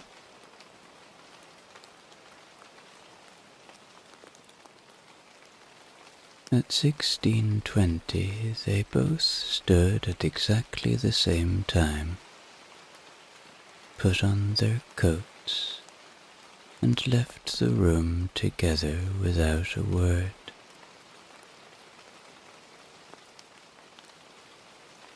At 16:28, in room 15, the young couple finally decided they might go downstairs just to see what's happening.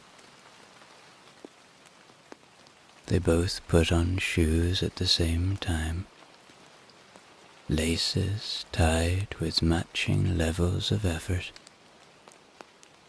and left the room looking faintly pleased with themselves.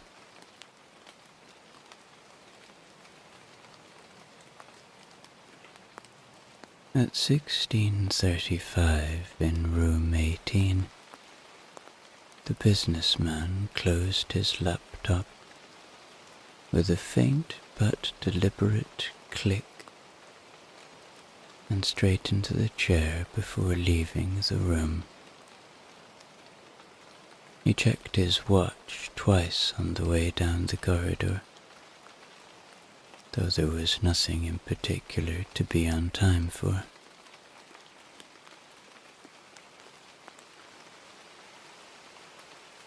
At 16:43, in room 21,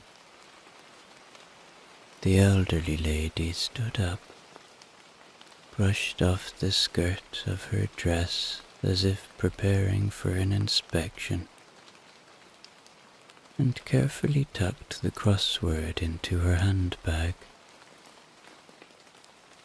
She locked the door with the steady hand of someone who knew she had left nothing behind, but checked anyway.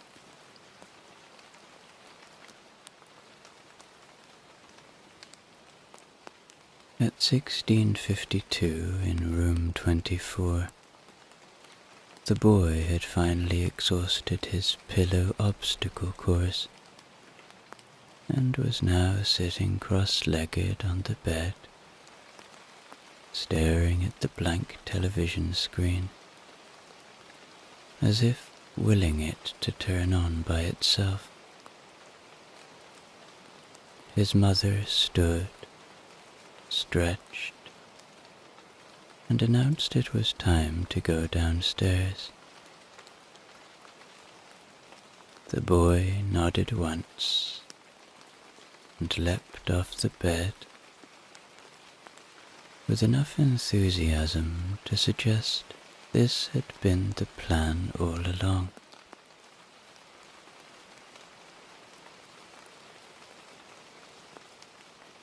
At 1700, in room 27, the older man stood, folded his hands behind his back, and gave the room a slow look, as though committing it to memory before leaving. He switched off the light, locked the door, and walked down the corridor so quietly. It was as if he had been part of the furniture all along.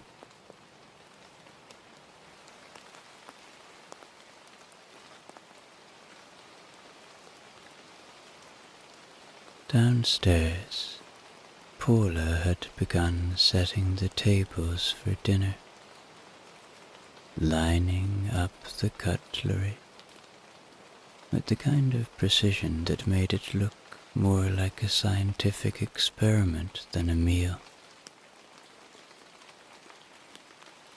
Kenneth moved slowly through the lobby, straightening a chair by half an inch, then checking the time against the clock on the wall, as though confirming that the evening could now officially begin.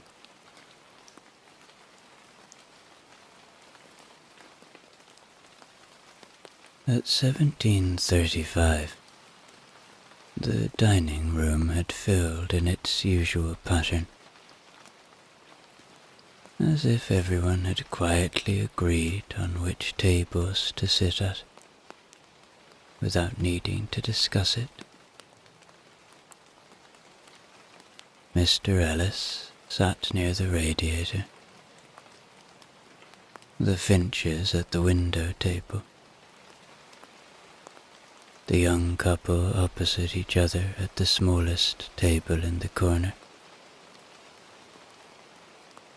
The businessman was nearest the door, as though preparing for an early exit, and the elderly lady took the same seat she had used at breakfast. The boy and his mother sat in the middle. Paula moved between the tables with her usual steady pace, placing plates and collecting them again, with such quiet efficiency that she almost seemed to glide. By 1820, the dining room was empty again, chairs pushed in, tables neatly reset,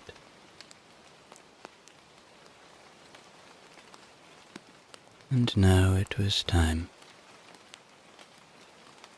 for the evening.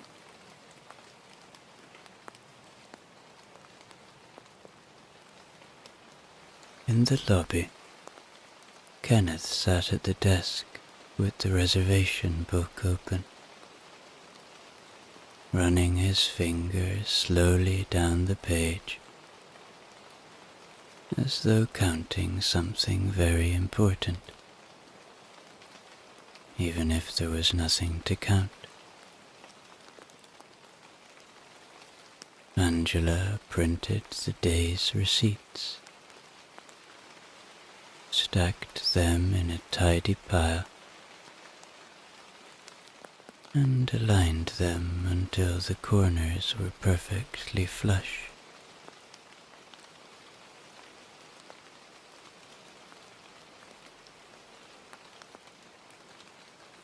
At 18:35, Victor passed through the lobby, carrying a single light bulb, nodded to Kenneth, and went upstairs. 5 minutes later he returned, carrying the old bulb like a trophy, nodded again, and walked out of the building without speaking.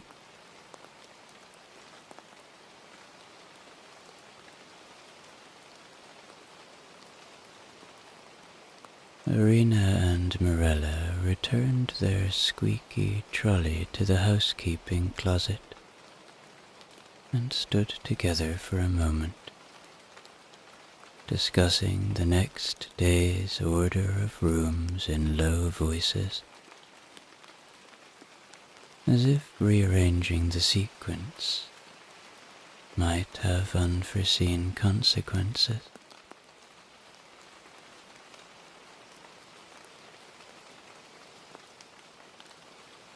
In the kitchen, Christy was washing the last pan at 1910, letting the water run over it until it made exactly the right sound, then hanging it carefully on its hook. He stood for a moment, looking at the row of hanging pans, nodded once, and switched off the light before leaving the kitchen in perfect order.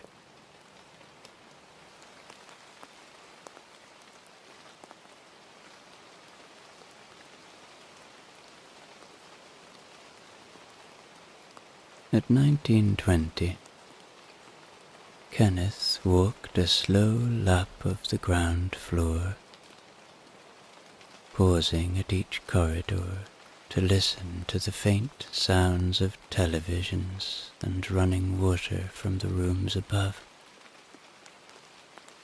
Satisfied, he returned to the desk.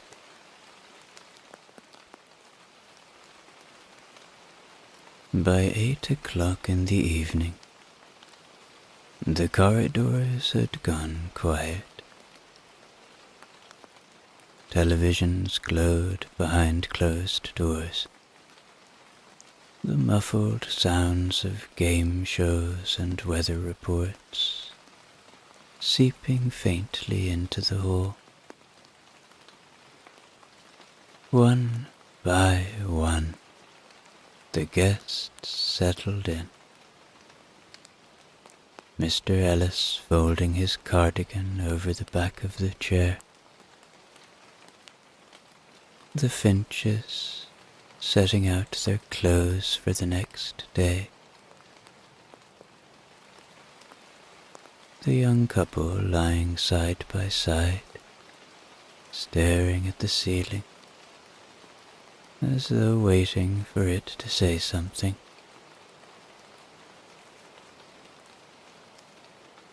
In the lobby, Kenneth switched off the overhead lights, leaving only the desk lamp burning.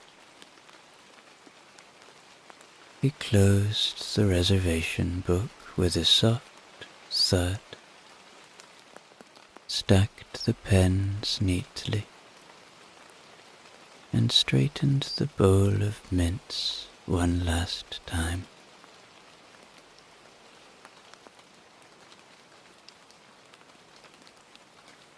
At 2100, Martin arrived for the night shift, nodded once, and accepted the keys and the day's notes with the quiet seriousness of a man receiving ancient instructions.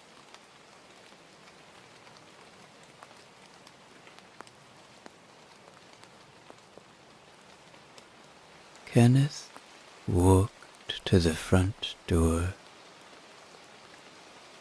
checked that it was locked, then stood for a moment in the stillness of the lobby. Everything was in its place. He turned off the lamp, nodded to Martin, and left the soft sound of the door closing behind him, marking the official end of the day.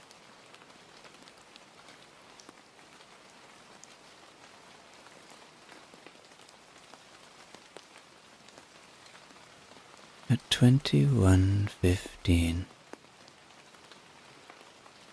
Martin sat at the desk with a fresh cup of tea and opened the logbook to a blank page. He wrote the date at the top in slow, careful letters, then set the pen down and listened to the faint hum of the vending machine and the rain falling outside. Upstairs, each of the guests were preparing for sleep. Another day in the most boring hotel in the world had officially entered its night shift.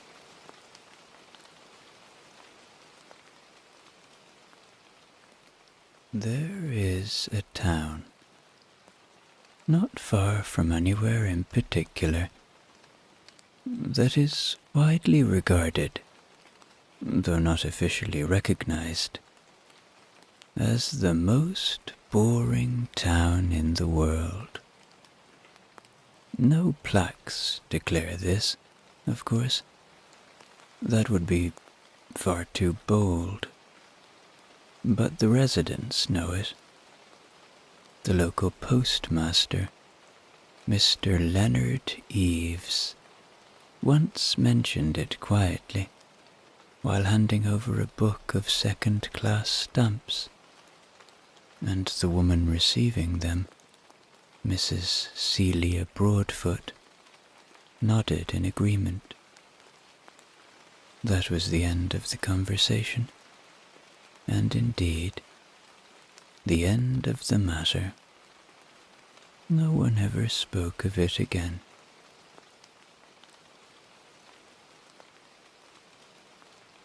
The town is called Dumbleton-on-Sloe.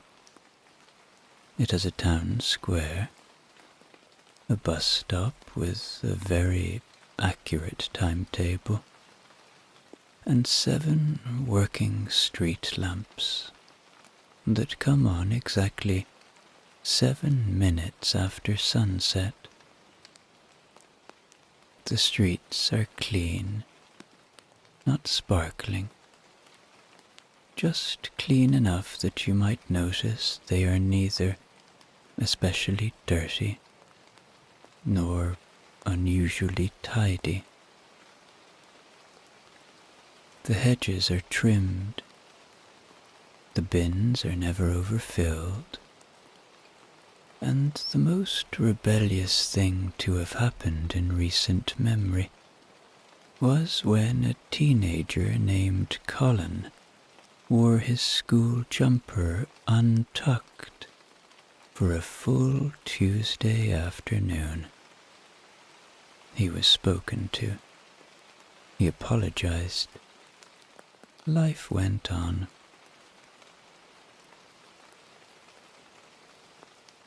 Now there is a bakery in Dumbleton-on-Sloe called the Mild Crust. It opens at 8 and closes at 4. The bread is good, not incredible. No sourdough revolutions or rosemary infusions. Just solid, reliable loaves. White, brown. A granary if you're feeling lively. The baker, Mrs. Grimsby, is 62 and enjoys Sudoku. She once got a mild telling off from her husband for accidentally buying medium eggs instead of large. It's not the end of the world, he said. And she said, no, I suppose not. And they had tea and forgot about it.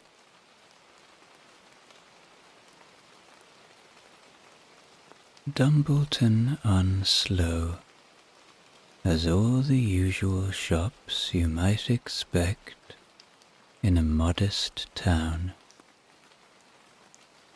A chemist, a greengrocer,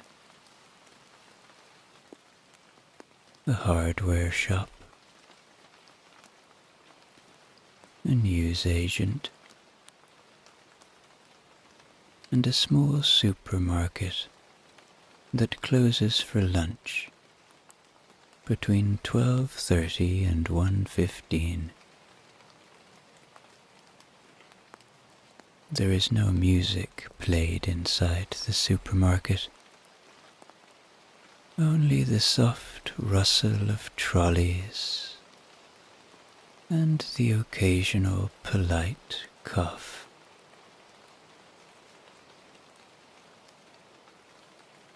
Sometimes the checkout assistant says, "That'll be £4.75, please." And the customer responds, "Of course," and then pays, using exact change. No one ever uses the self-checkout, not because they dislike it, but because it doesn't exist. The weather is nearly always middling, a bit grey, a bit cool, a bit damp. Nothing dramatic. A drizzle that can last for days. Wind that moves the washing on the line, but never enough to knock a peg loose. Snow is rare. Sunshine, while not forbidden, tends to show up only in diluted form, like tea that's been brewed too cautiously. Most residents wear light jackets year-round and own umbrellas they haven't had to replace in over a decade. Now, one of the most dependable people in the town is Mr. Terence Blott, who delivers the post. He has done so every weekday since 1988, except for one Thursday in 2006 when he had a mild chest cold and stayed in bed drinking lemon water. He lives alone in a semi-detached house with an immaculately striped front lawn and a kitchen calendar that he replaces precisely on the 1st of January every year. He once tried a different brand of toothpaste, but found it too minty. Each morning at 7:58, Mr. Blott walks to the sorting office, nods to Margaret behind the counter, who nods back without speaking, and begins his round. He delivers letters to the same people in the same order at roughly the same time every day. Occasionally, if a parcel arrives that won't fit through the letterbox, he rings the doorbell and says, "Parcel for you," which the recipient always knows, having seen him through the net curtains.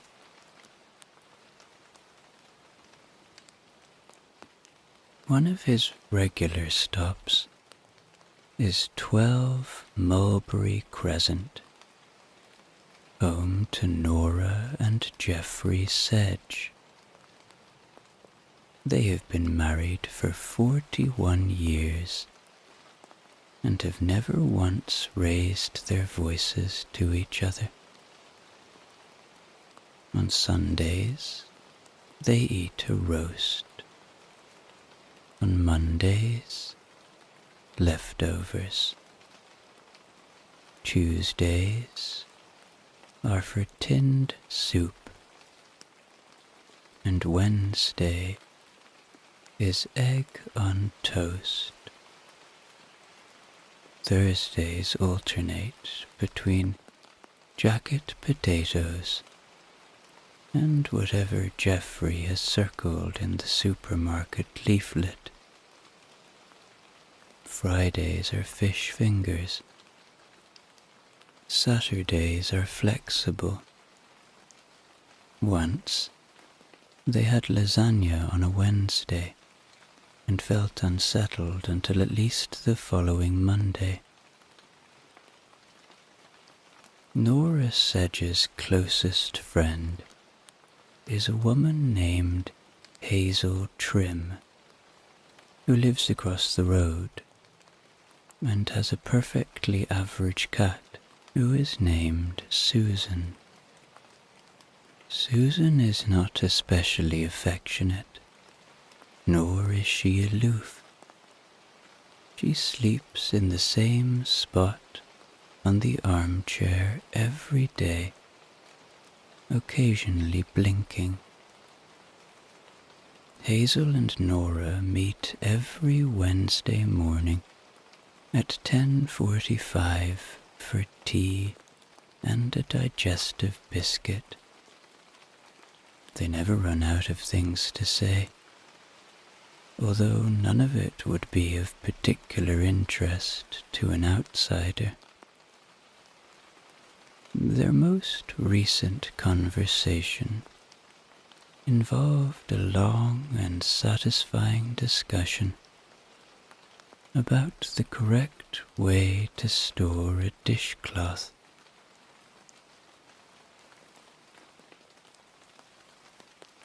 This past Wednesday, however, something mildly unexpected happened. Hazel arrived at Nora's door wearing a navy blue cardigan that Nora had never seen before. "Oh," said Nora, "that's new, isn't it?" Hazel looked down.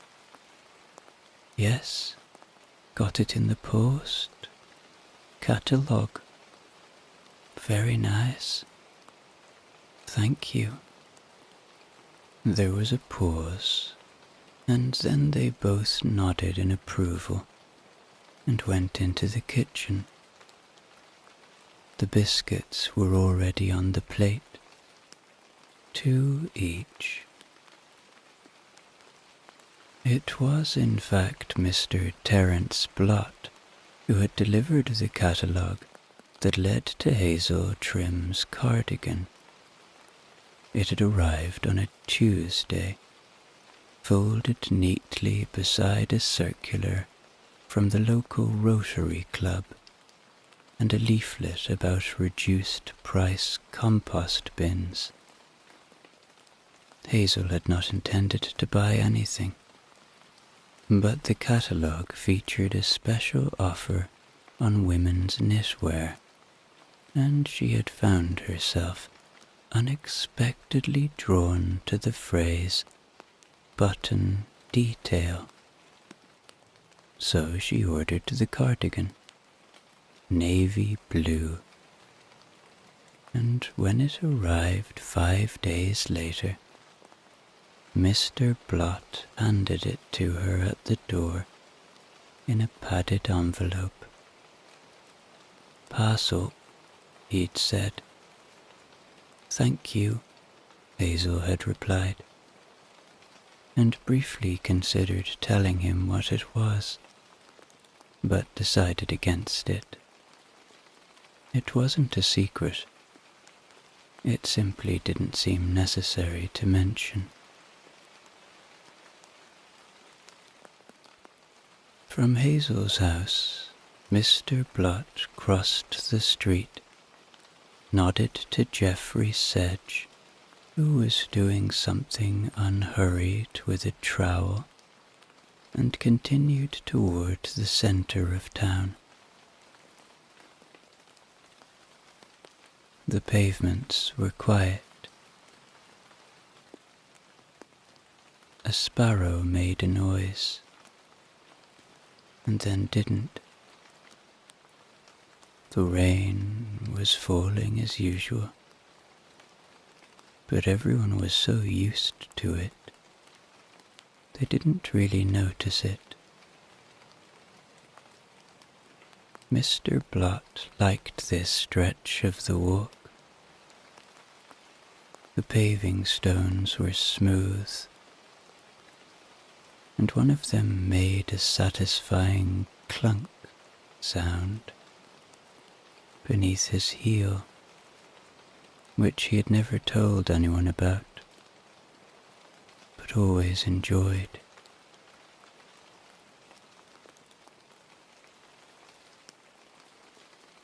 By 10:14, he had reached the town square. It wasn't quite a square, more of an open-ish rectangle, but no one had ever suggested changing the name. In the middle stood a perfectly ordinary clock tower, which had never needed repairing, and struck the hour with a sound described by the mayor as neither too loud nor too quiet. The mayor, incidentally, was a man named Derek Croom. Mr. Blott passed the greengrocer's, where the vegetables were arranged in quiet rows, and the chemist's, where Mrs. Lillian Pratt was inside collecting a prescription for calcium supplements she wasn't entirely sure she needed. He had no deliveries to make at either shop today. So he simply nodded at them through the window, which they returned with small, respectful gestures.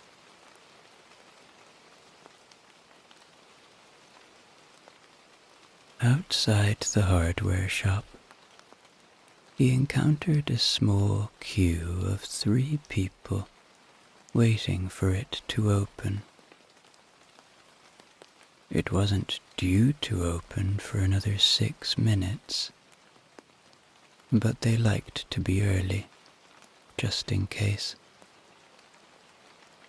The first in line was Mr. Dennis Trigg, who needed a replacement plug. The second was Mavis, who couldn't remember what she needed, but felt confident it would come to her once she was inside. The third was a teenager named Elodie, who had come on behalf of her grandmother for light bulbs. She didn't know what wattage.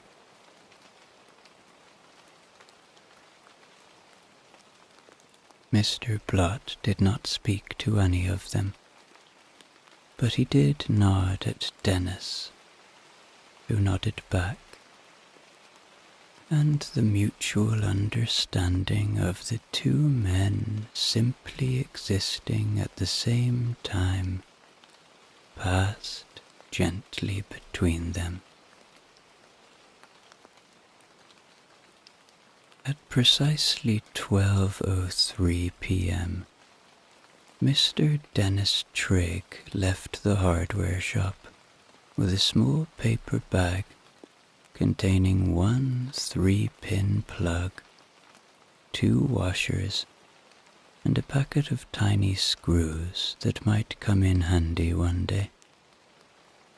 He hadn't needed the screws, but they were on a cardboard display near the till and said "useful" in neat red lettering, so he felt they were a reasonable addition. The shop owner, Mr. Hackling, had remarked that business was tickety-boo, which Dennis acknowledged with a quiet "good." Dennis didn't go straight home. Instead, he turned left down Meadow Road and headed toward the cafe, which was actually just called the cafe, as there had never been a second one requiring clarification. It was run by 2 sisters, Grace and Angela Bindle, who wore identical pale grey aprons and spoke in low tones that were difficult to overhear. No music played inside, just the clink of teaspoons and the gentle thud of teacups being placed, not put, onto saucers. He took his usual seat by the radiator under the frosted window, removed his coat, which was only slightly wet, and folded it on the back of the chair.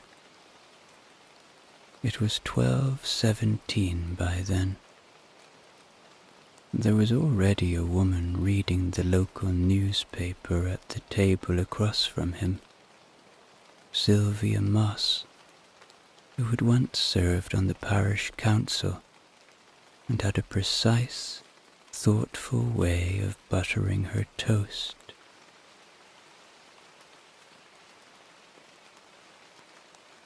Dennis ordered the tomato soup and a glass of water. When Grace brought it over, she said, "Still raining?" And Dennis said,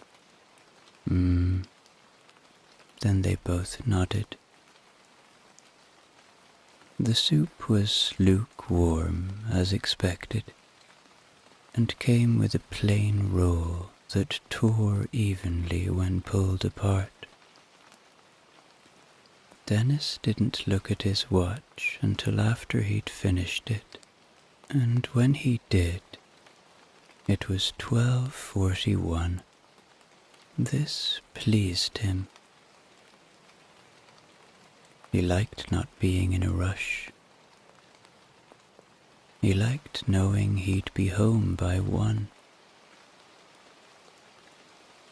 He stood, put on his coat, and nodded at Grace again on the way out. She nodded back, and then went to wipe down the salt shaker, which had acquired a light film of condensation. Outside, Dennis adjusted his collar and set off down the street, past the bus shelter, where a boy was quietly eating crisps. The bus was not due for 42 minutes, and the boy didn't seem to mind.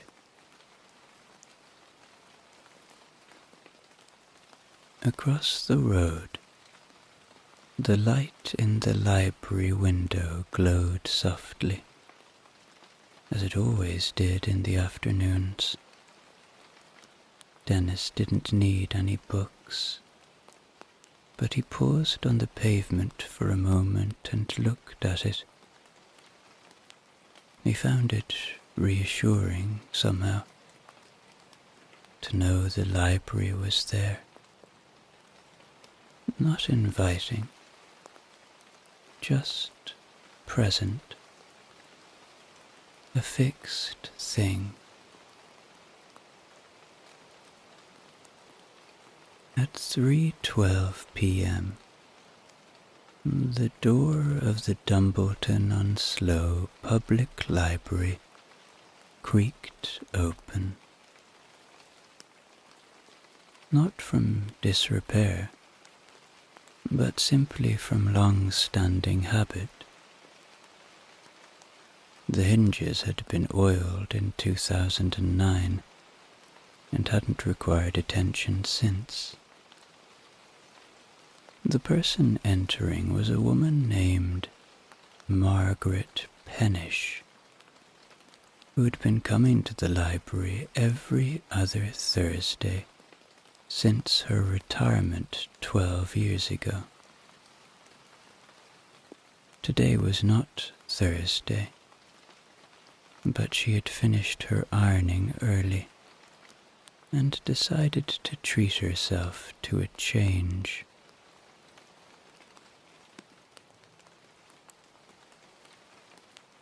Margaret wore a long raincoat the color of mushroom soup and carried a tote bag with a fading print of the word books on it in slightly too large font.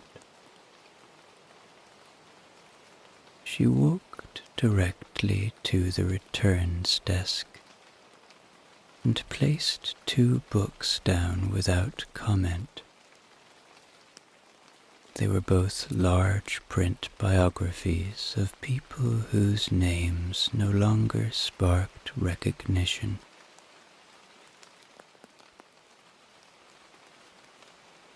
The librarian, Mr. Lionel Cripps, looked up from his form-stamping duties and gave her the briefest of smiles, an expression he reserved for regular patrons. Margaret did not smile back, but she did nod. It was, by all accounts, a lovely interaction.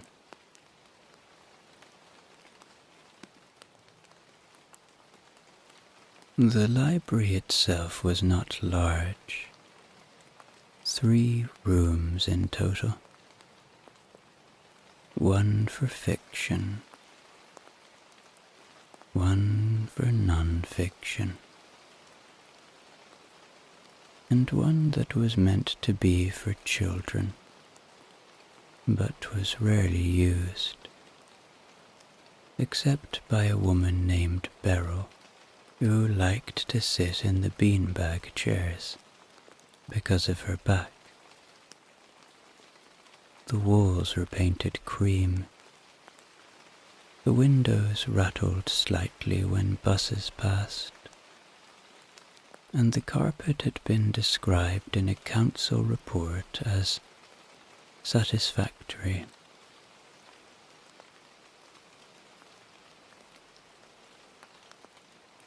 Margaret made her way to her usual spot in the non-fiction room, third table from the end, near the window that offered a view of the community notice board and a recycling bin. She pulled out a book titled A Guide to Simple Salads, opened it at random, and began reading a section on different types of vinegar. For the next 46 minutes, she read in silence, occasionally licking her finger before turning the page.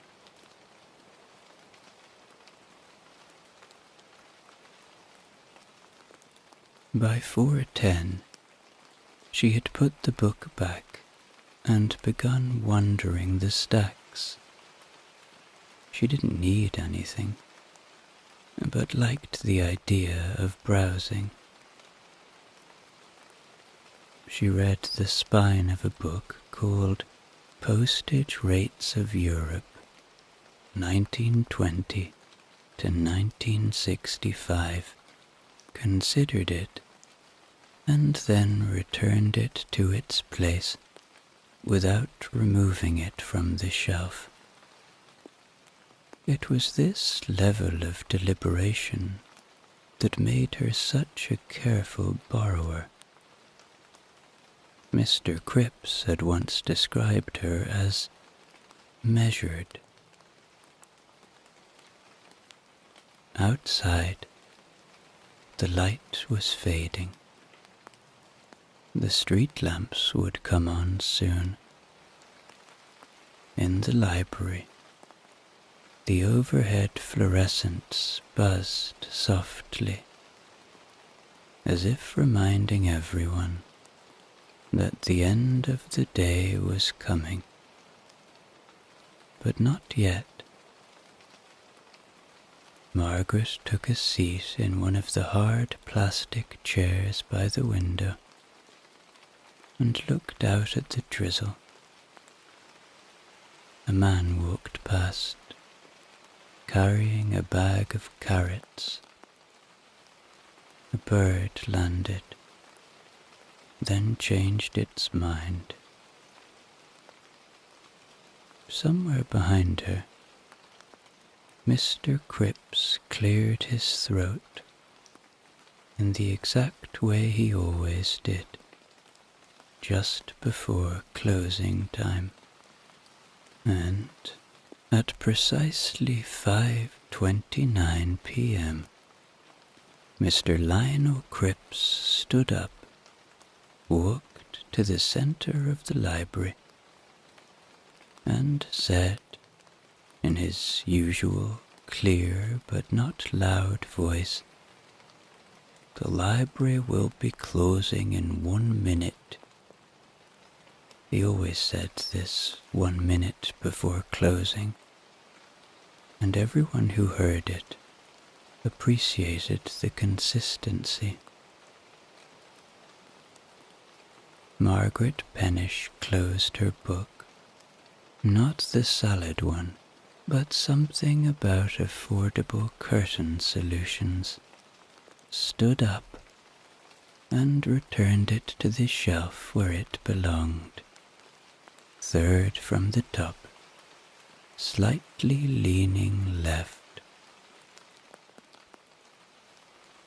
She put on her raincoat which was still damp around the shoulders, collected her tote bag and nodded again at Mr. Cripps on the way out. He did not respond, but he did make a sound that may have been a hum of acknowledgement. Outside, it rained still, and Margaret walked along the pavement, taking the longer route home, not for any particular reason, but because she always liked to pass the post office in the evening. The lights were off. Mr. Blott would have gone home hours ago, probably having a cup of tea with the television on low volume. Margaret imagined he was watching something about railways.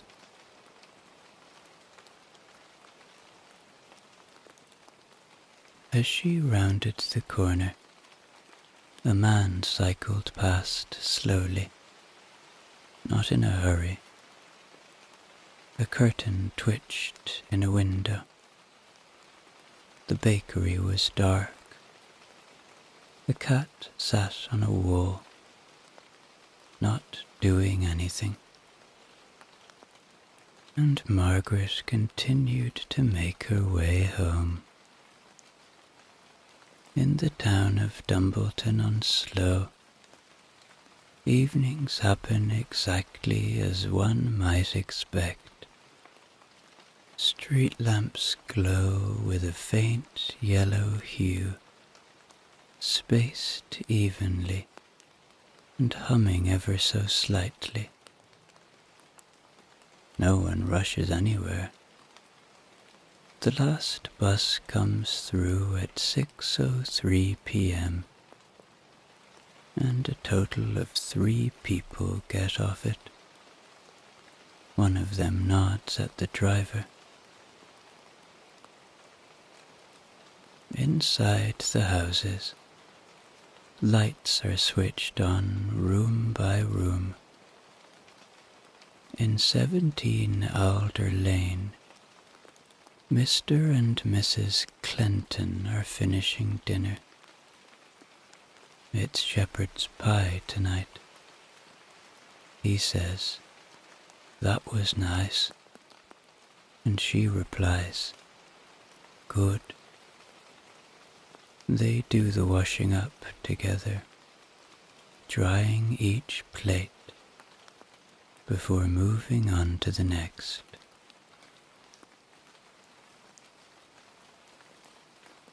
In their house, Nora and Geoffrey Sedge are watching the weather. Geoffrey points out that the forecast was accurate. Nora agrees. She knits 4 rows before deciding that's enough for today.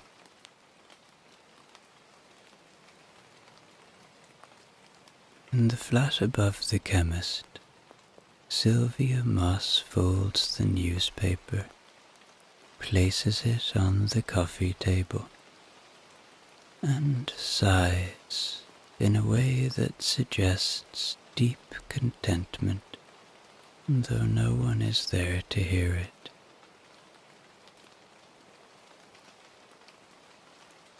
In a bungalow near the allotments, Hazel Trim hangs up her cardigan, the navy blue one, and wonders briefly whether she should get another in forest green. She decides to think about it tomorrow. By 9:17 p.m., most of the windows are dark. Televisions are off. Mugs are washed. And radiators have clicked their last clicks of the evening.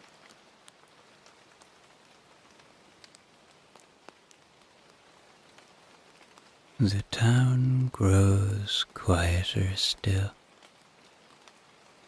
though it was never especially loud to begin with.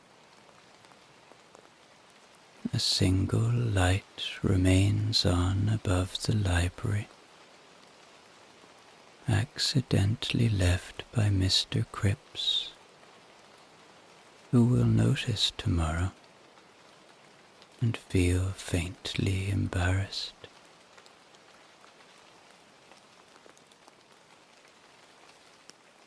The rain continues, not heavily,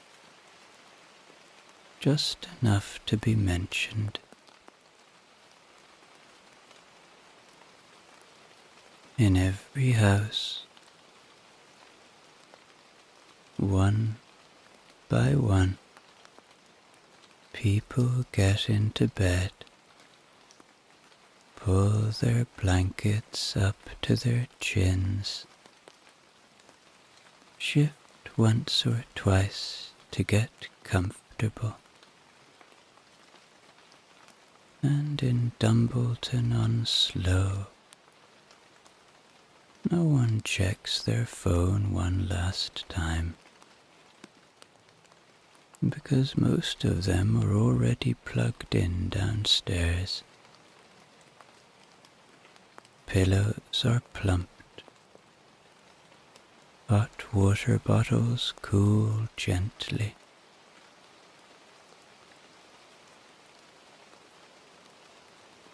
And the town, already halfway to dreaming, slips peacefully into the most uneventful night imaginable. And that is the end of the day in the most boring town in the world. A good day, by all accounts. Nothing happened, and everyone was pleased.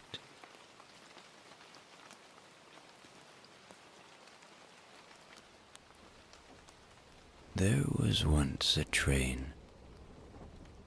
Some might say the most boring train in the world. How can you have a boring train, you ask? Well, it's not so much that the train had a personality that was boring. More so that everything that happened on the train was incredibly boring. All of the staff that worked on the train were, well, boring. All of the passengers were the most boring people that had ever gotten on trains, ever, in all of time, and by their own admission.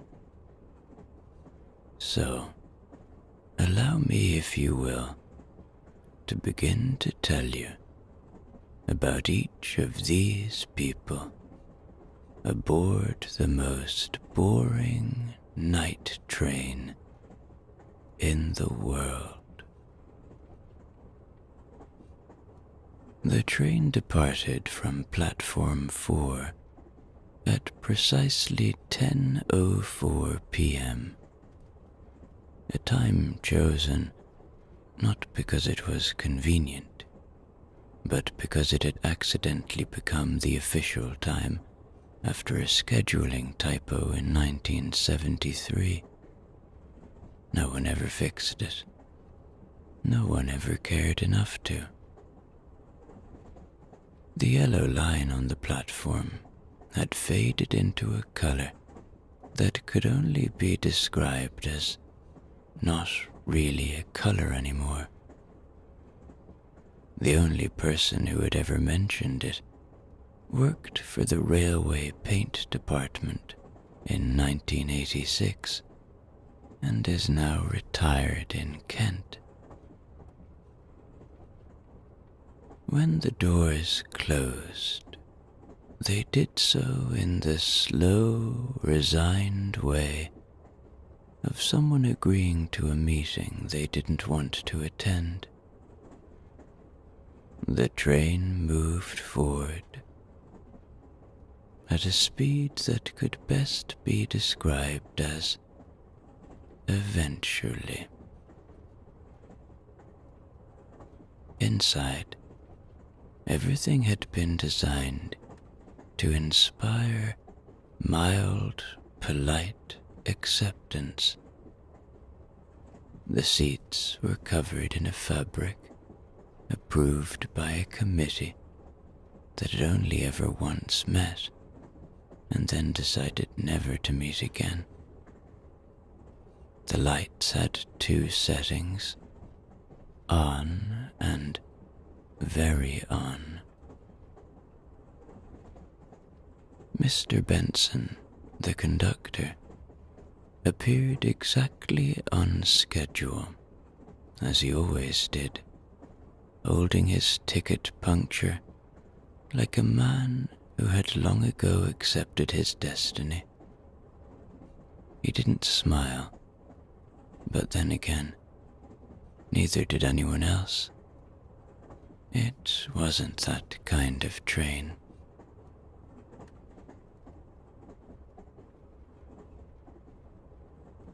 The first passenger in carriage B was a man named Peter Grimbley. Peter was the sort of man who carried exactly one biscuit with him at all times, in its original packaging, for reasons no one had ever asked about. He didn't eat it. He just liked to know it was there.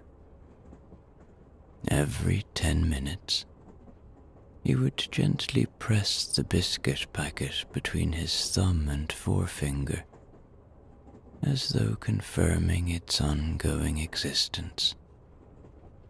In 32 years of traveling on this train, he had never once opened it.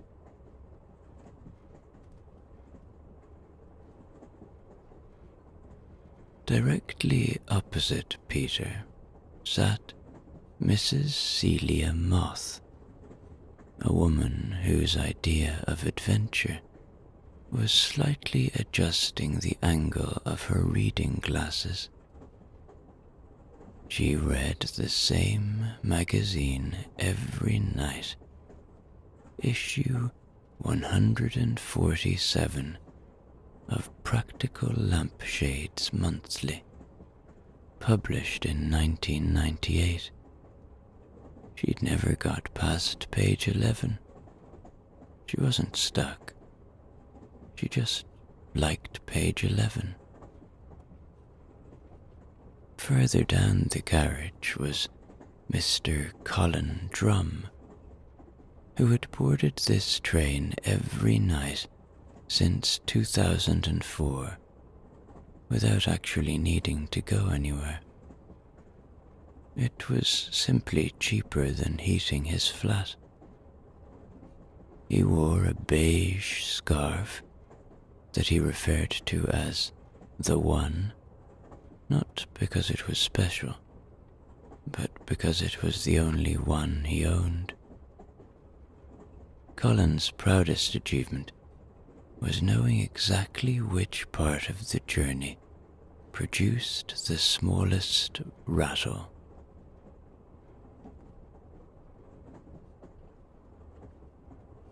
In seat 22A was a woman named Barbara Griggs, who was knitting a beige rectangle. No one, including Barbara, knew what the rectangle was for. It wasn't a scarf. It wasn't a jumper. It was just the rectangle. She had been working on it for 7 years, and the length had recently reached what she called a promising stage.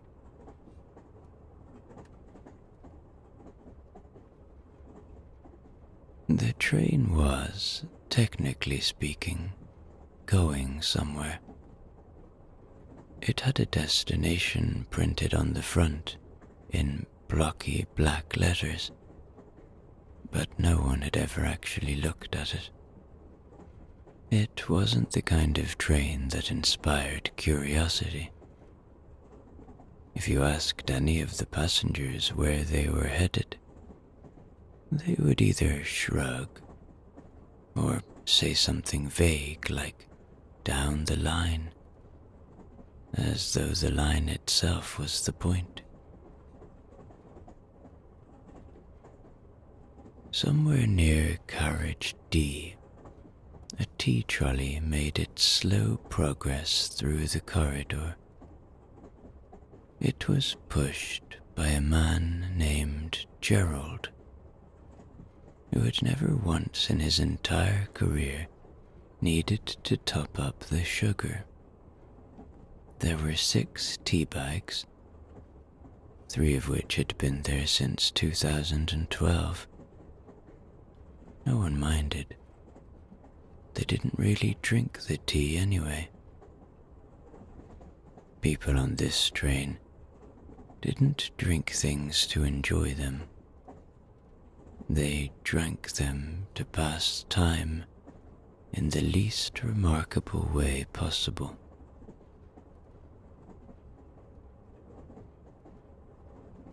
Gerald's trolley had a slight squeak in its left wheel, which occurred every 5.5 steps.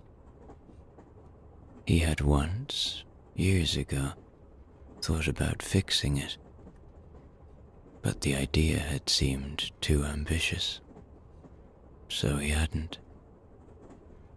Now it was simply part of the train.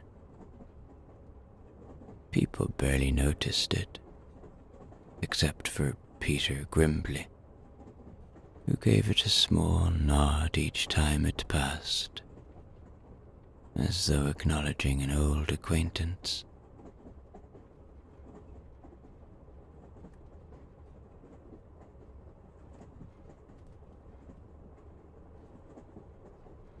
The lights in the corridor dimmed a fraction around 11 p.m.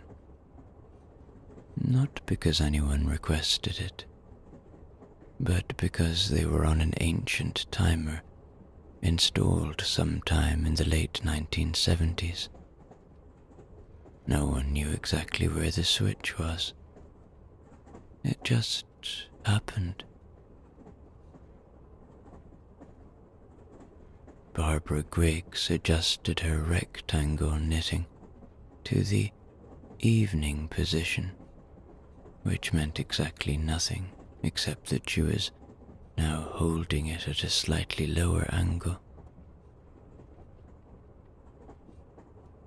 Mr. Benson, the conductor, walked through the train with the same quiet dedication he'd shown for decades.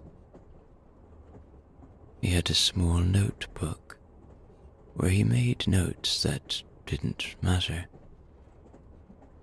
but he filled it out with the care of a man tending to a garden of mildly damp gravel.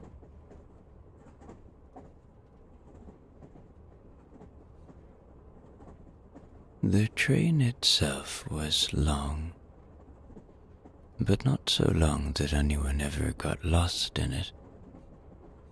It had 5 main carriages, 2 of which were lined with rows of standard seats, one that held the buffet and the trolley supplies,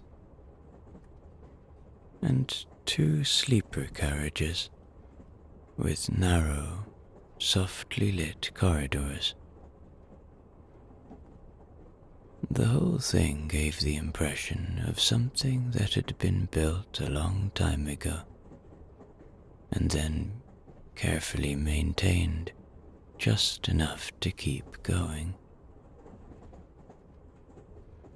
The walls were covered in a kind of beige paneling with a faint pattern that might once have meant something but no longer did. There were small metal coat hooks above every seat, even though no one had ever been seen using them. The windows had curtains that could be pulled across but usually weren't, mostly because they made a soft, rasping sound that people couldn't be bothered with.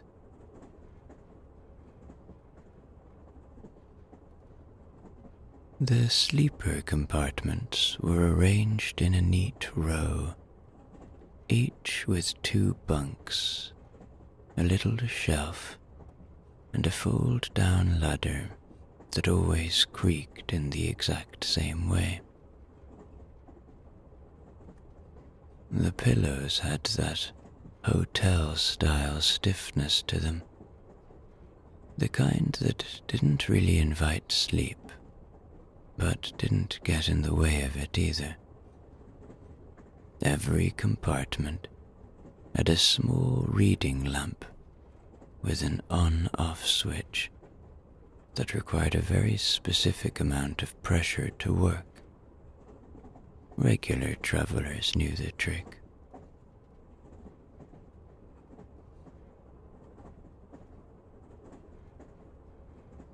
Somewhere near the front, the buffet counter still had a faint smell of tea that had been steeped for far too long, and coffee that no one had actually ordered in years.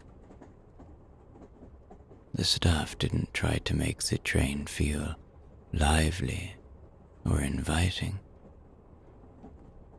They didn't need to. Everyone on board already knew what to expect. They weren't here for surprises.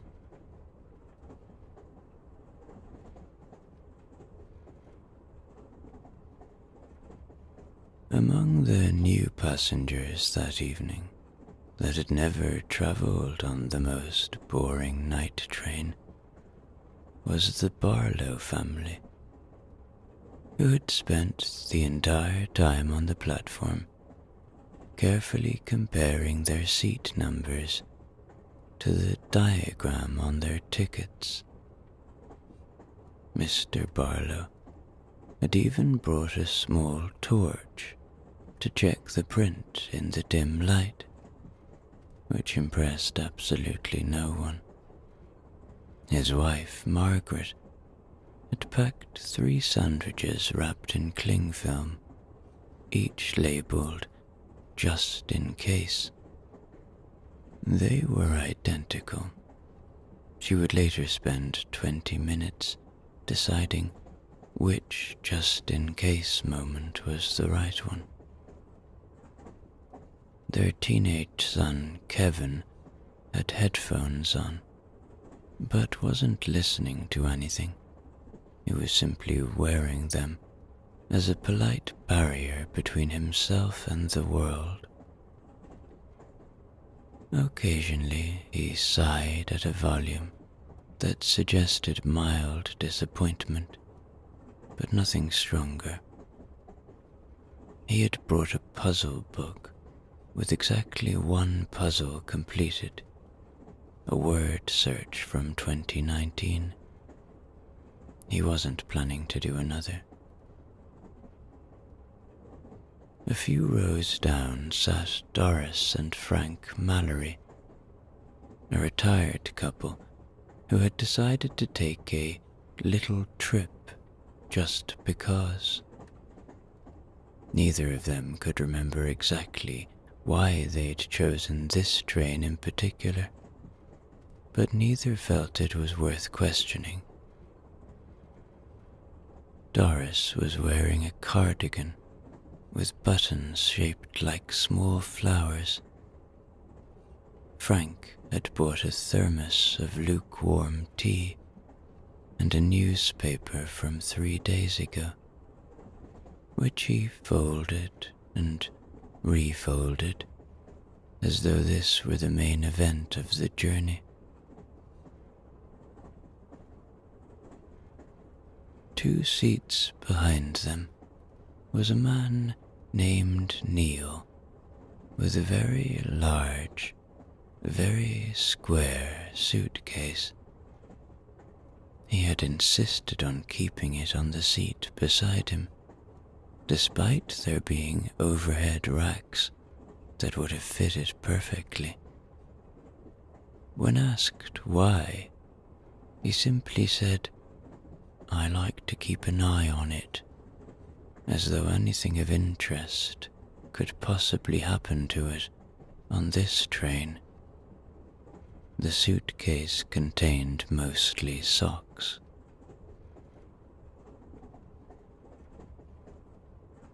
Further down the carriage was a young couple, Allison and Jake, who were taking their first night train together. Allison had packed an entire picnic for reasons she couldn't fully explain. Jake had brought a travel pillow that was far too big for public transport.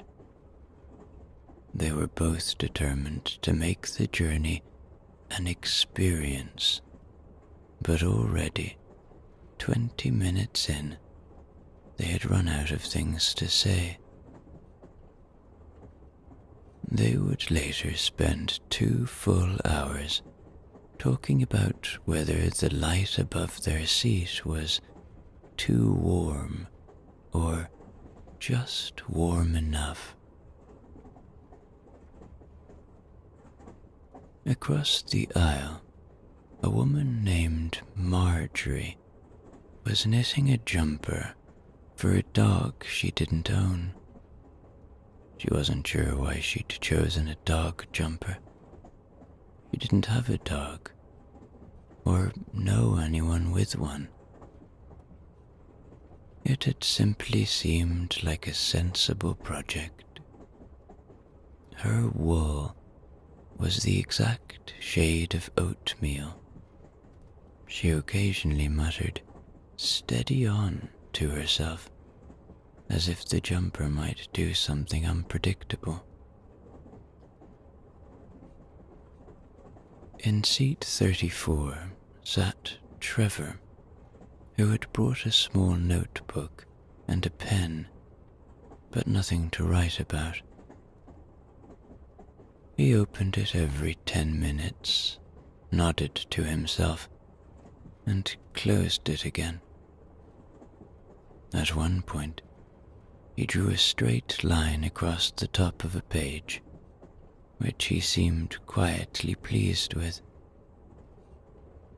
Trevor was the kind of man who carried spare paper clips in his coat pocket, just in case, though he had never once used them.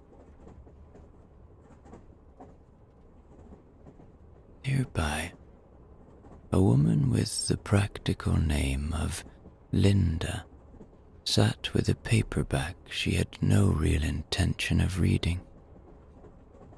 She opened it to page 1, stared at it for a long time, then closed it with the air of someone who had achieved something. She repeated this at regular intervals. If anyone had asked her what the book was about, she wouldn't have known. Behind Linda was a family of 4 who had brought matching neck pillows, matching water bottles, and matching expressions of quiet resignation.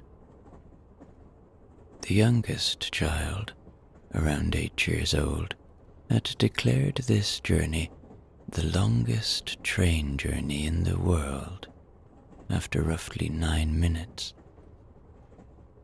His older sister was determined to look unimpressed by everything. Their parents spoke in that calm, measured way parents use when they've already accepted that bedtime won't go well.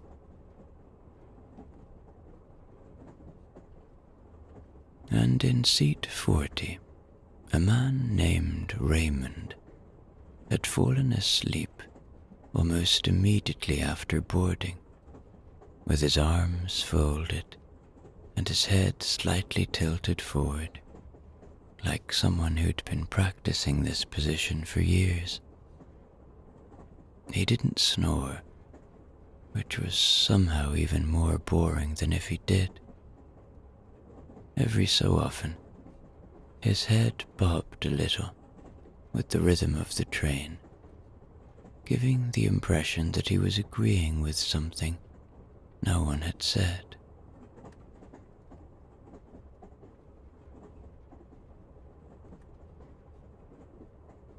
Around 11:30, Mr. Benson gave his customary nod at the carriage clock, which had been 5 minutes slow for 15 years. This was the unofficial signal that passengers could begin their quiet migration toward the sleeper compartments. No one rushed. Rushing didn't belong on this train. People simply gathered their things in the slow, orderly fashion of people who have nowhere else to be.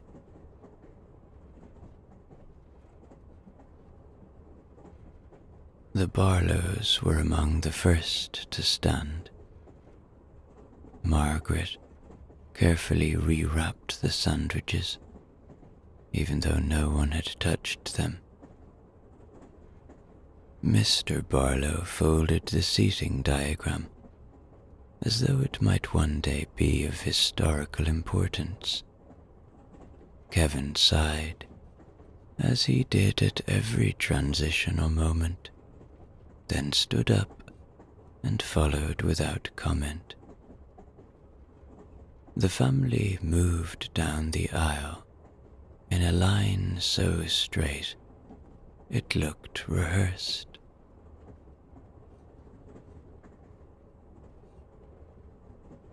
Doris and Frank Mallory took their time.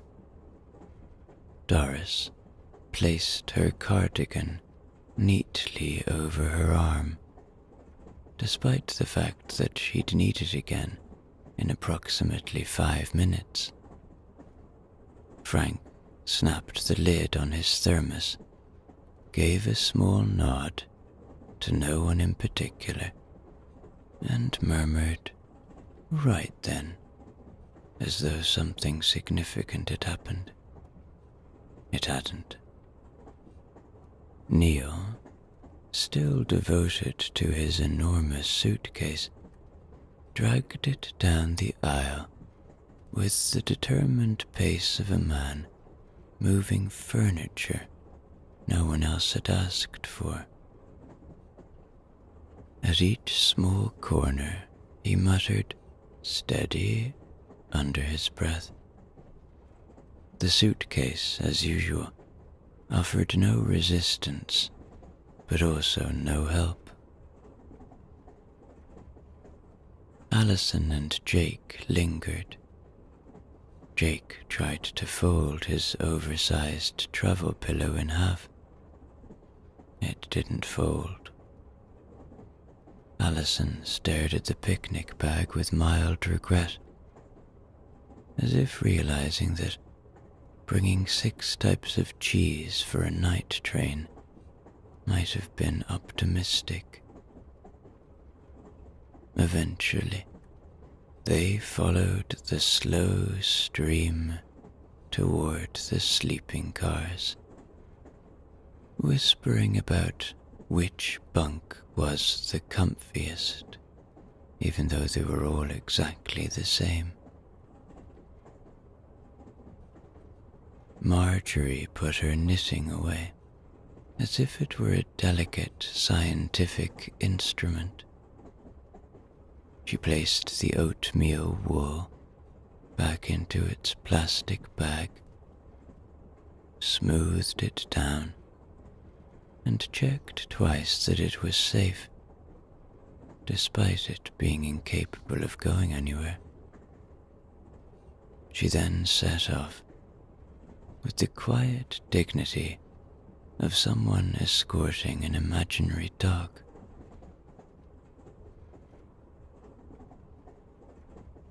Trevor was the sort of man who believed in closing his notebook before standing up. He did so with a small, deliberate click of the cover, like signing a contract no one would ever read. He tucked his pen into his breast pocket, stood up, and joined the queue. He gave a polite nod to the corridor, as if it had been expecting him.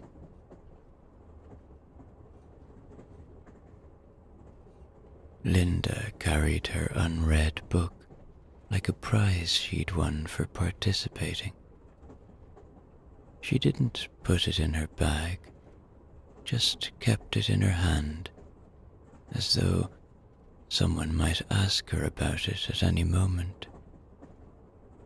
No one did.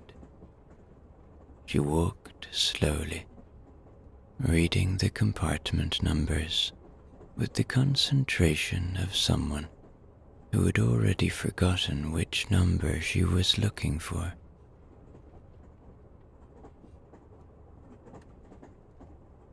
The family with the matching neck pillows had split into two factions.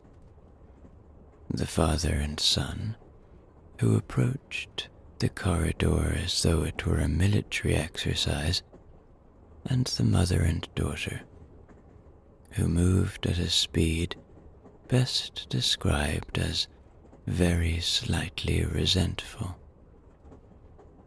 By the time they reached the door to their compartment, no one had said a word in 7 minutes.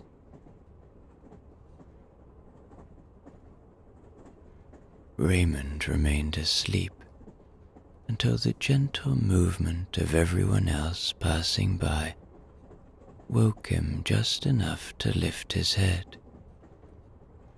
Without saying a word, he unfolded his arms, stood up, and walked straight to his compartment, as though guided by some deeply boring instinct. He was asleep again before the door even clicked shut behind him.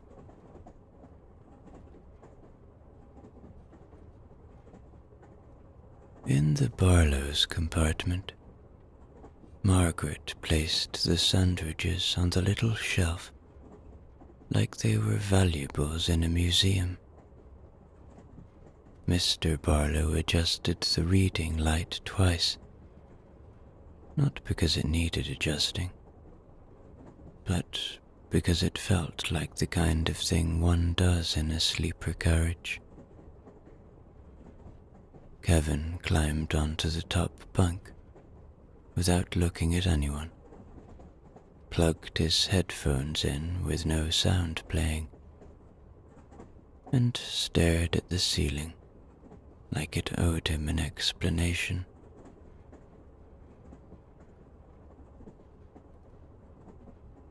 Doris and Frank were in no hurry. Frank lined his slippers up neatly beside the bed, even though no one was watching. Doris tucked the flower-shaped buttons of her cardigan underneath the pillow, for reasons unknown even to herself. Frank picked up the old newspaper again, read a sentence he'd already read 3 times, and gave it a nod of approval, as though the sentence had finally done a good job.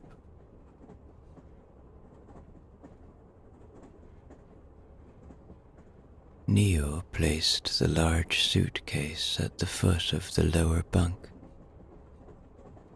He then sat down beside it and gave it a short, satisfied look, as if the two of them had completed a long and complicated journey together. The suitcase, being a suitcase, had nothing to add. Alison and Jake tried, for a full minute, to agree on which bunk was better. Jake eventually took the top, because Alison claimed she needed easy access to the picnic bag, which by now contained mostly crumpled napkins. They both laughed quietly, the way people do when they realize there is absolutely nothing else to do. Marjorie carefully positioned her knitting bag on the little fold-down table, even though she wasn't planning to knit. She switched on the reading light, but didn't read. She just stared at the wall for a while, nodding every so often, like someone who had finally accepted the shape of beige.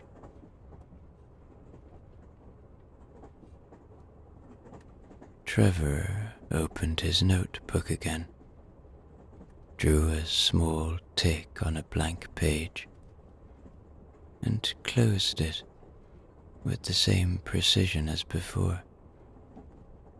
Then he lay back, hands folded neatly on his stomach, as though waiting for a very mild event that would never arrive. Linda flipped open her paperback to page 1, stared at the same opening sentence she'd looked at earlier, and closed it again. She turned off the light, lay down, and gave a quiet sigh that sounded exactly like someone settling in to think about nothing at all.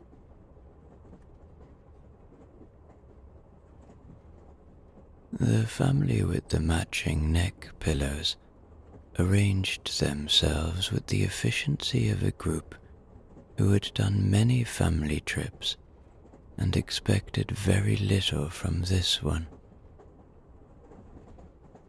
The youngest child whispered, "I'm bored," and his father replied, "Good," as though boredom were the entire point. A minute later, the child was asleep.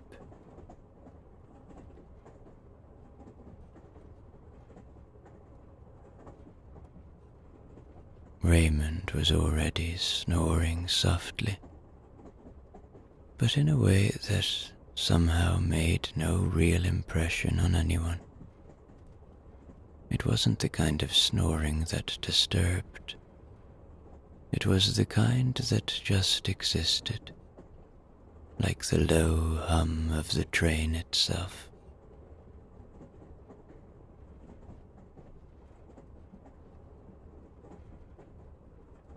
And so, the train continued through the night, at its usual unremarkable pace, heading toward a destination no one had particularly cared to remember. The carriages swayed in their familiar rhythm. The lights dimmed themselves down without being asked, and inside those sleeper compartments, one by one, the most boring passengers on the most boring night train in the world drifted off to sleep without a single interesting thing happening to any of them.